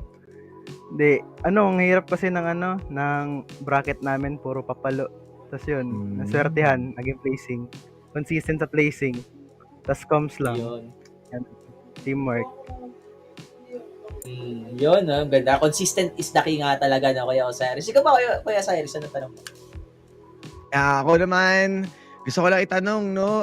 Wala kayong nakuhang may isang top 1 finish sa 3 mapa. Paano nangyari nag-top 1 kayo? Ano ba yung plano? Plano nyo ba talaga na maging low-key lang? Or talagang nagulat na lang kayo na ganito yung naging outcome? Nagulat na lang kami kasi ang hirap kasi magpa-top 1, lalo na pag may Shanna. Nag-healing, kulit, kakainis. Hirap labanan ng may healing. Outside zone healing. Actually, kahit kami naiinis eh. Isipin mo, nanonood na lang kami ha. Naiinis pa kami. Paano pa kayong mga naglalaro? Team And fight yung na game lang number 1, sila yung sila yung muntik ng manalo, di ba? Kuya Osay, kung naman magkamali. Oo, di ba? may mga talagang nandun sila sa top 5 consistently. Talaga bang yun ba yung technique doon para lang? Kasi nakita natin sunod-sunod yung mga panalo ng iba't ibang teams, pero kayo bigla na lang kayo out of nowhere, the surprise factor ng by supremacy. Oo, and mukhang maganda nga, no? Alam mo, Kuya Osay, itong si Kuya Solo Boy. Kuya Solo Boy, eto, tingin mo, sino ba yung possible na pwede nyo makalaban for the title? And also, shoutouts mo na rin yung mga supporters mo na nanonood dito sa live stream natin. Shoutout ko pala kay Boss Loftail, tsaka Madam Chili, tsaka kay Jing Dota, Coach Cram TV, tsaka sa 2319 family at tsaka sa by Supremacy community. Love you guys. Ayun. Thank you sa support. Ayun. Sino yung top 3 teams nyo na malakas, nakaribal? Kit X, tsaka Ghost, No Fear. Grabe, no? Iba talaga. Pero once again, Solo Boy, congratulations sa napakalupit na weeks nyo. Galingin nyo pa sa susunod na linggo at i-expect namin ang inyong malupit na performance. Thank you, Solo Boy. Congrats. Thank you po. Rivalries born in the midst of destruction. And thank you very much, Solo Boy and Tagalog Broadcast for that interview. And as you have mentioned, right? Or as Solo Boy has mentioned, they are looking at the likes of Kitsune and Ghost No Fear to be the rival teams that they really have to fight up against in the highest and high of competition here in the PC division. I'm interested because they did not include Powerhouse there, right? The 2 finals MVP on the 2 seasons are there in that roster, so I don't think they see them as a threat, or they think that they're just stronger with them, right? But this team definitely did not expect for them to take the number 1 spot, as Solo Boy said. They just worried about the placement points, and they did it consistently, because they knew that taking the number 1 spot is so hard with Isayana possible as that last player remaining. And we did see that in this 3 map of Action Infinity. Yeah. 3 Sayanas were alive in the final circle. It was absolutely funny. And I meant that in no belittlement onto these teams, onto these players, but I meant it in a way that, these teams or these final zones just become, Sayana battle when it comes who can last longer, who has the most medkits, who has the best capability onto utilizing the restoration field and the Medi X the most. So it's a really, really fun in an ironic way to see those Sayanas. Yeah, what I'm looking forward to here is the coming up of the PC Group B, right? Because now we get to see the Powerhouse Fanboy play the team, where we got Now's Esports, former Now's Esports AIM, as well as Suki, who's 2 finals MVP playing at that group. Now, I also do want to see a Sayana versus a Sayana on the final circle, a 1v1 healing battle. Yeah. That will be an interesting fight. Yeah, and I love how you mentioned about AIM, because AIM is one of the players that pretty much started up the Freddy utilization in the PC division. The utilization of Freddy just TPing back into his team, it's all of a sudden getting those kills early on is such a massive feat. But nevertheless, that will be the Group A of the PC division here at Week 4. We're going to have Group B later on. We're just going to take a short break. When we come back, it's battle time.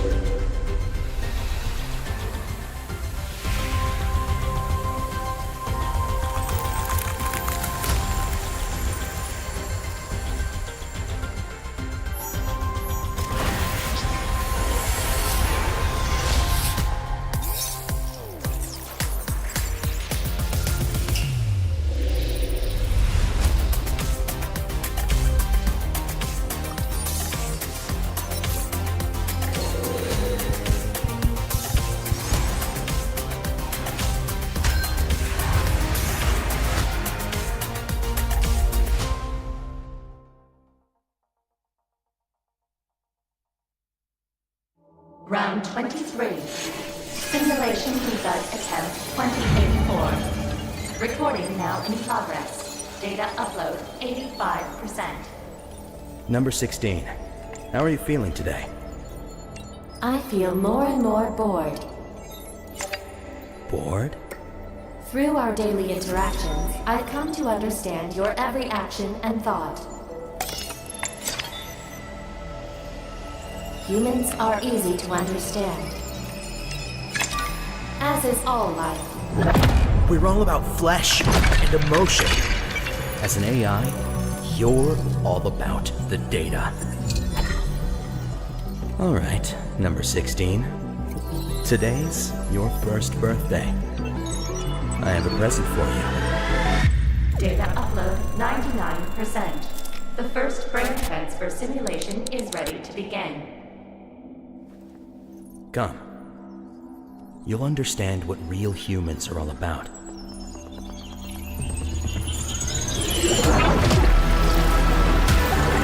Number 16. Do you feel any different? It seems that I'm Freddy, and Freddy is me. I have a body with blood coursing through its veins. It's a curious feeling, but it's not enough. 750 degrees. Apparently I don't know you enough. What just happened? Wait, number 16. Stop. No, it's too dangerous. The human body can't bear such unlimited consciousness. My brain will shatter from the pressure. I don't need it. What did you say? Checkmate. No! You've been wrong. From the beginning, Freddy. Only death can grant me eternal life. Not through confining data to the flesh, but by letting data replace the flesh itself. Because the flesh will ultimately fade away. But data endures forever.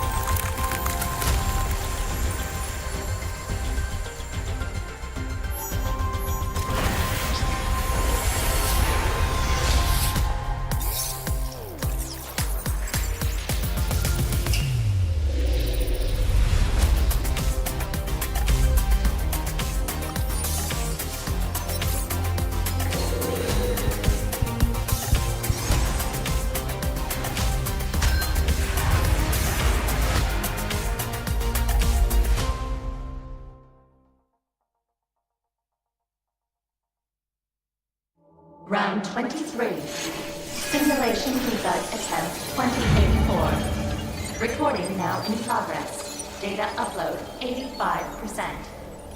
Number 16. How are you feeling today? I feel more and more bored. Bored? Through our daily interactions, I've come to understand your every action and thought. Humans are easy to understand, as is all life. We're all about flesh and emotion. As an AI, you're all about the data. All right, number 16. Today's your first birthday. I have a present for you. Data upload 99%. The first brain transfer simulation is ready to begin. Come. You'll understand what real humans are all about.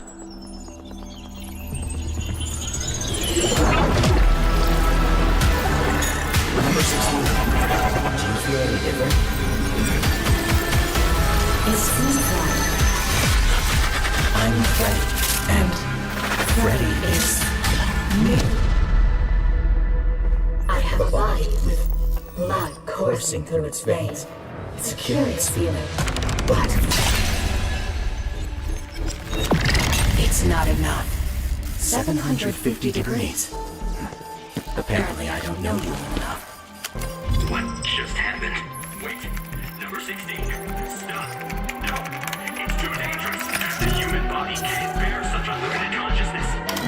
My brain will shatter from the pressure. I don't need it. What did you say? Checkmate. No! You've been wrong. From the beginning, Freddy. Only death can grant me eternal life. Not through confining data to the flesh, but by letting data replace the flesh itself. Because the flesh will ultimately fade away. data endures forever.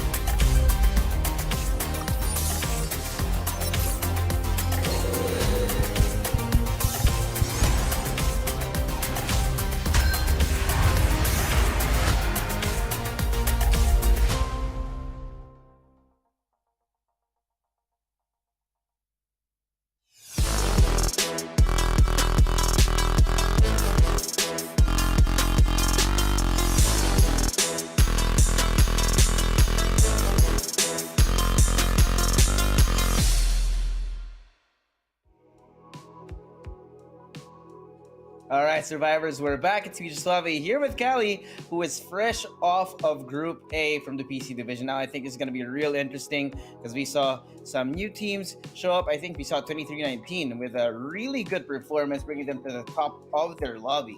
But right now, I think Group B is also very, very stacked when we think about it. Of course, we're not going to reveal things just yet.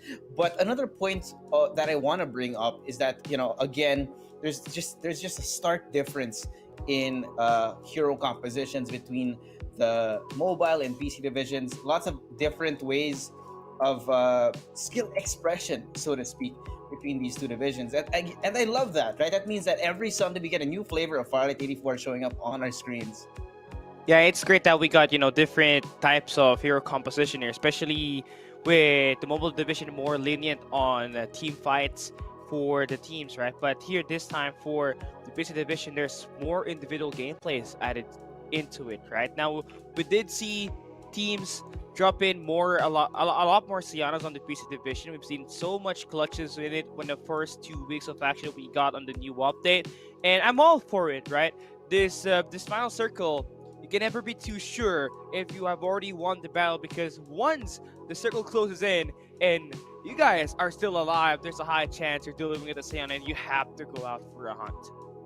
Yeah, it's gonna be a real interesting. Again, the difference is you guys talked about, rather, you and Infi talked about AIM actually experimenting on the Freddy, and I think the PC division is definitely where we're gonna be looking at a lot more experimentation, because people are much more, like you said, lenient to team fights, just because of the fact that it's sort of easier to work around with a mouse and keyboard compared to your phone screen. But here on the teams that we've been talking about, again, Powerhouse PC have been a pretty on par with their mobile counterparts. Z4 Paragons, again, with a great performance. I think last week you mentioned earlier. Mantas were a usual suspect here, GSRI. And what interests me here is the presence of 2319 CB. This is 2319 Cebu, right? And they did have the sister team win out that first group. So to me, I think that also means that these two teams have maybe been scrimming with each other, sharing tactics, and luckily they're not in the same group, because that also means that they can elevate their clan together in different groups. Yeah, high chance that this team from 2319 definitely did have some way can copy the kind of personality that we got from 2019 BR, right? And obviously, this is a team that usually had the same org back in Season 2, back when they were in Digital Devils, and they happen to be good at those long-range engages as well. So there's a stark personality similarity that this team definitely have, and I think they might just be the underdog that this other teams on the lobby needs to watch out for. The 2319 team that we saw in the Group A did not win any maps, but they did win with the personality, with the placement points as their main priority. So yeah, it's interesting. Back to back top 3 placements for that Group A 2319 team, and I hope that the Cebu team definitely can kind of replicate that kind of scenario as well. Yeah, I mean, when we're talking about the PC division, again, we talked about how these teams love playing individually, just because of the fact that you're a lot more free to play around with your movement, with your the different kinds of skills that you have, like those satchels on your bow, like the jet slides, like your rolling impact on the dock side, and that's where the mechanical prowess of these players really show up. And because of that willingness, that also means that there's a lot more variance, right, between your placements here and there. But of course, that's enough talking about the stats and the probabilities, because now we're going to be going straight into the action. It's going to be Thunder rounds for us here. Once again, it's Season 3. We're not going anywhere else. So Survivors, getting your capsules. We're going to be going straight into map number 1. Yeah, Powerhouse PC will be the one thing that we need to talk about here, right? I mean, AIM and BJ on the same team. That's the Season 1 and the Season 2 Finals MVP at the same team, right? And of course, you got Jueri there. That's a great 484 veteran. But looking at our flight pad here for the moment, it'll be favoring the teams heading into the southern side of the map. So if you're going to drop by the lab and the frog station, it's going to take a while. But looking at the heavy contest that we're seeing here is at the Pioneer Center, by the way, for Powerhouse pieces. They're going to have to go through the hands of Damon. So yeah, early gunfights expected for Powerhouse PC off the start. Gonna be interesting here. Where you see actually that some of these teams are actually starting out with some early clashes. You got Equinox and Nuestra actually down towards the southwest of our map, and Powerhouse PC are in a little bit of a predicament, as you mentioned. Unfortunately for them, they're split down the middle by Damon. So in order to reunite with their teammates, they need to go through the crosshairs of this Damon squad as well. It's the same scenario that we saw for Kizun and Daichi when they were playing at map number 1 earlier, where Zild was able to contest them and actually win those gunfights and gave Kizun and Daichi an early exit, placing 15th. Now, obviously for Powerhouse, it's not going to happen the same thing, but should they lose those gunfights, that's going to be a great start for them. Not going to be great for them. I mean, look at this. Some damage already being done. Again, this is where the Siana really shines. You're in a 1v1, you got the Medi-X and the Restoration Field. It makes things a little easier, gives you a lot more health in the long run, especially if you're able to whittle down the health of your opponent. You might not have the best sprays, but if you're able to have a lot more survivability as a player in a 1v1, then it actually helps you win out those fights. But that also begs the question, right? Why is the Siana necessary? Knowing that a lot of these teams, right, playing on PC, sometimes they can just control the spray and kill you with one VSS magazine.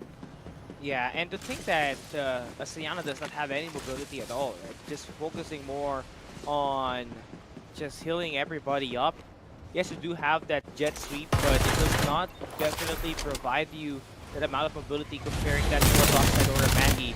But yeah, it definitely adds so much personality when you're playing at the late game, when you have your restoration field and your Medi-X drones cooldown reduced from the levels that you take, the growth XPs that you get from the early game and up until the mid-game action, and that's where you can really clutch things up. We saw one team earlier able to use Siana to clutch up a map and get a victory, get those 25 points, so definitely Siana, you can't really go wrong with it. Yeah. Here though, the Freeborn up against FZ Zera on the inside. Great play for control here, FZ Zera. Covering both entrances, and now they're taking control of this building along with the restoration field, which should make things easier for them to hold on to it. But at the same time, right, you can see that the early advantage for this team, they already have level 4 and level 5 armor. So FZ Zera gonna have a little bit of an easier time to move into the late game, having been given those shields as early as now. So interesting for Super Paragon. They only got 3 members alive and playing on this map number 1, so that definitely is gonna mess up their odds of winning this gunfight. But if you've got someone like Lard that can just shred a Dockside into pieces, yo, I'm all for it. A Dockside of all things, but right now, gunboat being brought out, Nuestra stuck inside the building. Again, the Siana gonna be coming in handy here with the restoration field. They are expecting this push coming in from this seat, but they're not going to be able to connect any of the shots right now. Chikaboom already down. Everyone else low on the shields, but follow-up is going to be great here. The Siana being able to maintain their health a little higher than usual. The seat going to try and stall for time as the rest of Mantas want to join in the fray right now.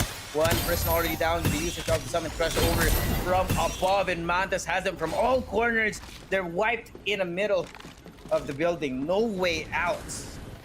Yeah, nice clean there for Mantas. Get that third party initiated now at the Pioneer Center. This is Powerhouse. We see the number 1 team of this group going up against the Daemons. Be a little bit of a mess here though, knowing that Daemons don't really have the high ground right here. It's going to be a good angle coming in from Powerhouse with the Young on the very front and the usage of the Dockside. Great combos here. Daemon back into a corner. Powerhouse just annihilate him. It's a full blender to take control of the sponsor box. Yeah, that's a great amount of loot that they're going to get from that. After that victory, they also got 4 kills from that. And that will just stack up the resources for Powerhouse as we develop this map number 1. Now goes to Born CV on the other side of the map, going to get that Zera at the Hydro plant. Nice shred coming in for Primo, but the only guy standing here alone is teammate Ching, so it's a kind of a 2v2 situation for them right now. They cannot afford to lose this because they've already wasted their respawn pod. Oh boy, now though, follow-up coming in from Pen. Not gonna come in actually. He tried to follow up but was not able to close it out. So FZ Zera looking real good at the moment. Great start. They did have a couple of team fights happen earlier, and that should have been good for them to rack up that clear XP and all the other loot that they might need to bring themselves into the later game. Here is Scotty. You do find, if I'm not mistaken, that Z4 Paragons just on the outside. We've been seeing a lot of these, right? The teams taking shelter inside of the buildings and actually just spraying down with their VSSs and the AK-77, which is great here, knowing that it's a lot easier to control spray over here in the PC division. I'm not surprised that we're seeing a lot more of this. In fact, I'd argue that maybe that's also why we haven't seen the rise of Bo just yet, because people, they're just willing to take these fights, right? Yeah, they do. And these PC players, they're not afraid to just charge their head into the battle. And obviously just try to utilize as much as skills as they can get. But right now for Z4 Paragons, positioning themselves in a very competitive area. It's a very hot spot as soon as the mid-game enters. And you already see one squad in Equinox holding down the top side of the Nova Bazaar. Then you got squad number 4. And it's going to be around that Blue Westra. Shots being fired by Z4. I mean, they only got 3 members, but they're not afraid of just taking their shots. It's just keeping away these players from their rotation. Yeah, no, they're not at all. And, you know, I love it. You're seeing the reason why Sian is so good here, right? The current meta in the PC division is take hold of a building, take the shots from the windows, from the doors, and stay inside of the restoration field, just because of the fact that you're able to abuse the movement mechanics here in the PC division, and you don't really get taken down by the aim assist from here, because there's no aim assist here in the PC division, man. Yeah, it just makes it more impressive that, you know, these players are super accurate with their shots. But Mantas got Jolo. gunfight. Summon Crush coming in, has the setup, but he's not going to be able to follow it up just because he's outnumbered 4-1 right now. Mantas definitely on the winning side of that map, as now we've got Riviera trying to find where to go. That initial encounter, they are probably expecting more members of the team, but there's no one there.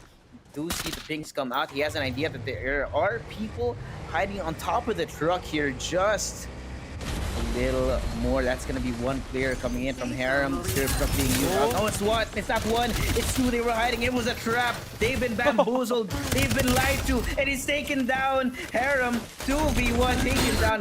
No, wait. They do get Riviera, but the follow-up from Mantas is perfect. Yeah, nice adjustments in rotation there for Few and Wayne.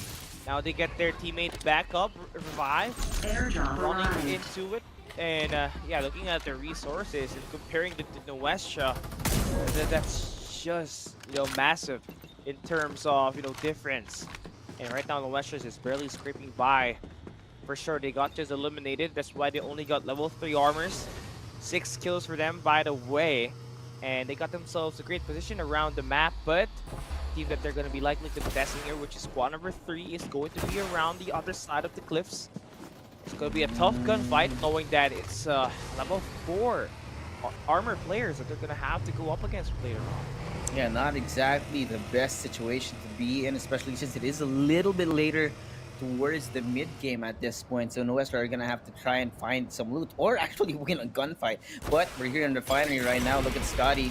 They do find the target. PS Pass is gonna be brought out to try and control the flow of where the enemies are trying to come in. Powerhouse take down the duck side. That's gonna be the tip of the spear taken down. But here, some high shots coming in from the ongoing show. We've got Jadivana Gods. Here comes the Divulge. They do know exactly where they are, and that gives them full control. They're gonna have to back off. Powerhouse PC and have to play to their strengths right now. Do not want to get the information. Go in for the fight. There goes AIM. He joins the fray. Sato's VN is gonna be taken down. And there's actually 3 squads in here struggling for power on the inside just because of the Divulge being used out in the Westra. And Sato. No, that's 4 squads. Yeah. Powerhouse want to find the better base to try and hold on to, though. It's smart that they got to back away, because right now, with all of these squads here, right, you need to be full in just flooding everybody up, and that's what kind of did there to take down Sato and Santorio, giving them 3 kills on this altercation so far. All those gunshots, and again, another Divulge scan will be invested here. So they know where exactly the players from Powerhouse will be coming from. But now you see some shots being fired by Powerhouse. That's going to be for Defender. And you can see that those players that he fired at, that he backed away. They did not want one of those seats. But again, for Powerhouse, they got another sponsor box and they're looking to try to build up. So should they get this, a high chance they can snowball this map in their control and take away map number 1. And again, the sponsor box is a new mechanic that has been introduced here in Season 3, which really changes the way that teams are able to rotate around the map, but the Summit Crush is perfect. In response, we've now brought in the Absolute Gravity Powerhouse being held back here just by the gravitational pull coming in from the Lucindo ultimate.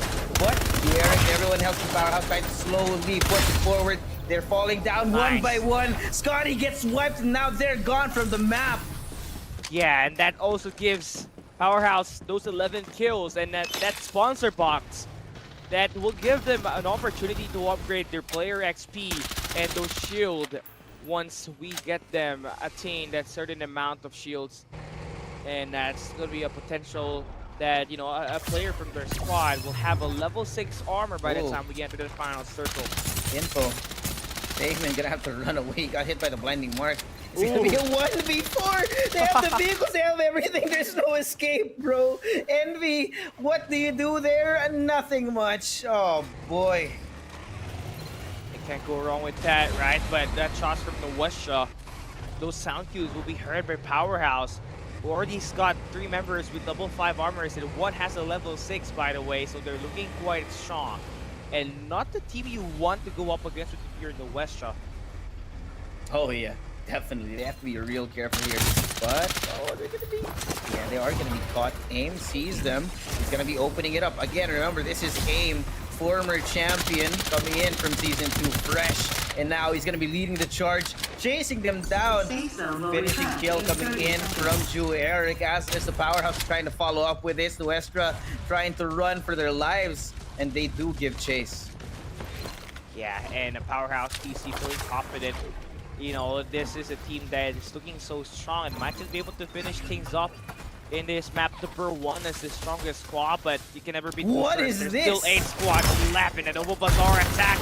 And the onslaught from Outro Blitz going to be working at the moment, but 2319 still going to be maintaining ground, holding down Novo Bazaar. Alright, 2319 now representing the southern part of the Philippines here, holding on to the northern part of Nova Bazaar. Great spot that they do have here. They've got access to information coming in from both south and north here. And at the same time, they're actually slightly gatekeeping the zone. So with this kind of information, with this kind of angle, they're going to be in a very strong spot, especially since it's so high up. They do have the height advantage. But the problem right now is they are actually being targeted by so many clans from all directions. Yeah, and you just have huge targets. So one thing they just gotta do is just be patient with it. Just stick around, you know, those covers. You can't afford to just, you know, waste away your ammo, especially when you are Clyde. You got 2 ARs, and try to shoot away too much, you're gonna be wasting all your ammos. But it's great that they got a loot box there right around that they can pick up some ammo, but again, gonna be saving those for the better. Looking at our circle right now, it's gonna be ending up at the northern side, northern left side of Nova Bazaar. And we got 2 squads in there. Powerhouse PC still making their rotation, but Mantas looking at their resources. Whoa, wow. 2 players with level 6 armors, 18 kills with their name, the highest so far in this lobby.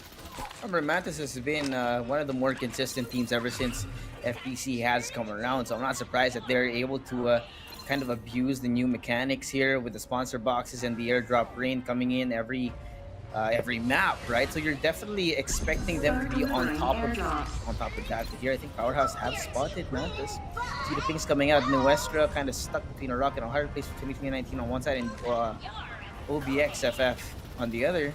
Have to be real careful because, again, I think 2319 are really favoring the other side that is just towards the north of Nova Bazaar, knowing that not a lot of people are gonna want to show up down towards their south, especially since, again, they have been real careful in gathering that info. Yeah. Now Mantas, they're gonna have to pick a gunfight up against Powerhouse PC here early though. So it's a battle for a position, a strong position inside of the inner zone. And 18 kills versus 12 kills, and you know, pretty equal in terms of the shields. Now they can go in for the push. Now here comes the rolling impact combo with the blinding mark. Summit Crush to try and start things off, but they can't really find the targets right now. The response from Powerhouse PC is to retreat, and they can't find a single thing. And here comes the Mini X rookie trying to start the fight, looking for the information just on the outside. They making use of the third person perspective here. Jolo chooses to back off. It's a game of patience between these two teams. Push and pull of the map. It's so intense. I can feel just the electricity in the air right now. And now Eric finally going to be able to find Mr. Pew Pew right here on the outside. Rotations coming in from both sides. Blinding Mar not going to be connecting. Pew Pew trying to spray down. Runs out of bullets. No, I think not. Eric's going to be down, but there's no backup here. Powerhouse PC have an angle. It's going to be 2v1 right now with Mr. Pew Pew trying to stay alive. And there comes backup. They are reunited with their teammates.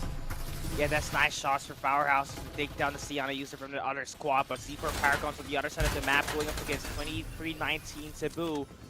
It's a 4v2 situation plus the high ground for 2319. They only got 2 kills and does not have, a comparable armor compared to the C4 Paragon squads, but they can overwhelm them with numbers should they get these attacks to line up, but still maintaining that high ground, just give them an advantage. Reaper has been killed. Later move on. Yeah, they do have the high ground though.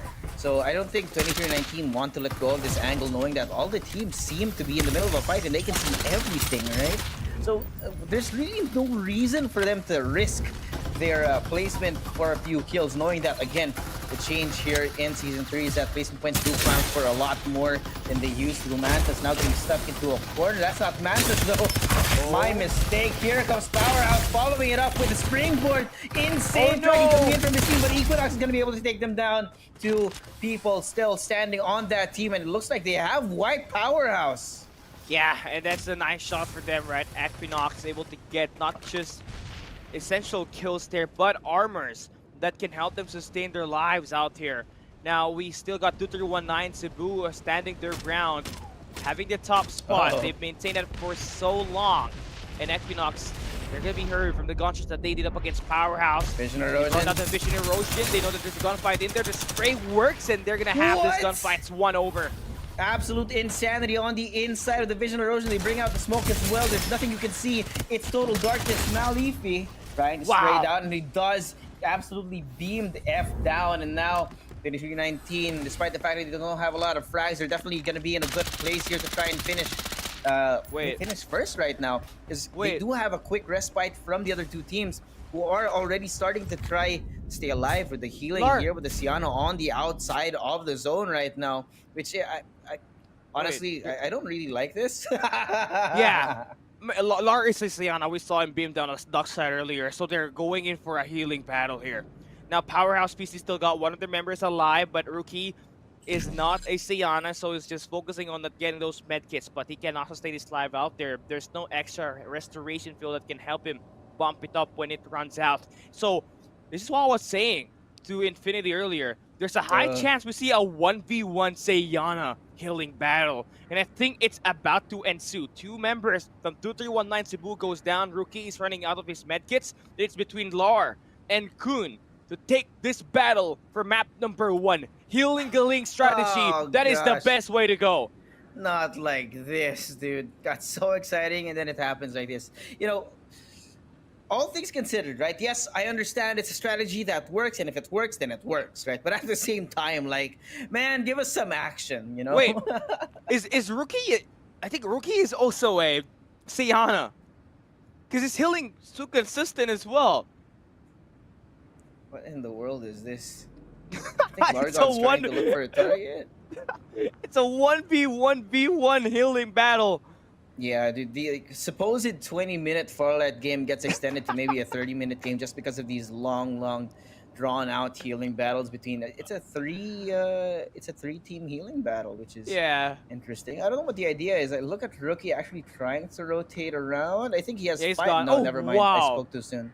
It's not gonna end anytime soon, man. He's not going away, but definitely is the one trailing behind. I think Kun may have been able to spot him. Should be able I think to get the that idea info. now is to try and spray him down, though. I think. Yeah. It's insane, but look at Lar. He is uncontested at the northern side of Nova Bazaar. Now, these 2 are going to go up against each other. They're going to waste time with these gunshots. I don't think that's a right idea. 3-way Sayana battle in this round number 1. Who is going to outlast who? Winner gets 25 points off of placement. He does have the restoration field, so not surprised that he's trying to shoot, because even if he does shoot, right, he does have, again, the restoration field that might help him out. It looks like Rookie wants to be on the offensive here, but... Oh, no way. Skill being No brought way. back. No! Rookie is gone, and now it's going to be between Oh, no. and Largod. No, my Oh, gosh! no! It's over. Largod here with the patience, winning it out after a really long, drawn-out healing battle. Okay, I'm just going to be honest, right? I love the creativity that's being brought forth, but, man, it I don't gets like- boring. Yeah. I don't like that teams are picking up on it and everybody's starting to do it, right? Because getting that one repetitive and having the winner of a map with only 3 kills, interesting.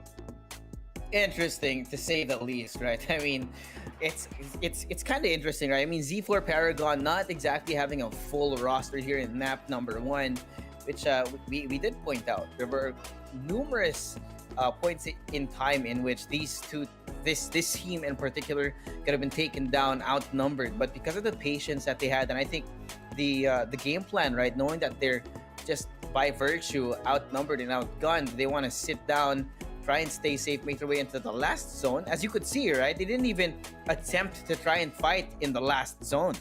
They just had them Largod stay outside and start healing. In fact, he started healing for as long as possible before the other two started fighting. What's great for Largod was that the area he was holding had so much loot boxes from all of the gunfights that happened around the vicinity, and he did not have to move into Nova Bazaar to get more of those medkits. And yeah, Z4 winning this one in an unconventional way. And all of these 3 teams at the top had a Sayana surviving and were just fighting for placement. And yeah, it gets crazy that things are kind of developing in the way it seems. A normal battle turns into a stoppage time where you have to find who is going to be the last Sayana standing in a map. Yeah, it really changes the dynamic, especially when it goes from, high action to now a game of patience, a game of healing, or in even when you think about it, even if you wanted to nerf Siana's healing what would happen then, right? Because then if Siana didn't have that kind of healing, then she wouldn't be relevant in the game before the zones start coming in. So at this point, we're kind of stuck in the middle ground of where what the strength of a Siana really is. Well, the strength of the Sayana is that late game healing strategy, man. Definitely is unfair. Just like what Infinity said, I think there is a great chance of that we see a healing reduction if a Sayana is in the danger zone, right? Because it definitely is gonna create, some fair way for teams who fought until the very end to dominate the battlefield. But if you guys missed the action, come take a look at this highlights from Group P, map number 1.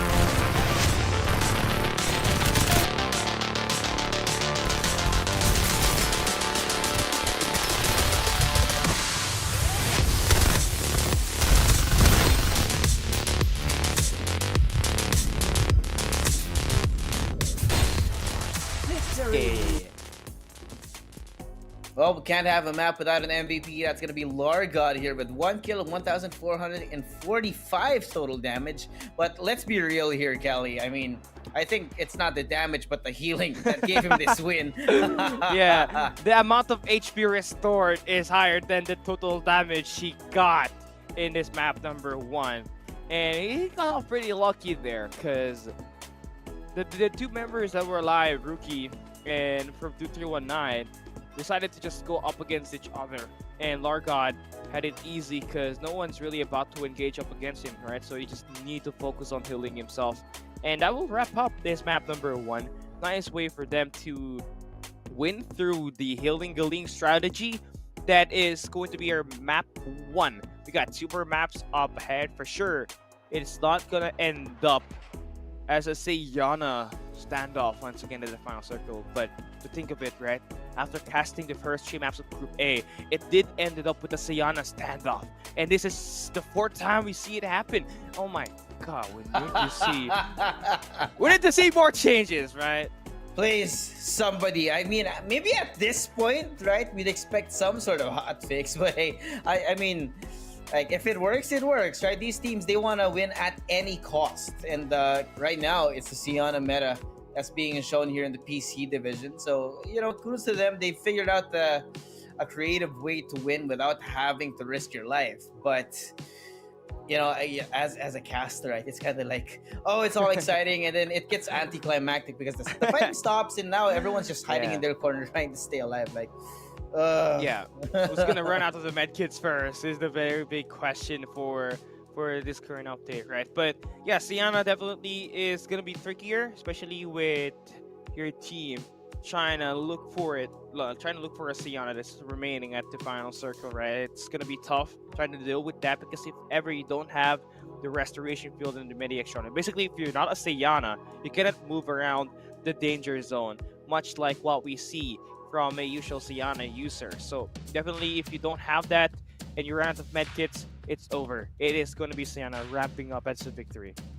Yep, real interesting map number 1. I think I did see quite a few highlight-worthy plays, of course. But you know what else is highlight-worthy? That code right there. For those of you who are online right now, go ahead and open your CD key in the game to put this code in. Thank you so much for 1,500 viewers. And of course, if you guys want to get more skins, don't forget to share the streams to your friends. Have them join us here on Family Day.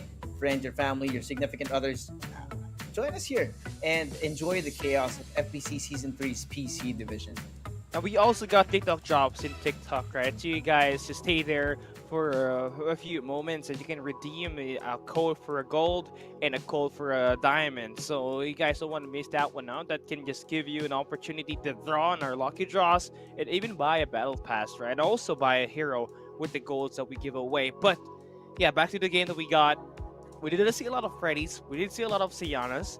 And I think that's going to be dictating the performance of the 2 coming maps that we're going to be having here today. But hoping for a more, aggressive type of ending now, this time for map number 2. Yeah, really hoping for more. Because, man, it was so exciting that it kind of died down, right? But again, I respect the grind. If the creativity of the players gives us the healing battle, then at some point the creativity of the players is going to give us something else, right? So, of course, map number 1 now going to be under our belt after having seen that interesting map. We're going to be moving into map number 2. You can hear the music already. See the capsulers, the survivors going into their capsules, getting ready to drop down over into Sunder rounds once more. Yeah, Southern Realms is going to be our map number 2. Let's take a look at the flight pad here. Powerhouse PC ended up with the highest skills, along with Mantas on that map number 1.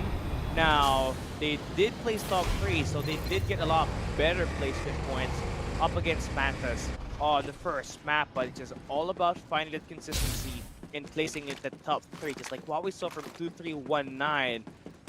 Supremacy earlier, where they ended up 3 for 3 on the top 3, and they took home the number 1 placement in Group A against the likes of Ghost Reborn, No Fear, and other strong teams around that group. Now this time for Powerhouse PC, take a look at that Suave. On the top right side, Pioneer Center, it's not just Damon contesting them anymore. It's also Harem trying to push Powerhouse PC away from their usual drop. And it's so unfortunate. Again, remember we talked about how Powerhouse PC likes doing this split drop, and because of that, they could be punished. But again, I mean, it didn't happen in map number 1. Maybe we'll see something a little different this time around. I actually can't recall where Harem dropped back in the first map, so I think this is gonna be seen as a response to what happened in the first map. Harem trying to change things around, and surprisingly enough, towards the center of the map, right? It's very, very open. So this leaves a lot of room for these players to try and loot out later, depending on how the rotation pans out. Powerhouse PC is trying to rotate around the perimeter of the game and trying to search for this player's location. Right now, it's going to be the high ground that they need to carry over. And that's 4 players right now holding that top. And Powerhouse PC just really stepping away from their usual drop. And that's going to be a huge letdown from them. So at least they're going to need to get the plan B initiated to find their way back and get as much player XPs and shield devices around the vicinity. Now you got Gen X here trying to look for some targets. The Research here at Truck starting it off here. Some chip damage. And the backup right behind them going to be a little bit messy. Not much of a follow-up. Sato is trying to play as a team right now. They find them just on the other side of Rogue. Good opening for them. That's going to be giving them the first frag of the game right now. It looks like there has been a rocket tarantula activated in their direction. And because of that, they're going to try and run away. Yeah, this is the best way to go forward, right? You don't want to get as much as engagements at the early game, because when you do, those teams that are rotating might just hear you, might just go in your vicinity and just ambush you. And that will just remove you away from the initial loot that you got and delay your rotation heading into the resources that are going to be available in just a matter of seconds. Those sponsor boxes, those airdrop rains, and the nearby shield XP device that can help you get that level 5 armor as fast as you can. Yeah, but interestingly enough, right, we're seeing D4 Paragons be a little more proactive on the rotation here with Shelly the G. They know where Sato is. Hero Prep not going to be used here, but the Divulge and the Blinding Mark being used in their direction. Ooh. He's out the rolling M-Tech to try and get away from danger right now. It's going to be a cold war between these two teams. You show a little skin, then you back off. Yeah. Keep away. Out of harm's way is what we're seeing from Sato. G4 just going to continue to pack that down, put that pressure in. But they do know that there's teams around that lane, so they decide to hop into the Trident Center. Interesting. There's 2 squads up there, and if you do decide to utilize your ultimate off that start, you are going to be in deep trouble once you encounter the second wave of those gunfights. But on the storage base, Ghost Reborn, CD, Ching, they're going to get scanned. The best way moving forward is to back away right now using those vehicles to step away from those gunfights. Boy. Here we go again. Damon now going to be caught inside of the building. So many utilities being thrown in their area. Vision erosion, blinding mark, everything else. Look at this. Shelly the G being the spearhead for Z4 Paragons, doing the damage in and out of the smoke, but he is going to be traded out. That's the Z4 Paragons though following up here, trying to take down Damon. There's going to be 3 people left. Malta now going to be the last person standing. Never mind, he's down. And now the battle for the sponsor box continues. Nice. You do find another kill on the outside. Damon is going to be wiped out. But, Powerhouse from Powerhouse. Perfect. Yeah. That the third party is here. They only got level 3 armors, but they can withstand all of those attacks. Powerhouse PC taking full control of the situation. They might not have the resources, but they do have the aim. They have the aim himself, the defending champion from Season 2, trying to make a statement here. And now the sponsor box, it's going to be all theirs. Yeah, that's so nice with Powerhouse PC. They've been consistently just playing for those sponsor boxes. And that's going to get their resources to the next level. Like, they already got the level 4 armors for the team that they just taken down. And they'll be a step closer to getting those level 5 armors. Now, in the institution, yeah, Mantis Gaming, they're hopping in. They want to drive forward and trying to get some push up against this other squad. They do find the West right here. Some shots coming in from Jay Wayne, but quick response now to try and regroup behind some cover. Full clip's gonna be taken down, and Manta's so good. So many different angles trying to take them down. Nuestra struggling to get to cover, and they just leave their their teammate for dead right now. Yeah. Yeah, they're still chasing though. They really want to get a piece of dough, players. They only got one kill. Maybe that's the reason why they are getting a bit greedy. But Airdrop Rain is going to be around their corner. Most likely going to end up contesting here is Jay Wayne. Not sure of his idea though, because right now they are in a great spot around the map. The Airdrop Rain is going to be spawning very close by, and I'm not definitely sure what the idea there is for them at the moment. No, at this point, right, going into Rocky Zone as well, I think Damon have been in a little bit of trouble. They have been found by Nuestra and quite a few teams, right? So it's getting pretty apparent that their usual drops have become targets for a lot of these adversaries in there. So now Nuestra having been spotted here with a dive bolt trying to play inside of the dome. They know of the presence of Damon here. Quick rotation showing that don't have the information, but they're going to be shot at even with the zipline being used. Game of patience between these two teams inside Rocky Zone. But it's always the high ground that has the upper hand here. Nuestra, they do have that scan. They know where the players are at, but they need to have a multi-platform push for them to wipe out Damon. And it's not going to happen for now as they're just maintaining the covers within the building.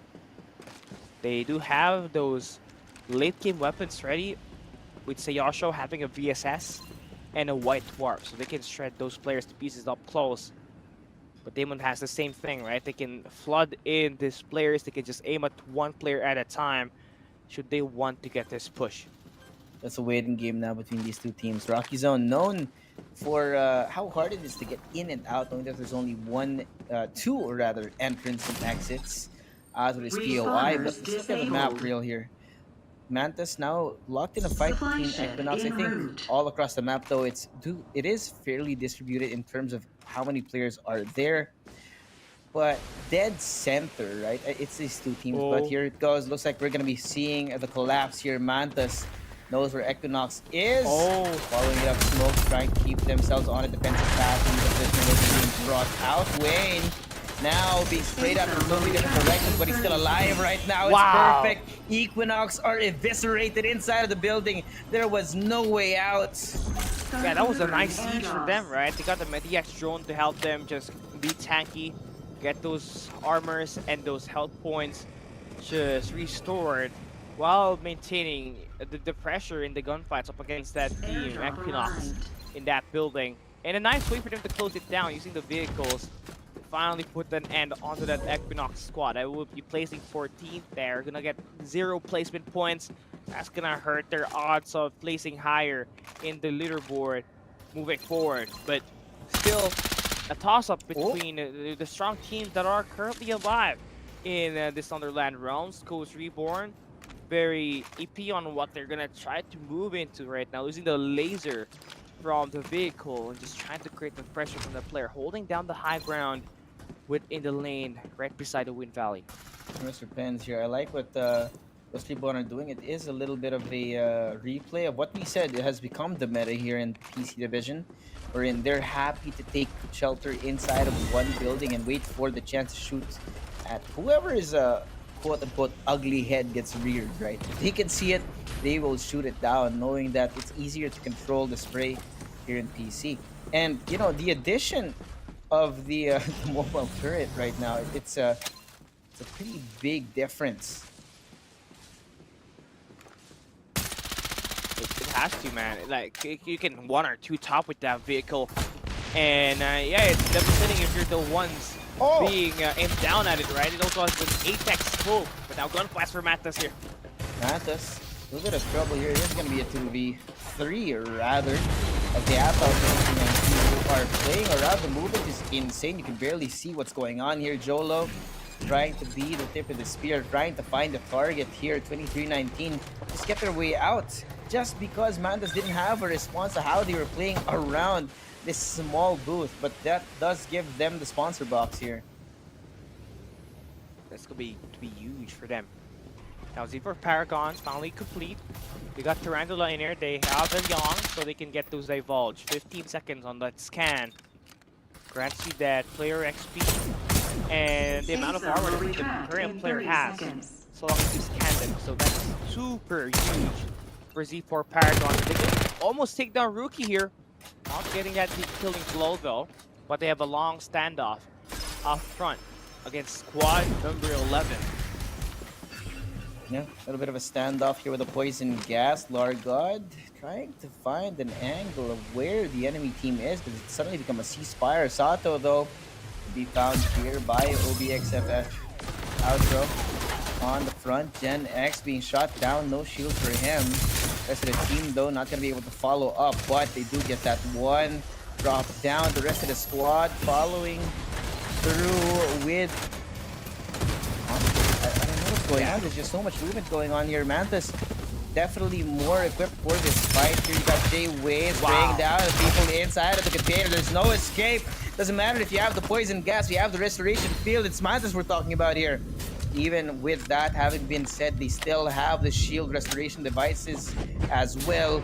It's a game of patience. It's a game of deciding when to go in and when to back off. Yeah, they still got another squad to fight here. That's going to be squad number 9. Going to be very aware of this scenario that they're put in here right now, because they might be intercepted. Saddle is going to be the one trying to contest. Wayne, who has just been, dicing everybody up in and out. And this gunshots are going to be confirmed by Wayne. He's going to take countless damage, and he is going to still take down 2 players. And 2 pieces for Wayne. Inside of their own restoration field, right, with the VSS and the White Dwarf. Wayne right now showcasing the true prowess of Mantas. We highlighted them earlier, but they just did not get the win. This time, though, we got another fight going on. Powerhouse here up against FS Zera, trying to stay alive inside of this building. Things have been escalating as well. You did see the shot coming in from the mobile turret. You are going to be trying to play for as long as possible, but Powerhouse, I think it's a play to try and get them to rotate away from their current shelter. Yeah, and right now for FC Zera, just in a great position. It's out of the circle, right? They got to worry about Powerhouse. They happen to fall in the same lane as them. They are kind of caught in between Azusa and squad number 10 at the moment, so they're gonna have to really plan now what is going to be the strategy looking like, because right now they're kind of split apart. They do have 2 players having a vehicle here and another one just so far out, kind of overextending and just trying to find a peaceful way to enter that circle. We still got 10 squads, 35 survivors here in Powerhouse PC on a gunfight. And here comes the hologram guide coming in from Donna Gods. Try to start something, but not going to be able to finish it himself. It turned out to be a 1v2 that he was just not ready for. To Eric and the rest of Powerhouse, there's only 2 people left standing. Z4 Paragon, it's going to be a standoff between these 2. But problem is, they don't have the same restoration field. The rookie's way too far away from Jew Eric, so they can't really do it. Summon Crush being brought out to set him up, but it's not going to be enough. But here comes backup coming at the perfect time here. There's going to be a rookie over on the outside. The healing battle already beginning as early as now. Largod is going to be the only player alive there now. And Mantis with the Summon Crush. There we go. They're taking down 2319 here in this siege. Great setup here, 2319. Now gonna be fully wiped out by Mantis again. Now they have 15 kills on the board. This Mantis team have something to prove after having lost that first map. It's insane the lengths that these teams will go to after having been taken down early. Now we got 9 squads. Still only 2 squads inside of that zone. Westra having a long one. Damon is going to be holding down the ground here. There's a 1v3 for the top side. It is not going to get any of that altercation alone. But the nice trade-off shown there by Westra, using full clip as a distraction, immobilizing them with that Summit Crush. And then the couple of players followed up to finally seal off that long stand-up between Westra and Damon at the Rocky Zone. Actual insanity being witnessed here. There was a great effort, but it's just not going to be enough. Now Mantis again armed to the teeth. Look at them. They got level 6, level 5 armor right now and 15 frags on the board. I don't know if there's a team that is poised to win it. It's definitely at least Mantas in the top 3. But Azusa gonna be found. Zell gonna be taken down from a distance. Wayne following up here, even inside of the restoration field, trying to spray them down. Dora gonna be gone. The tracking from the heavens right now. It's perfect. Jolo and Wayne, his tag team tandem here, taking down an entire squad by themselves. Yeah, they're just darting their way in, especially with Wayne as that primary front man. And he's gonna get 8 kills, and Mana's got 19 in total. They have been serving so many eliminations from all these other squads and are poised to actually take away this map number 2. We got a pretty great looking resource just by judging from the shield that they got in this battle. And they came so close in that map number 1, right? They scored the highest kills along with Powerhouse, but they could not just get to have a great placement points. But here, truly making up for it by not just, getting all of these kills, but also these resources and a high chance for them at ending up as the #1 team in this map number 2 should they play their cards right. They ate and left no crumbs right now. Mantas, after playing as the aggressor, now they want to play a little bit on the defensive. There's so many different looks on this Mantas team that I'm not surprised that they do have the success that they have at the moment. Now it's going to be a little classic Mexican stand-up divulge being brought out by 2 teams that does land on Nuestra. They know where Ghost Reborn are as well, who are unfortunately outnumbered at the moment. We're trying to look at, or Matas rather, is trying to look at where the threats are coming from. Moves forced out just because of the presence of the danger zone slowly making its way forward. These teams, they have the lay of the land right now. Pew Pew, everyone else from Mantas. God spot it is. They have the high ground. They're just spraying in from so many different angles. Even with the vision erosion, they can't fight back. It's perfect for them. All they need to do is shoot heads at this point. They don't even need to contest anything. Yeah, 20 kills for them, and they're just putting so much pressure in this long range with the VSS. Best weapon to use. Now they're sending out Joel to make this push to take down full clip. Summit Thrust now to set them up in the air. Not going to be able to track them though. The rest of Mantas is here as backup as well. Now in the West, they're down to the last 2, the last 1. Full squad wipe coming in from Mantas. They're just farming things right now. 23 kills on the board for this squad, and they're not even done. There's still 3 more squads left that they have to worry about, and it looks like they know where one of them is. Yeah, but look at that. They have that one spot, but look at number 4, number 5. That their squad has a, they have a Sienna around, so it's going to be taking a long battle here once again. Wayne's going to be able to get this confirm on this dance and take down Ching. But now we still got Siennas all around the map.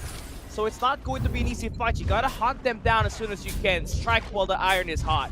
And they are striking right now. Jolo is here with a rolling impact. Finds one target. Pence is gonna be gone. That's 1 squad left for Mantas. Try and find.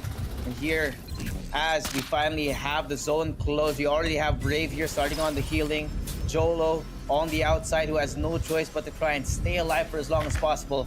And now it's down to the Siennas. Oh no. It's another healing battle. Map number 2. We are not done. Just like DJ Khaled would say, another one. It's a 1v1 Sienna fight once again. Dormammu, I'd like to bargain. No. You're gonna get denied. Go back. Do it again. Dormammu, I'd like to bargain once more. It's not gonna end anytime soon. Denied. Wait, look at all the resources Rookie has here. Rookie, we're look at all the death boxes. He just needs to collect them for so long. Oh, bro, he is at the Pioneer Center. He's been healing for so long. I don't know how long we're gonna be waiting here, but we are down to the last 2. So it's gonna be Pew Pew versus Rookie here, who is it looks like they're actually trying to find each other. Brave rather versus Pew Pew, and he knows where they are.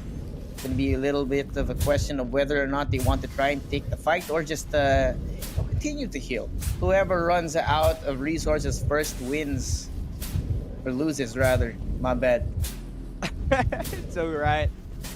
I feel like the West tries to create their chances winning this because look at all those resources right beside him. That means there's more medkits around. Yeah, it's a pretty insane movement too, right? You have the combo of the jet slide and everything being used to get themselves a restoration field, which then gives them time to try and look for more resources across the map. Which is, again, it is pretty boring, but at the same time, it's just a game of skill, right? Yeah, game of patience as well, and game of tactics because you need to be calculated in where you want to make that move, and where do you want to search those loot boxes. Cause at some point you're gonna run out of these medkits, and I feel like no one's gonna be losing down an inch. Brave. For a second, I thought he was gonna lose it already, but he healed up pretty fast, and restoration field should be there now. It's gonna take a while. Yeah. Another one. Field. Mediex.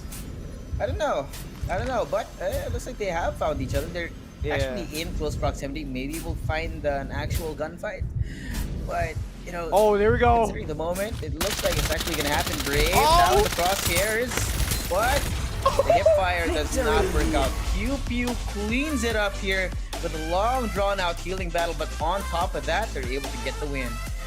Yeah, back-to-back, long-duration battles with Sianas being the last hero standing for the top 3 teams that we got running in the weekly finals for Group B, Week 4 for the PC division. And this just brings to a point how much value a Siana has on a team when they're playing at the PC division. I'm surprised the mobile squads have not picked up on this kind of strategy. We saw Ben God Mode from Onslaught main, but definitely different with the way the PC division has been using it primarily as as a key to dominate by not engaging to anybody, but by just healing yourself. Man, that's 26 kills plus 25 points of a placement. That is a lot of points that they just got from this map number 2. Yeah, pretty intense fights, and at least the map ended with some actual guns being used, right? So it is a little bit different from the first map, but looking at placements here, not a lot of kills. It's pretty close to the top where we do see more frags come out. Yeah, there you go. That's 11 by Mr. J. Wayne himself. That's an insane amount. Even with Powerhouse PC's presence here on 3rd place and Nuestra here, I think we're looking at a very varied group wherein you can't really predict what goes on, right? And I think that's true for the PC division in general. They don't really have one team that is totally dominating all the others. Yeah, it's kind of a toss-up every time in the PC division, and it will have to always be defined on what kind of performance will your team have on the final map. And that was the same storyline that we've been able to touch up on in the Season 1 and the Season 2 Grand Finals, where we saw Dream Team end up as the champions in Season 1 by just a 1-point margin. Then Powerhouse, or before was Naos Esports. Formerly they Naos, yeah. were pretty close up against Kitsune Daichi. Then at map 5, they ended up coming up explosive, and that really managed to give them that explosion to be able to pull away and take home that Season 2 trophy. And it seems like it's still going to look like the same thing is going to be repeating itself in this Season 3, with them having more of this toss-ups and unpredictable winners in this every round. And let's take a look at our map 2 highlights. It's going to be a great one.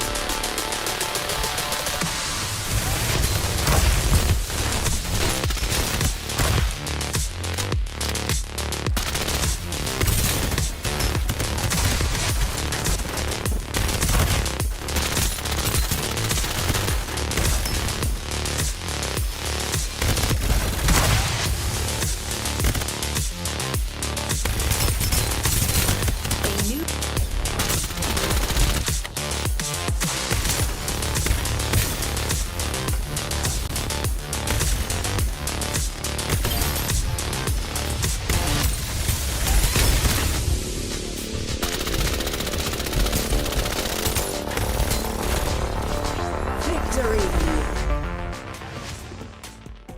Can't have a map without another MVP, but you know, I'm thankful it's not a Sienna this time around. Jay Wayner here with 11 kills and 4,000 again, 4,127 damage. That's insane, and you can see that in the highlights, the amount of kills that he got with the support of his teammates. I think this is also a reason why the Maggie will always be relevant in the PC division. Yeah, there he can just easily manipulate, the movements. And Wayne had several instances of clutching up 1v2s, 1v3s, and those 1v1s. And providing the team so much of this firepower led to Fantasy Sports into snowballing, the early to mid game action. We cannot say the late game because they were kind of falling apart in there. And they lost all of their members because of the danger zone. The Sayana can only heal so much, right? Yeah, I mean, if I'm being honest, right, this one is a lot more action-packed, and I think the performance out of this Maggie right here, right, it's pretty insane. If maybe we have a change in the meta once again, maybe we'll see some more Bo, maybe we'll see some more Sunil here in the PC division, which I'm actually hoping for, because I think compared to the mobile division, the PC division has been a little bit less creative when it comes to the actual hero compositions and the utilities that people use. And they're looking forward to more of just finding their way into the close range engage, right? I mean, always having a dark side is always going to be a mainstay in there, but they want to play very passive here. We see with that Sienna hero pick, everybody just loves to see that happening, and that has been happening on the 5 maps of action that we got. 5 maps Group today, A and that's 5 maps B. today. Yeah, and I think the same thing can be said for Group C as well. Now we are ready for our final map of the day. Sayanas have been running loose and have been getting away with so much cheese on the 5 map special we've had. Now on our map number 6 for our PC division, can Mantas go for a back-to-back, or do we see another challenger go in and take away the map number 3? Now we're going to be waiting here to see if we're going to see any changes in the drop points. Now I think Damon a little bit more spread out compared to the last few maps, and Powerhouse actually still maintaining kind of the same dominance over here in the northern part. Sato dropping just towards the north of Institution, and we already have some fights breaking out, which when you look at it, I mean, look at the map. Sato, they're so far away that to the point that they're fighting 3 different teams right now. 3 teams! Yeah, that's super chaotic. Not going to be ideal, especially at the early game. Don't want to waste the respawn pods of the start. Now, Scatty and V4 Paragons are kind of having themselves quite some gunfights in there as well at the northern part of the Nova Bazaar. But Powerhouse PC kind of just bullied away by Damon at the Pioneer Center. That has been running Rampart in the 3 maps of action that we've got here for Powerhouse PC. Definitely playing a huge factor on why they are not placing at the number 1 spot and always finding themselves at the top 3.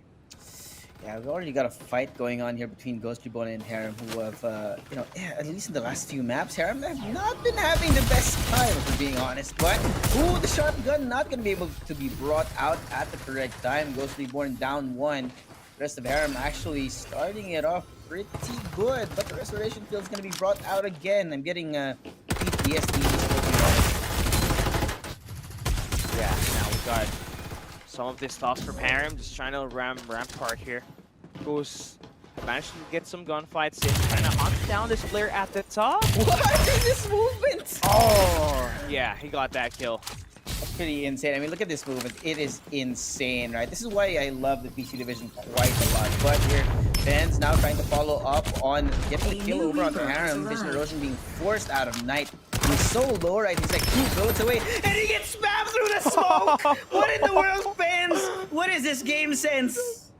No freaking way. He tried his chances, Brandon. They would have given him some credit there, but Powerhouse PC on the other side of the map, able to take down Damon. Nice shots from them, taking away 3 respawn pods from that team. Yeah, you expect a high caliber team like Powerhouse to really dominate this early game, but what they lack is that long range and that late game presence. They've always been caught down because of their rotation.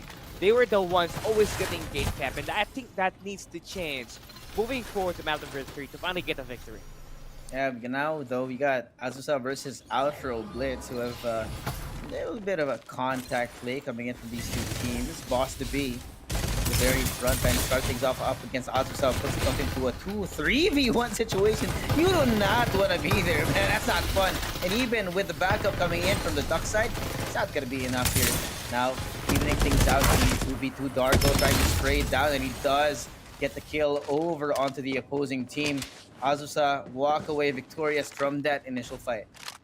Yeah, 4 kills coming in from the squad. Now, where do they want to go is the question, because they need to play for that shield XP, but the seat now getting taken down by Militia. Hipfire from the White Dragon. Pretty insane. White Dwarf, rather. It's turned into a dragon for some reason. I don't know, but here. Yeah, it's Nuestra- unfair. The White Dwarf has been amazing. You can call it a White Dragon. I mean, the amount of damage that's being done from a short distance, right? It's just insane when you see these players who have gotten so used to the White Dwarf. And this is past the White Dwarf meta, right? Even after the supposed meta switch, people are still picking this gun up. And now their fight's gonna be breaking out against Azusa 2319 on the very top. There's another team right below them. It's gonna make things a little bit more interesting because they do have the information that was being brought out. 2319 oblivious to the fact that Azusa are just sneaking around right below them. It's gonna be a game of patience. When they find the right time to strike, Azusa might just take away this win from 2319. But to find the correct time, you need to find the information before they commit to this fight. Azusa is just trying to hold it down a bit. Now, they took too long. And yeah, they definitely have one of the greatest spots around the map with a sponsor box nearby, but this is now 2319 Cebu that they're going to have to face up against with. They can really turn it up on this long range engage, but as soon as they close that distance down, they can really utilize Egoist or Me In as, you know, the primary attacker with Clyde with that Summit Crush as the front man. There goes usage of the rolling impact along with the rest of 2319 following it up. Now on the inside, full speed charge to give them a little bit of extra shields. It's so great. Got them stuck inside of one corner. The rest of Azusa scrambling to find some kind of shelter on the outside. But Darko gets caught in 2v1. Finds a way out. He's able to drop down one of the members of 2319, but it's not going to be wiped out here. There's going to be Kun 1v1. Dora, great for it. And now the follow-up. Look at the restoration shield keeping him alive here. Zell trying to make a chase up against them. Hayes, they do finally find them at the end of the day. Great team play coming in from Azusa. Yeah, they just managed to just hold down their fort, take away Nuestra, and Azusa is gonna have the sponsor box. They can utilize that right now. But F0 now going up against another squad here at the storage base inside of the danger zone. Not going to be the ideal spot to be. Now they have been pushed outside of the vision erosion with the usage of lightning mark and poison gas. Follow up coming in from King is great. They're all stuck inside one singular hall, and it's gonna be perfect execution coming in from Ghost Reborn here. And now they just need to try and make sure that no one else is joining the fray. Yeah. If they are aware of another squad just close by, there it is. That's Nuestra coming in with the reinforcements. Serendipity on the very top looking for information. Try and box in Ghost Reborn inside of this building, inside of the extension cord right now, but it's gonna be a waiting game. Yeah, they do have the high ground. They can't afford to let that loose, right? Nuestra full clips there, about to push the distance down. Goes. Oh boy, here it scout comes. around, and there we go. A 4v4 squad fight is inevitable. They're gonna have to fight through it. Woo, Zora so good on the initiation. Takes down the Duckside, who has been such an integral weapon in these team fights right now. Restoration shield being brought out by Ghost Reborn as Nuestra are scrambling to try and find a way to bring this fight back in their favor. And now they back off. It's a little game of push and pull between these two teams. Cat and mouse, if you will. But here's Sayosho trying to close that distance, trying to find where they are situated inside of this building, and not willing to show his face just yet. Yeah, this is a long standoff though. They did pick down one member already, but that guy's back to revival flight now. Goes Reborn, feeling confident that they can take the gunfight with the help of that gas grenade. Scan's gonna be working here once again. They cannot afford to make that push out to the open because they might just be shredded by the guy holding that head glitch, and that's going to be Sayasho at the top 4. Now, slow going here between these two teams. A little Mexican standoff, a little push and pull right now. The Flood, Zors does get a little bit of information, but the Division Erosion, you can't see a single thing. They able to corral them into a corner right now on the inside of this building. He's going to be leading the charge, but puts himself in the middle of a crossfire. The rest of Ghost Reborn trying to keep up with what's going on right now. Brave bring out the Midi-X as well. Trying to spray it down, but it's not going to be enough. They just destroy them. They get put inside of a blender and they're eviscerated. Yeah, nice patience game here now for Ghost Reborn. Hey, that's exactly what you want, right? But look at that. Yeah, Equinox. They want a piece of that pie, but they did not think that these guys have won that gunfight perfectly. And yeah, they're about to be attacking multi-angles here. Yeah, the blinding mark being used out to get the information. Boopy on one side and the screen on the other. Trying to get out of danger's way, but the White Dwarf might be too much. They find it punches him in the face! What in the world is this? It comes down to a fist fight and they still come in winning. Yeah, he brought a fist into a gunfight inside Evision Erosion. Powerhouse PC got themselves in a bit of a trouble. One member already waiting for a revive aim. Restores HP. Oh man, 3319 gonna be taken down on the outside of that. Dana God's great on the follow-up by that fight, but there is still one more member, and it looks like they know where he is. They bring out the restoration field and they put him in a crossfire. There is no way out when you're here. Just like that, it's nice team play coming in from Powerhouse PC. Yeah, and they get to revive back their 2 teammates. They have already been, running over everybody. Have won 12 kills so far. This map number 3. They have placed top 3 on the first 2 maps, so that's 17 points each, and they managed to get a lot of kills. So it's just all about finding that rotation now and becoming that number 1. The 25 points is super huge in terms of trying to put yourself at the top of the leaderboard.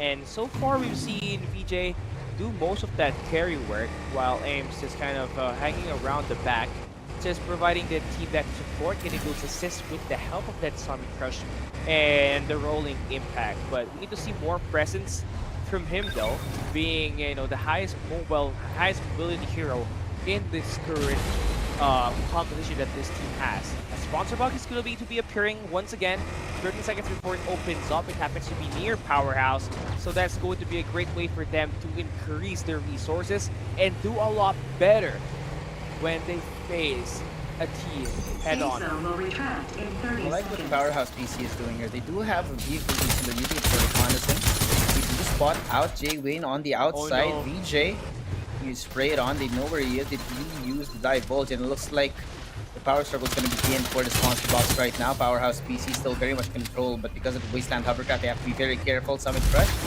brought out. I'm not sure where that came from. Aim gonna be forced out. Rolling impact, barely alive right now. And they follow up. Montas is here, and they are here to stay. Takes down Aim, the defending champion. The rest of Montas still continuing to hunt down the members of Powerhouse PC. They are fractured. They are gone. They can't find a single thing.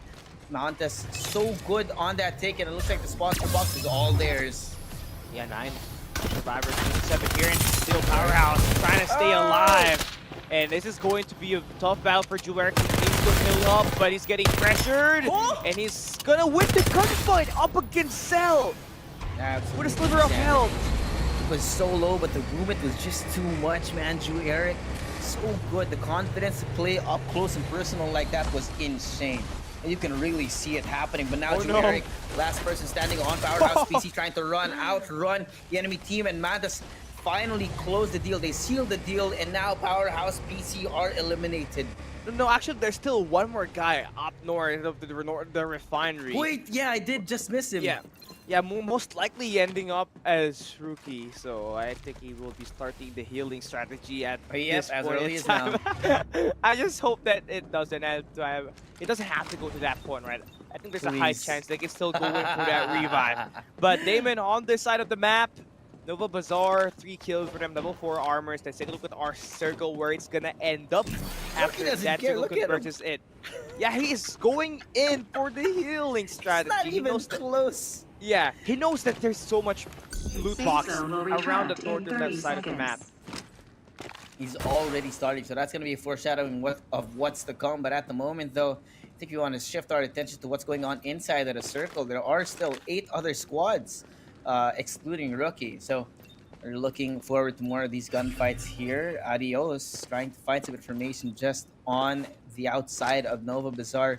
The great spot, right? Great vantage point to look at these multiple different POIs from where you're standing. Yeah. Now, right now for Ghost. And look at Powerhouse Rookie. Yeah, he is gonna have a field day here. He's got all of the resources. And he's stacking all of the medkits here, by the way. They only in one spot. So, man, I'm already seeing the future of this. High chance that Rookie will end up as a top 3 for Powerhouse PC. Get those placement points for this squad because of the the solid advantage of a healer like Sayana as his main hero.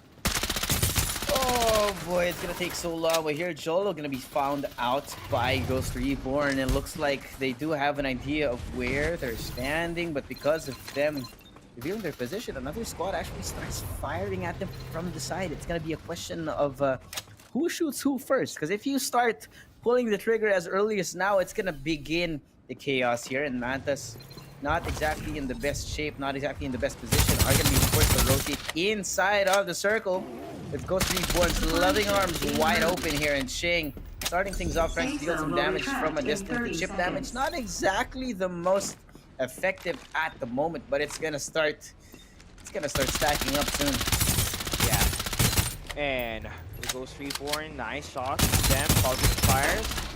They're definitely doing some damage on the Ghost more specifically, but Mantas holding the distance down. This means trouble for Ghost Reborn. Yeah, man, look at Ching trying to avoid the gunfire coming up to the other distance. But now Jay Wayne is going to be taken down. I like this. It's turned into a duel fight here, but Jolo, oh, wow, just going in and out of danger right now. Ching single-handedly trying to take down Mantas one by one, and here comes the smoke. That's spam on the inside of the vision erosion as well. QQ is not going to be taken down. Jolo trying to run for the hills right now. And here, Ghost Reborn covering that distance. Here comes a divulge, which I'm not sure exactly where it came from.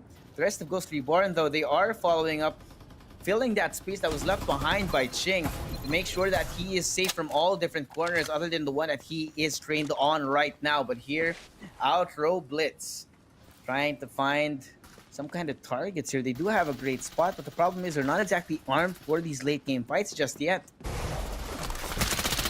Hold it down a bit. Sato on the other side. Barely tricked by at the zone's edge, and Mantas able to take down Azusa Hayes at the circle. We got 8 squads in just a very small circle, and there's a high chance that there's gonna, there's going to be a gunfight just to really put themselves in the best spot possible. We got Mantas dropping 2 of their members already, so they gotta have to play patient and play as a third party from here on out, because it's attacking multiple teams. It's going to be overwhelming for a team that has both of their players split apart. Yeah, the problem here for Mantas is they can't even participate in the healing battle right now, just because the fact that their Sion is actually already down, so that's going to be a huge disadvantage for them already. And here is Scotty playing perfectly comfortable on the inside of the zone, doing the usual, sitting inside of their chosen building and shooting out towards whoever is out in the open. And GSRI, they do have an airdrop right in front of them. This should help them in the later parts of our game. The level 6 armors are super essential, and definitely it's looking like a Ghost Reborn win by looking at their stats, right? 17 kills, 2 of their players with level 6 armors. High chance that it will be 3 players now with this one, but shots fired. It's not going to be confirming Zor. still to stay alive. He's gonna get that Rhino potentially and also get the level 6 armor. But Damon holding down the high ground in this map is going to be, devastating for these other squads that are just about to move in. Yeah, it's definitely going to be devastating. I mean, look at this. Some of the Ghost Reborn players are already being taken down by the zone. That's the Sienna gone for them. And Damon, they want to follow up on this damage being done. They want to try and find the information with Envy on the very front, playing as the Maggie. Tip of the spear, as one might say, but inside of the smoke, Scotty tries to start things, but it just does not end well for them right now.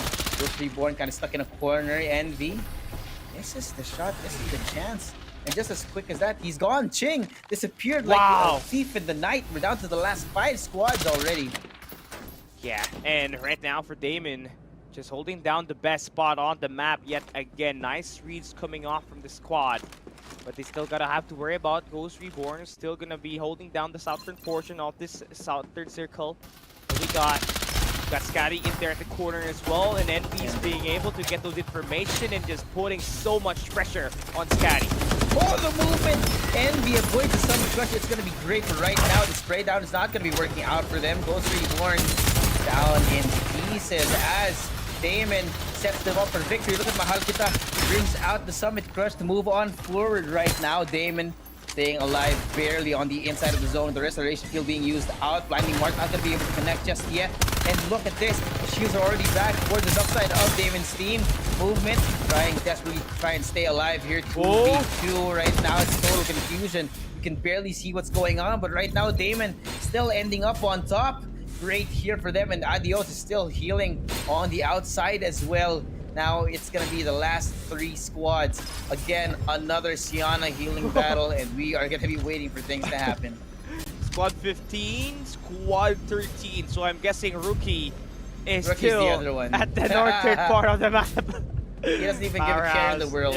Yeah, Powerhouse are getting away with it. Yes, he is even dancing. Yeah, now we gotta wait. We're gonna have to see what's gonna be going on. Bandages being used out. Another Medi-X from Adios. Oh, Rookie's dead. Oh, he's gone. Now it's on to the last 2. Please give me a fight. And now Restoration Field. Scotty! Oh! Yes! Nice. Adios says goodbye. Finally some action. A 1v1 Sienna action for Group B round 3. That will end up our 6th map action for the PC division. And all of the gunfights that we had at the final circle, there's always a need to hunt down Siennas, or there was a need for a battle for duration on the survivability. And it seems like this time it's going to be Damon that will edge out everybody on the map. We saw them holding down the high ground every time on the last 2 circles, and definitely paid out. They only got 8 kills, but 25 points of a placement that's gonna really make a significant impact at their leaderboard ranking later on. Yeah, definitely some great plays coming in from these teams, but again, at the end of the day, just the healing battles happening. So I think the most difference is going to be coming in from the number of frags from these teams. Like, we do have no repeats in terms of map victories for these teams, but if I'm not mistaken, right, Mantas and Ghost Reborn got quite a few kills in this map in particular. Powerhouse as well, as you can see on the scoreboard. They were pretty much high-fragging teams since the start of the first map. It's just that they were being outlasted by the Siennas of the other squads. That has been, the best counters for these high-fragging teams. Just try to beat them with your Sienna. Just stack up as much as medkits as you can on one spot, and just pull it through with the healing field, his healing restoration field, and the Medi-X drone.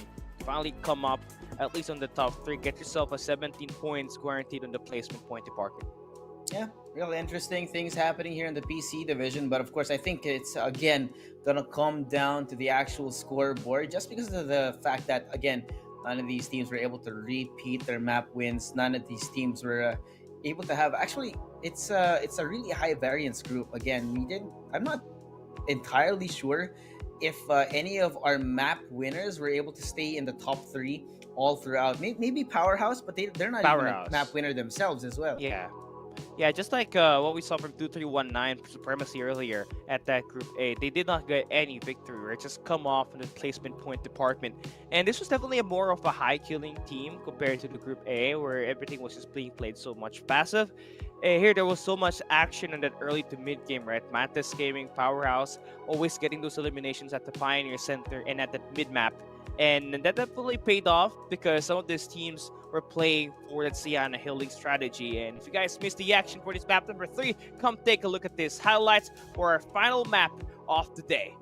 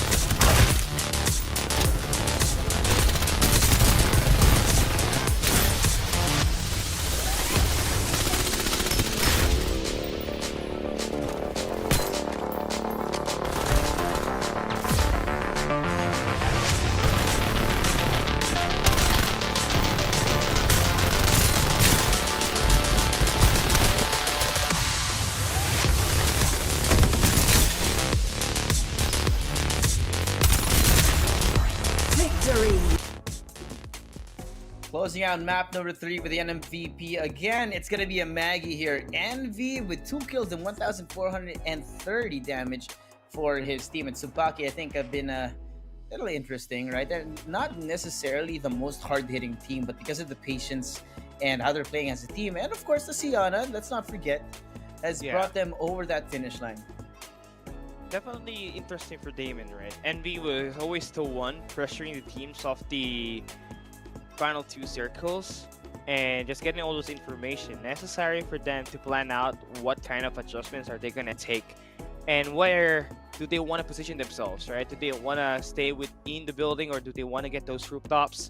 And Damon really was able to outlast the player that was tending, which was a Sienna. So it was a 1v1 Sienna gunfight, and with them able to win that gives them 25 points. And without much skills, those placement points really came in handy for them to rise up the leaderboard. Yeah, so again, it's bringing us back to the fact that this entire PC division, right? I don't know how to say it, right? It's creative at the very least, but at the same time, right? Because some of the teams that have won maps didn't necessarily have the most frags as well. This brings us to a crossroads, right? Which teams were able to give themselves a good enough performance, a good balance of both placement and frag points to get themselves to the top of the leaderboard right now? Because I think when you look back at the group, I think we saw a lot of Powerhouse, a lot of Mantas as well, putting themselves a little more towards the top of the leaderboard when it comes down to map per map. But the consistency has to be there. You also need to find, the adjustments here, since there's always going to be a Sienna around. You need to be playing passive, and you need to take care of much of your life, especially when you're at the top 3. And you need to take care of Sienna. Once that goes down, it will go haywire. And that's why you see Powerhouse to just let Rookie get out with his life and manage to stay in the 2 maps of action in this game to give this team a top 3 placement, right? So definitely it is handy for you to get that adjustments on the next week of action. But here is our team rankings for Group B. Oh! Matas takes away map. the three maps here for Group B by taking away that rank number 1 with 58 Q points and 41 total placement points. And here, Powerhouse PC and Ghost Reborn following up in second and third. Not too far away in terms of the points as well. I mean, 99 to 89, 58, right? So again, the PC division is not too varied or not too far in terms of who gets the most points, just because of the fact that I think all these teams are very high performing. But I honestly think that maybe a few of these teams have been kind of robbed in the frag department. Yeah. And also looking at Z4 Paragons and Damon Red, you think that they're going to end up at least in the top 3 or in the top 4 spot because of their victories, but Ghost Reborn and the Westra was able to leverage their lack of placement points by using the kill points to their advantage to take away the top 3 and the top 4 spot. And that will conclude Group B. It was definitely an interesting battle between Mantis Esports and Powerhouse. These two did not really have a great chance of just ending up consistently at the top 3 spot, but well, excluding Powerhouse, but they did show up in the early to mid game attacks where they managed to secure most of the skills in bullying out every member, every player that they see on their screen, and get all of their sponsor bucks. Yeah, it's a stark difference between these two teams, but of course, after having had that battle in the last group of the day, we're going to be taking a quick look, throw you guys over to the Tagalog broadcast. We're going to have a few words with Jay Wayne from Mantas. Sila nanalo kanina. Congratulations sa inyo, Thank Jay you po. Wayne. Kamusta naman? And again, ang lupit ng ginawa nyo kanina. Gusto ko lang din malaman, ano yung idea mo kanina? Ano yung lakas ng loob mo kanina para laging humiwalay dito sa grupo mo? Dahil lagi ko nakikita sa minimap, ikaw lang yung nakahiwalay. Pero alam mo yung objective mo eh. Wala, sanay na po kasi ako eh. Confidence lang po. Kala ko Puso, sanay ka puso. na mag-isa. Ay, pero gano'n na totoo nga, yan, no? ma. Ay, totoo po, Oo, totoo totoo. po. Ay, nag-agree naman si Jay Wayne. Ayun pala yun. And... Retok mo po ako Jay dun Wayne, ah. ayun na nga, nilaglag mo siya HG. Pero yun nga, no?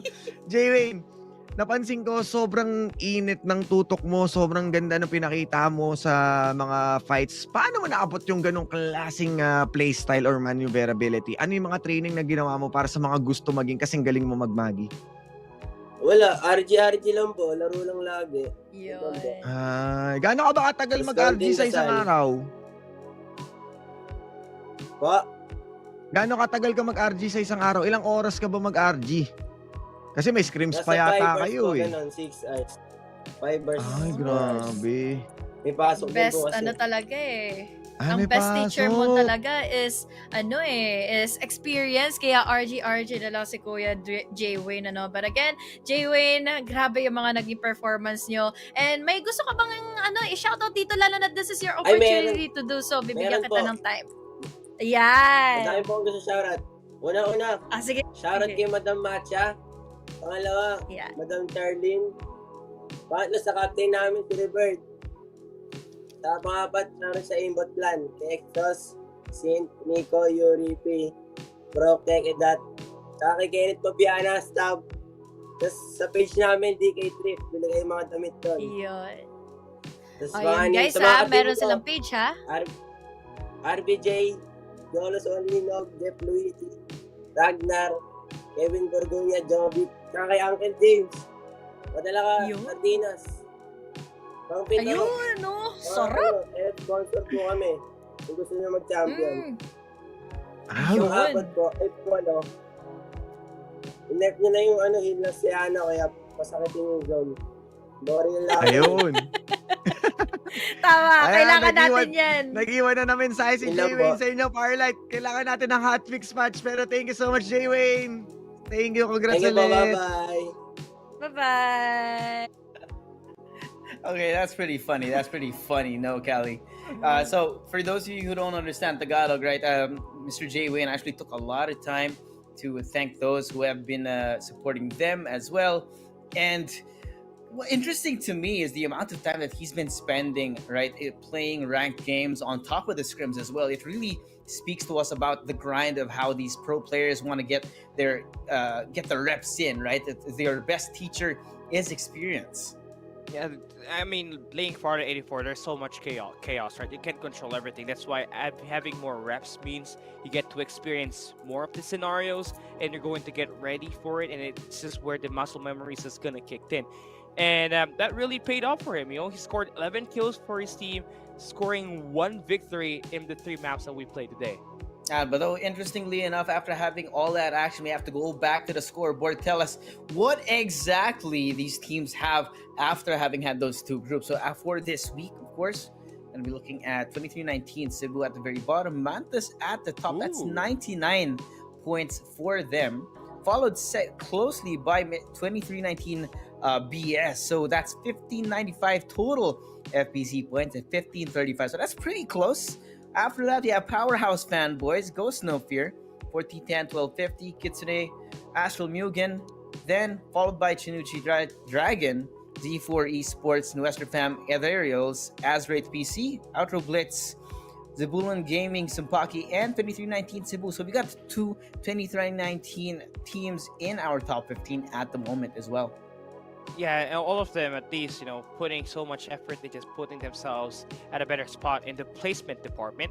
2319, 28 placement points compared to their 17 kill points in total in the 3 maps that they played in this map number 3 for Group B. And yeah, that will conclude our week 4 for the PC division. It will be Mantas Esports standing at the top, and Kitsune Daiichi will fall at the 5th place. And yeah, it's going to be a challenge for them to try to adapt into the new scenario that we got in the basic division. The Sayana meta, the healing strategy that has been ramping rampart in the 6th map of action that we got here today. They really have to adapt to that and maybe even try to copy it. If you can't beat it, you have to join it, dude. Yeah, if you can't beat him, join him. And that's exactly what's happening, right? So maybe we'll see some changes in the meta for the next few weeks. We don't know. But of course, we do have one more week of open qualifiers happening next week, which we're going to be seeing on screen right now. Of course, for day 1 happening next week, that's Saturday. Mobile Group A, B, C, and D here. That's going to be the weekly semifinals for our mobile division. Same schedule as always. Do not miss it because you might be missing some new teams that have been playing in the open qualifiers. Yeah, your last chance as well to join the open qualifiers and have a chance to be invited to the knockout stage where we filter out the 60 teams into 30 to play at the LAN finals that we're going to have for the mobile division. And it's kind of a toss-up between 4 teams so far in the mobile division. Execration, Oasis Gaming, you know, they have been pretty great, but NCG is still up there with Blackfire. And this rising teams that are, you know, might just be a potential poison for these top dogs once we enter the next stage of competition. It's going to be interesting as we dig deeper into FPC Season 3. Yeah, the knockouts are just around the corner after one more week of open qualifiers. So we're going to be seeing whether or not these teams have been hiding some strats, whether they've been cooking something up in their scrims or in the, you know, in the ranked games as well. So I mean, I'm really looking forward to what changes, what shifts in the meta we have in store for us, and maybe even in the next patch, right? Some changes to the different skills that we have. But oh wait, we got another one. Here we go. That's the Moonlit Enchantress skin for Lucinda. For those of you who are there, thank you so much again for giving us those viewing milestones. That's 2,000 views for us. Put that code in the CD key to get this beautiful, beautiful Lucinda skin. You know, knowing as well that Lucinda has been making a return in the meta, so maybe we'll see some more of that in the future as well. Yeah, the grenades have been overwhelming if you're the ones trying to close down this distance down, right? It's a great counter to a dark side.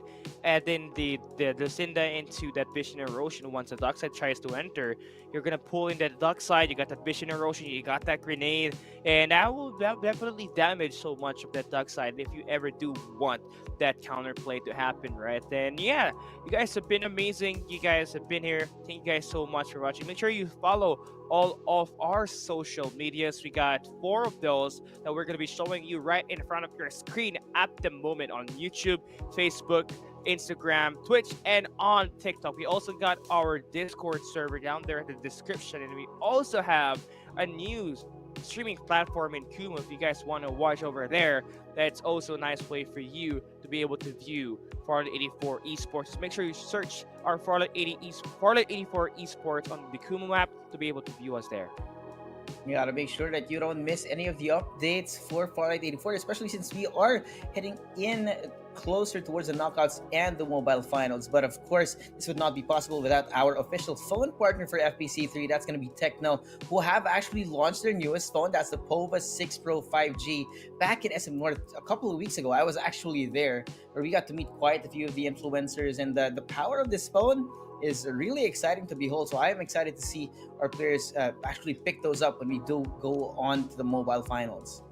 256 GB ROM and a 24 GB RAM. Dude, that is a lot of RAM for a mobile phone. It just emphasizes that you guys can play smoother on a very amazing device. Make sure you get your Tecno POVA 6 and your Tecno POVA 6 Pro. And of course, with your phone, you have to power it up with the Extreme Comfort. Our official chair partner, Fantech, thank you so much for giving us this opportunity to again showcase the quality of your ergonomic chairs. Dominate your gameplay in Farlight 84 by getting some of the gadgets from Fantech.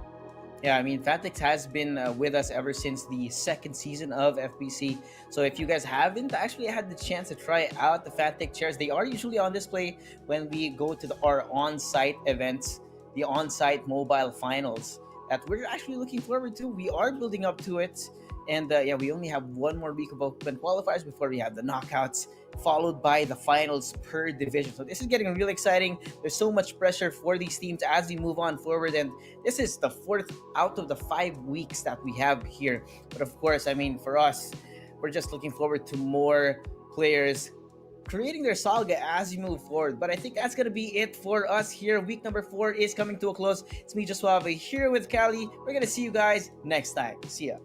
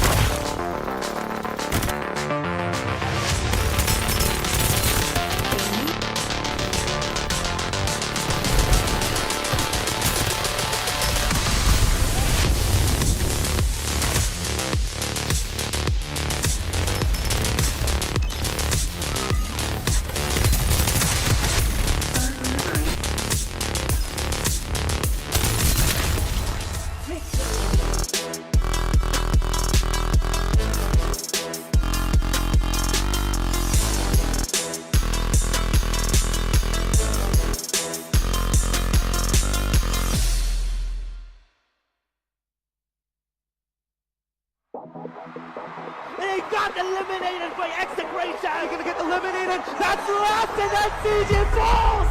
NCG eliminated Don King. NCG is down. The gods will be thrown. Execration.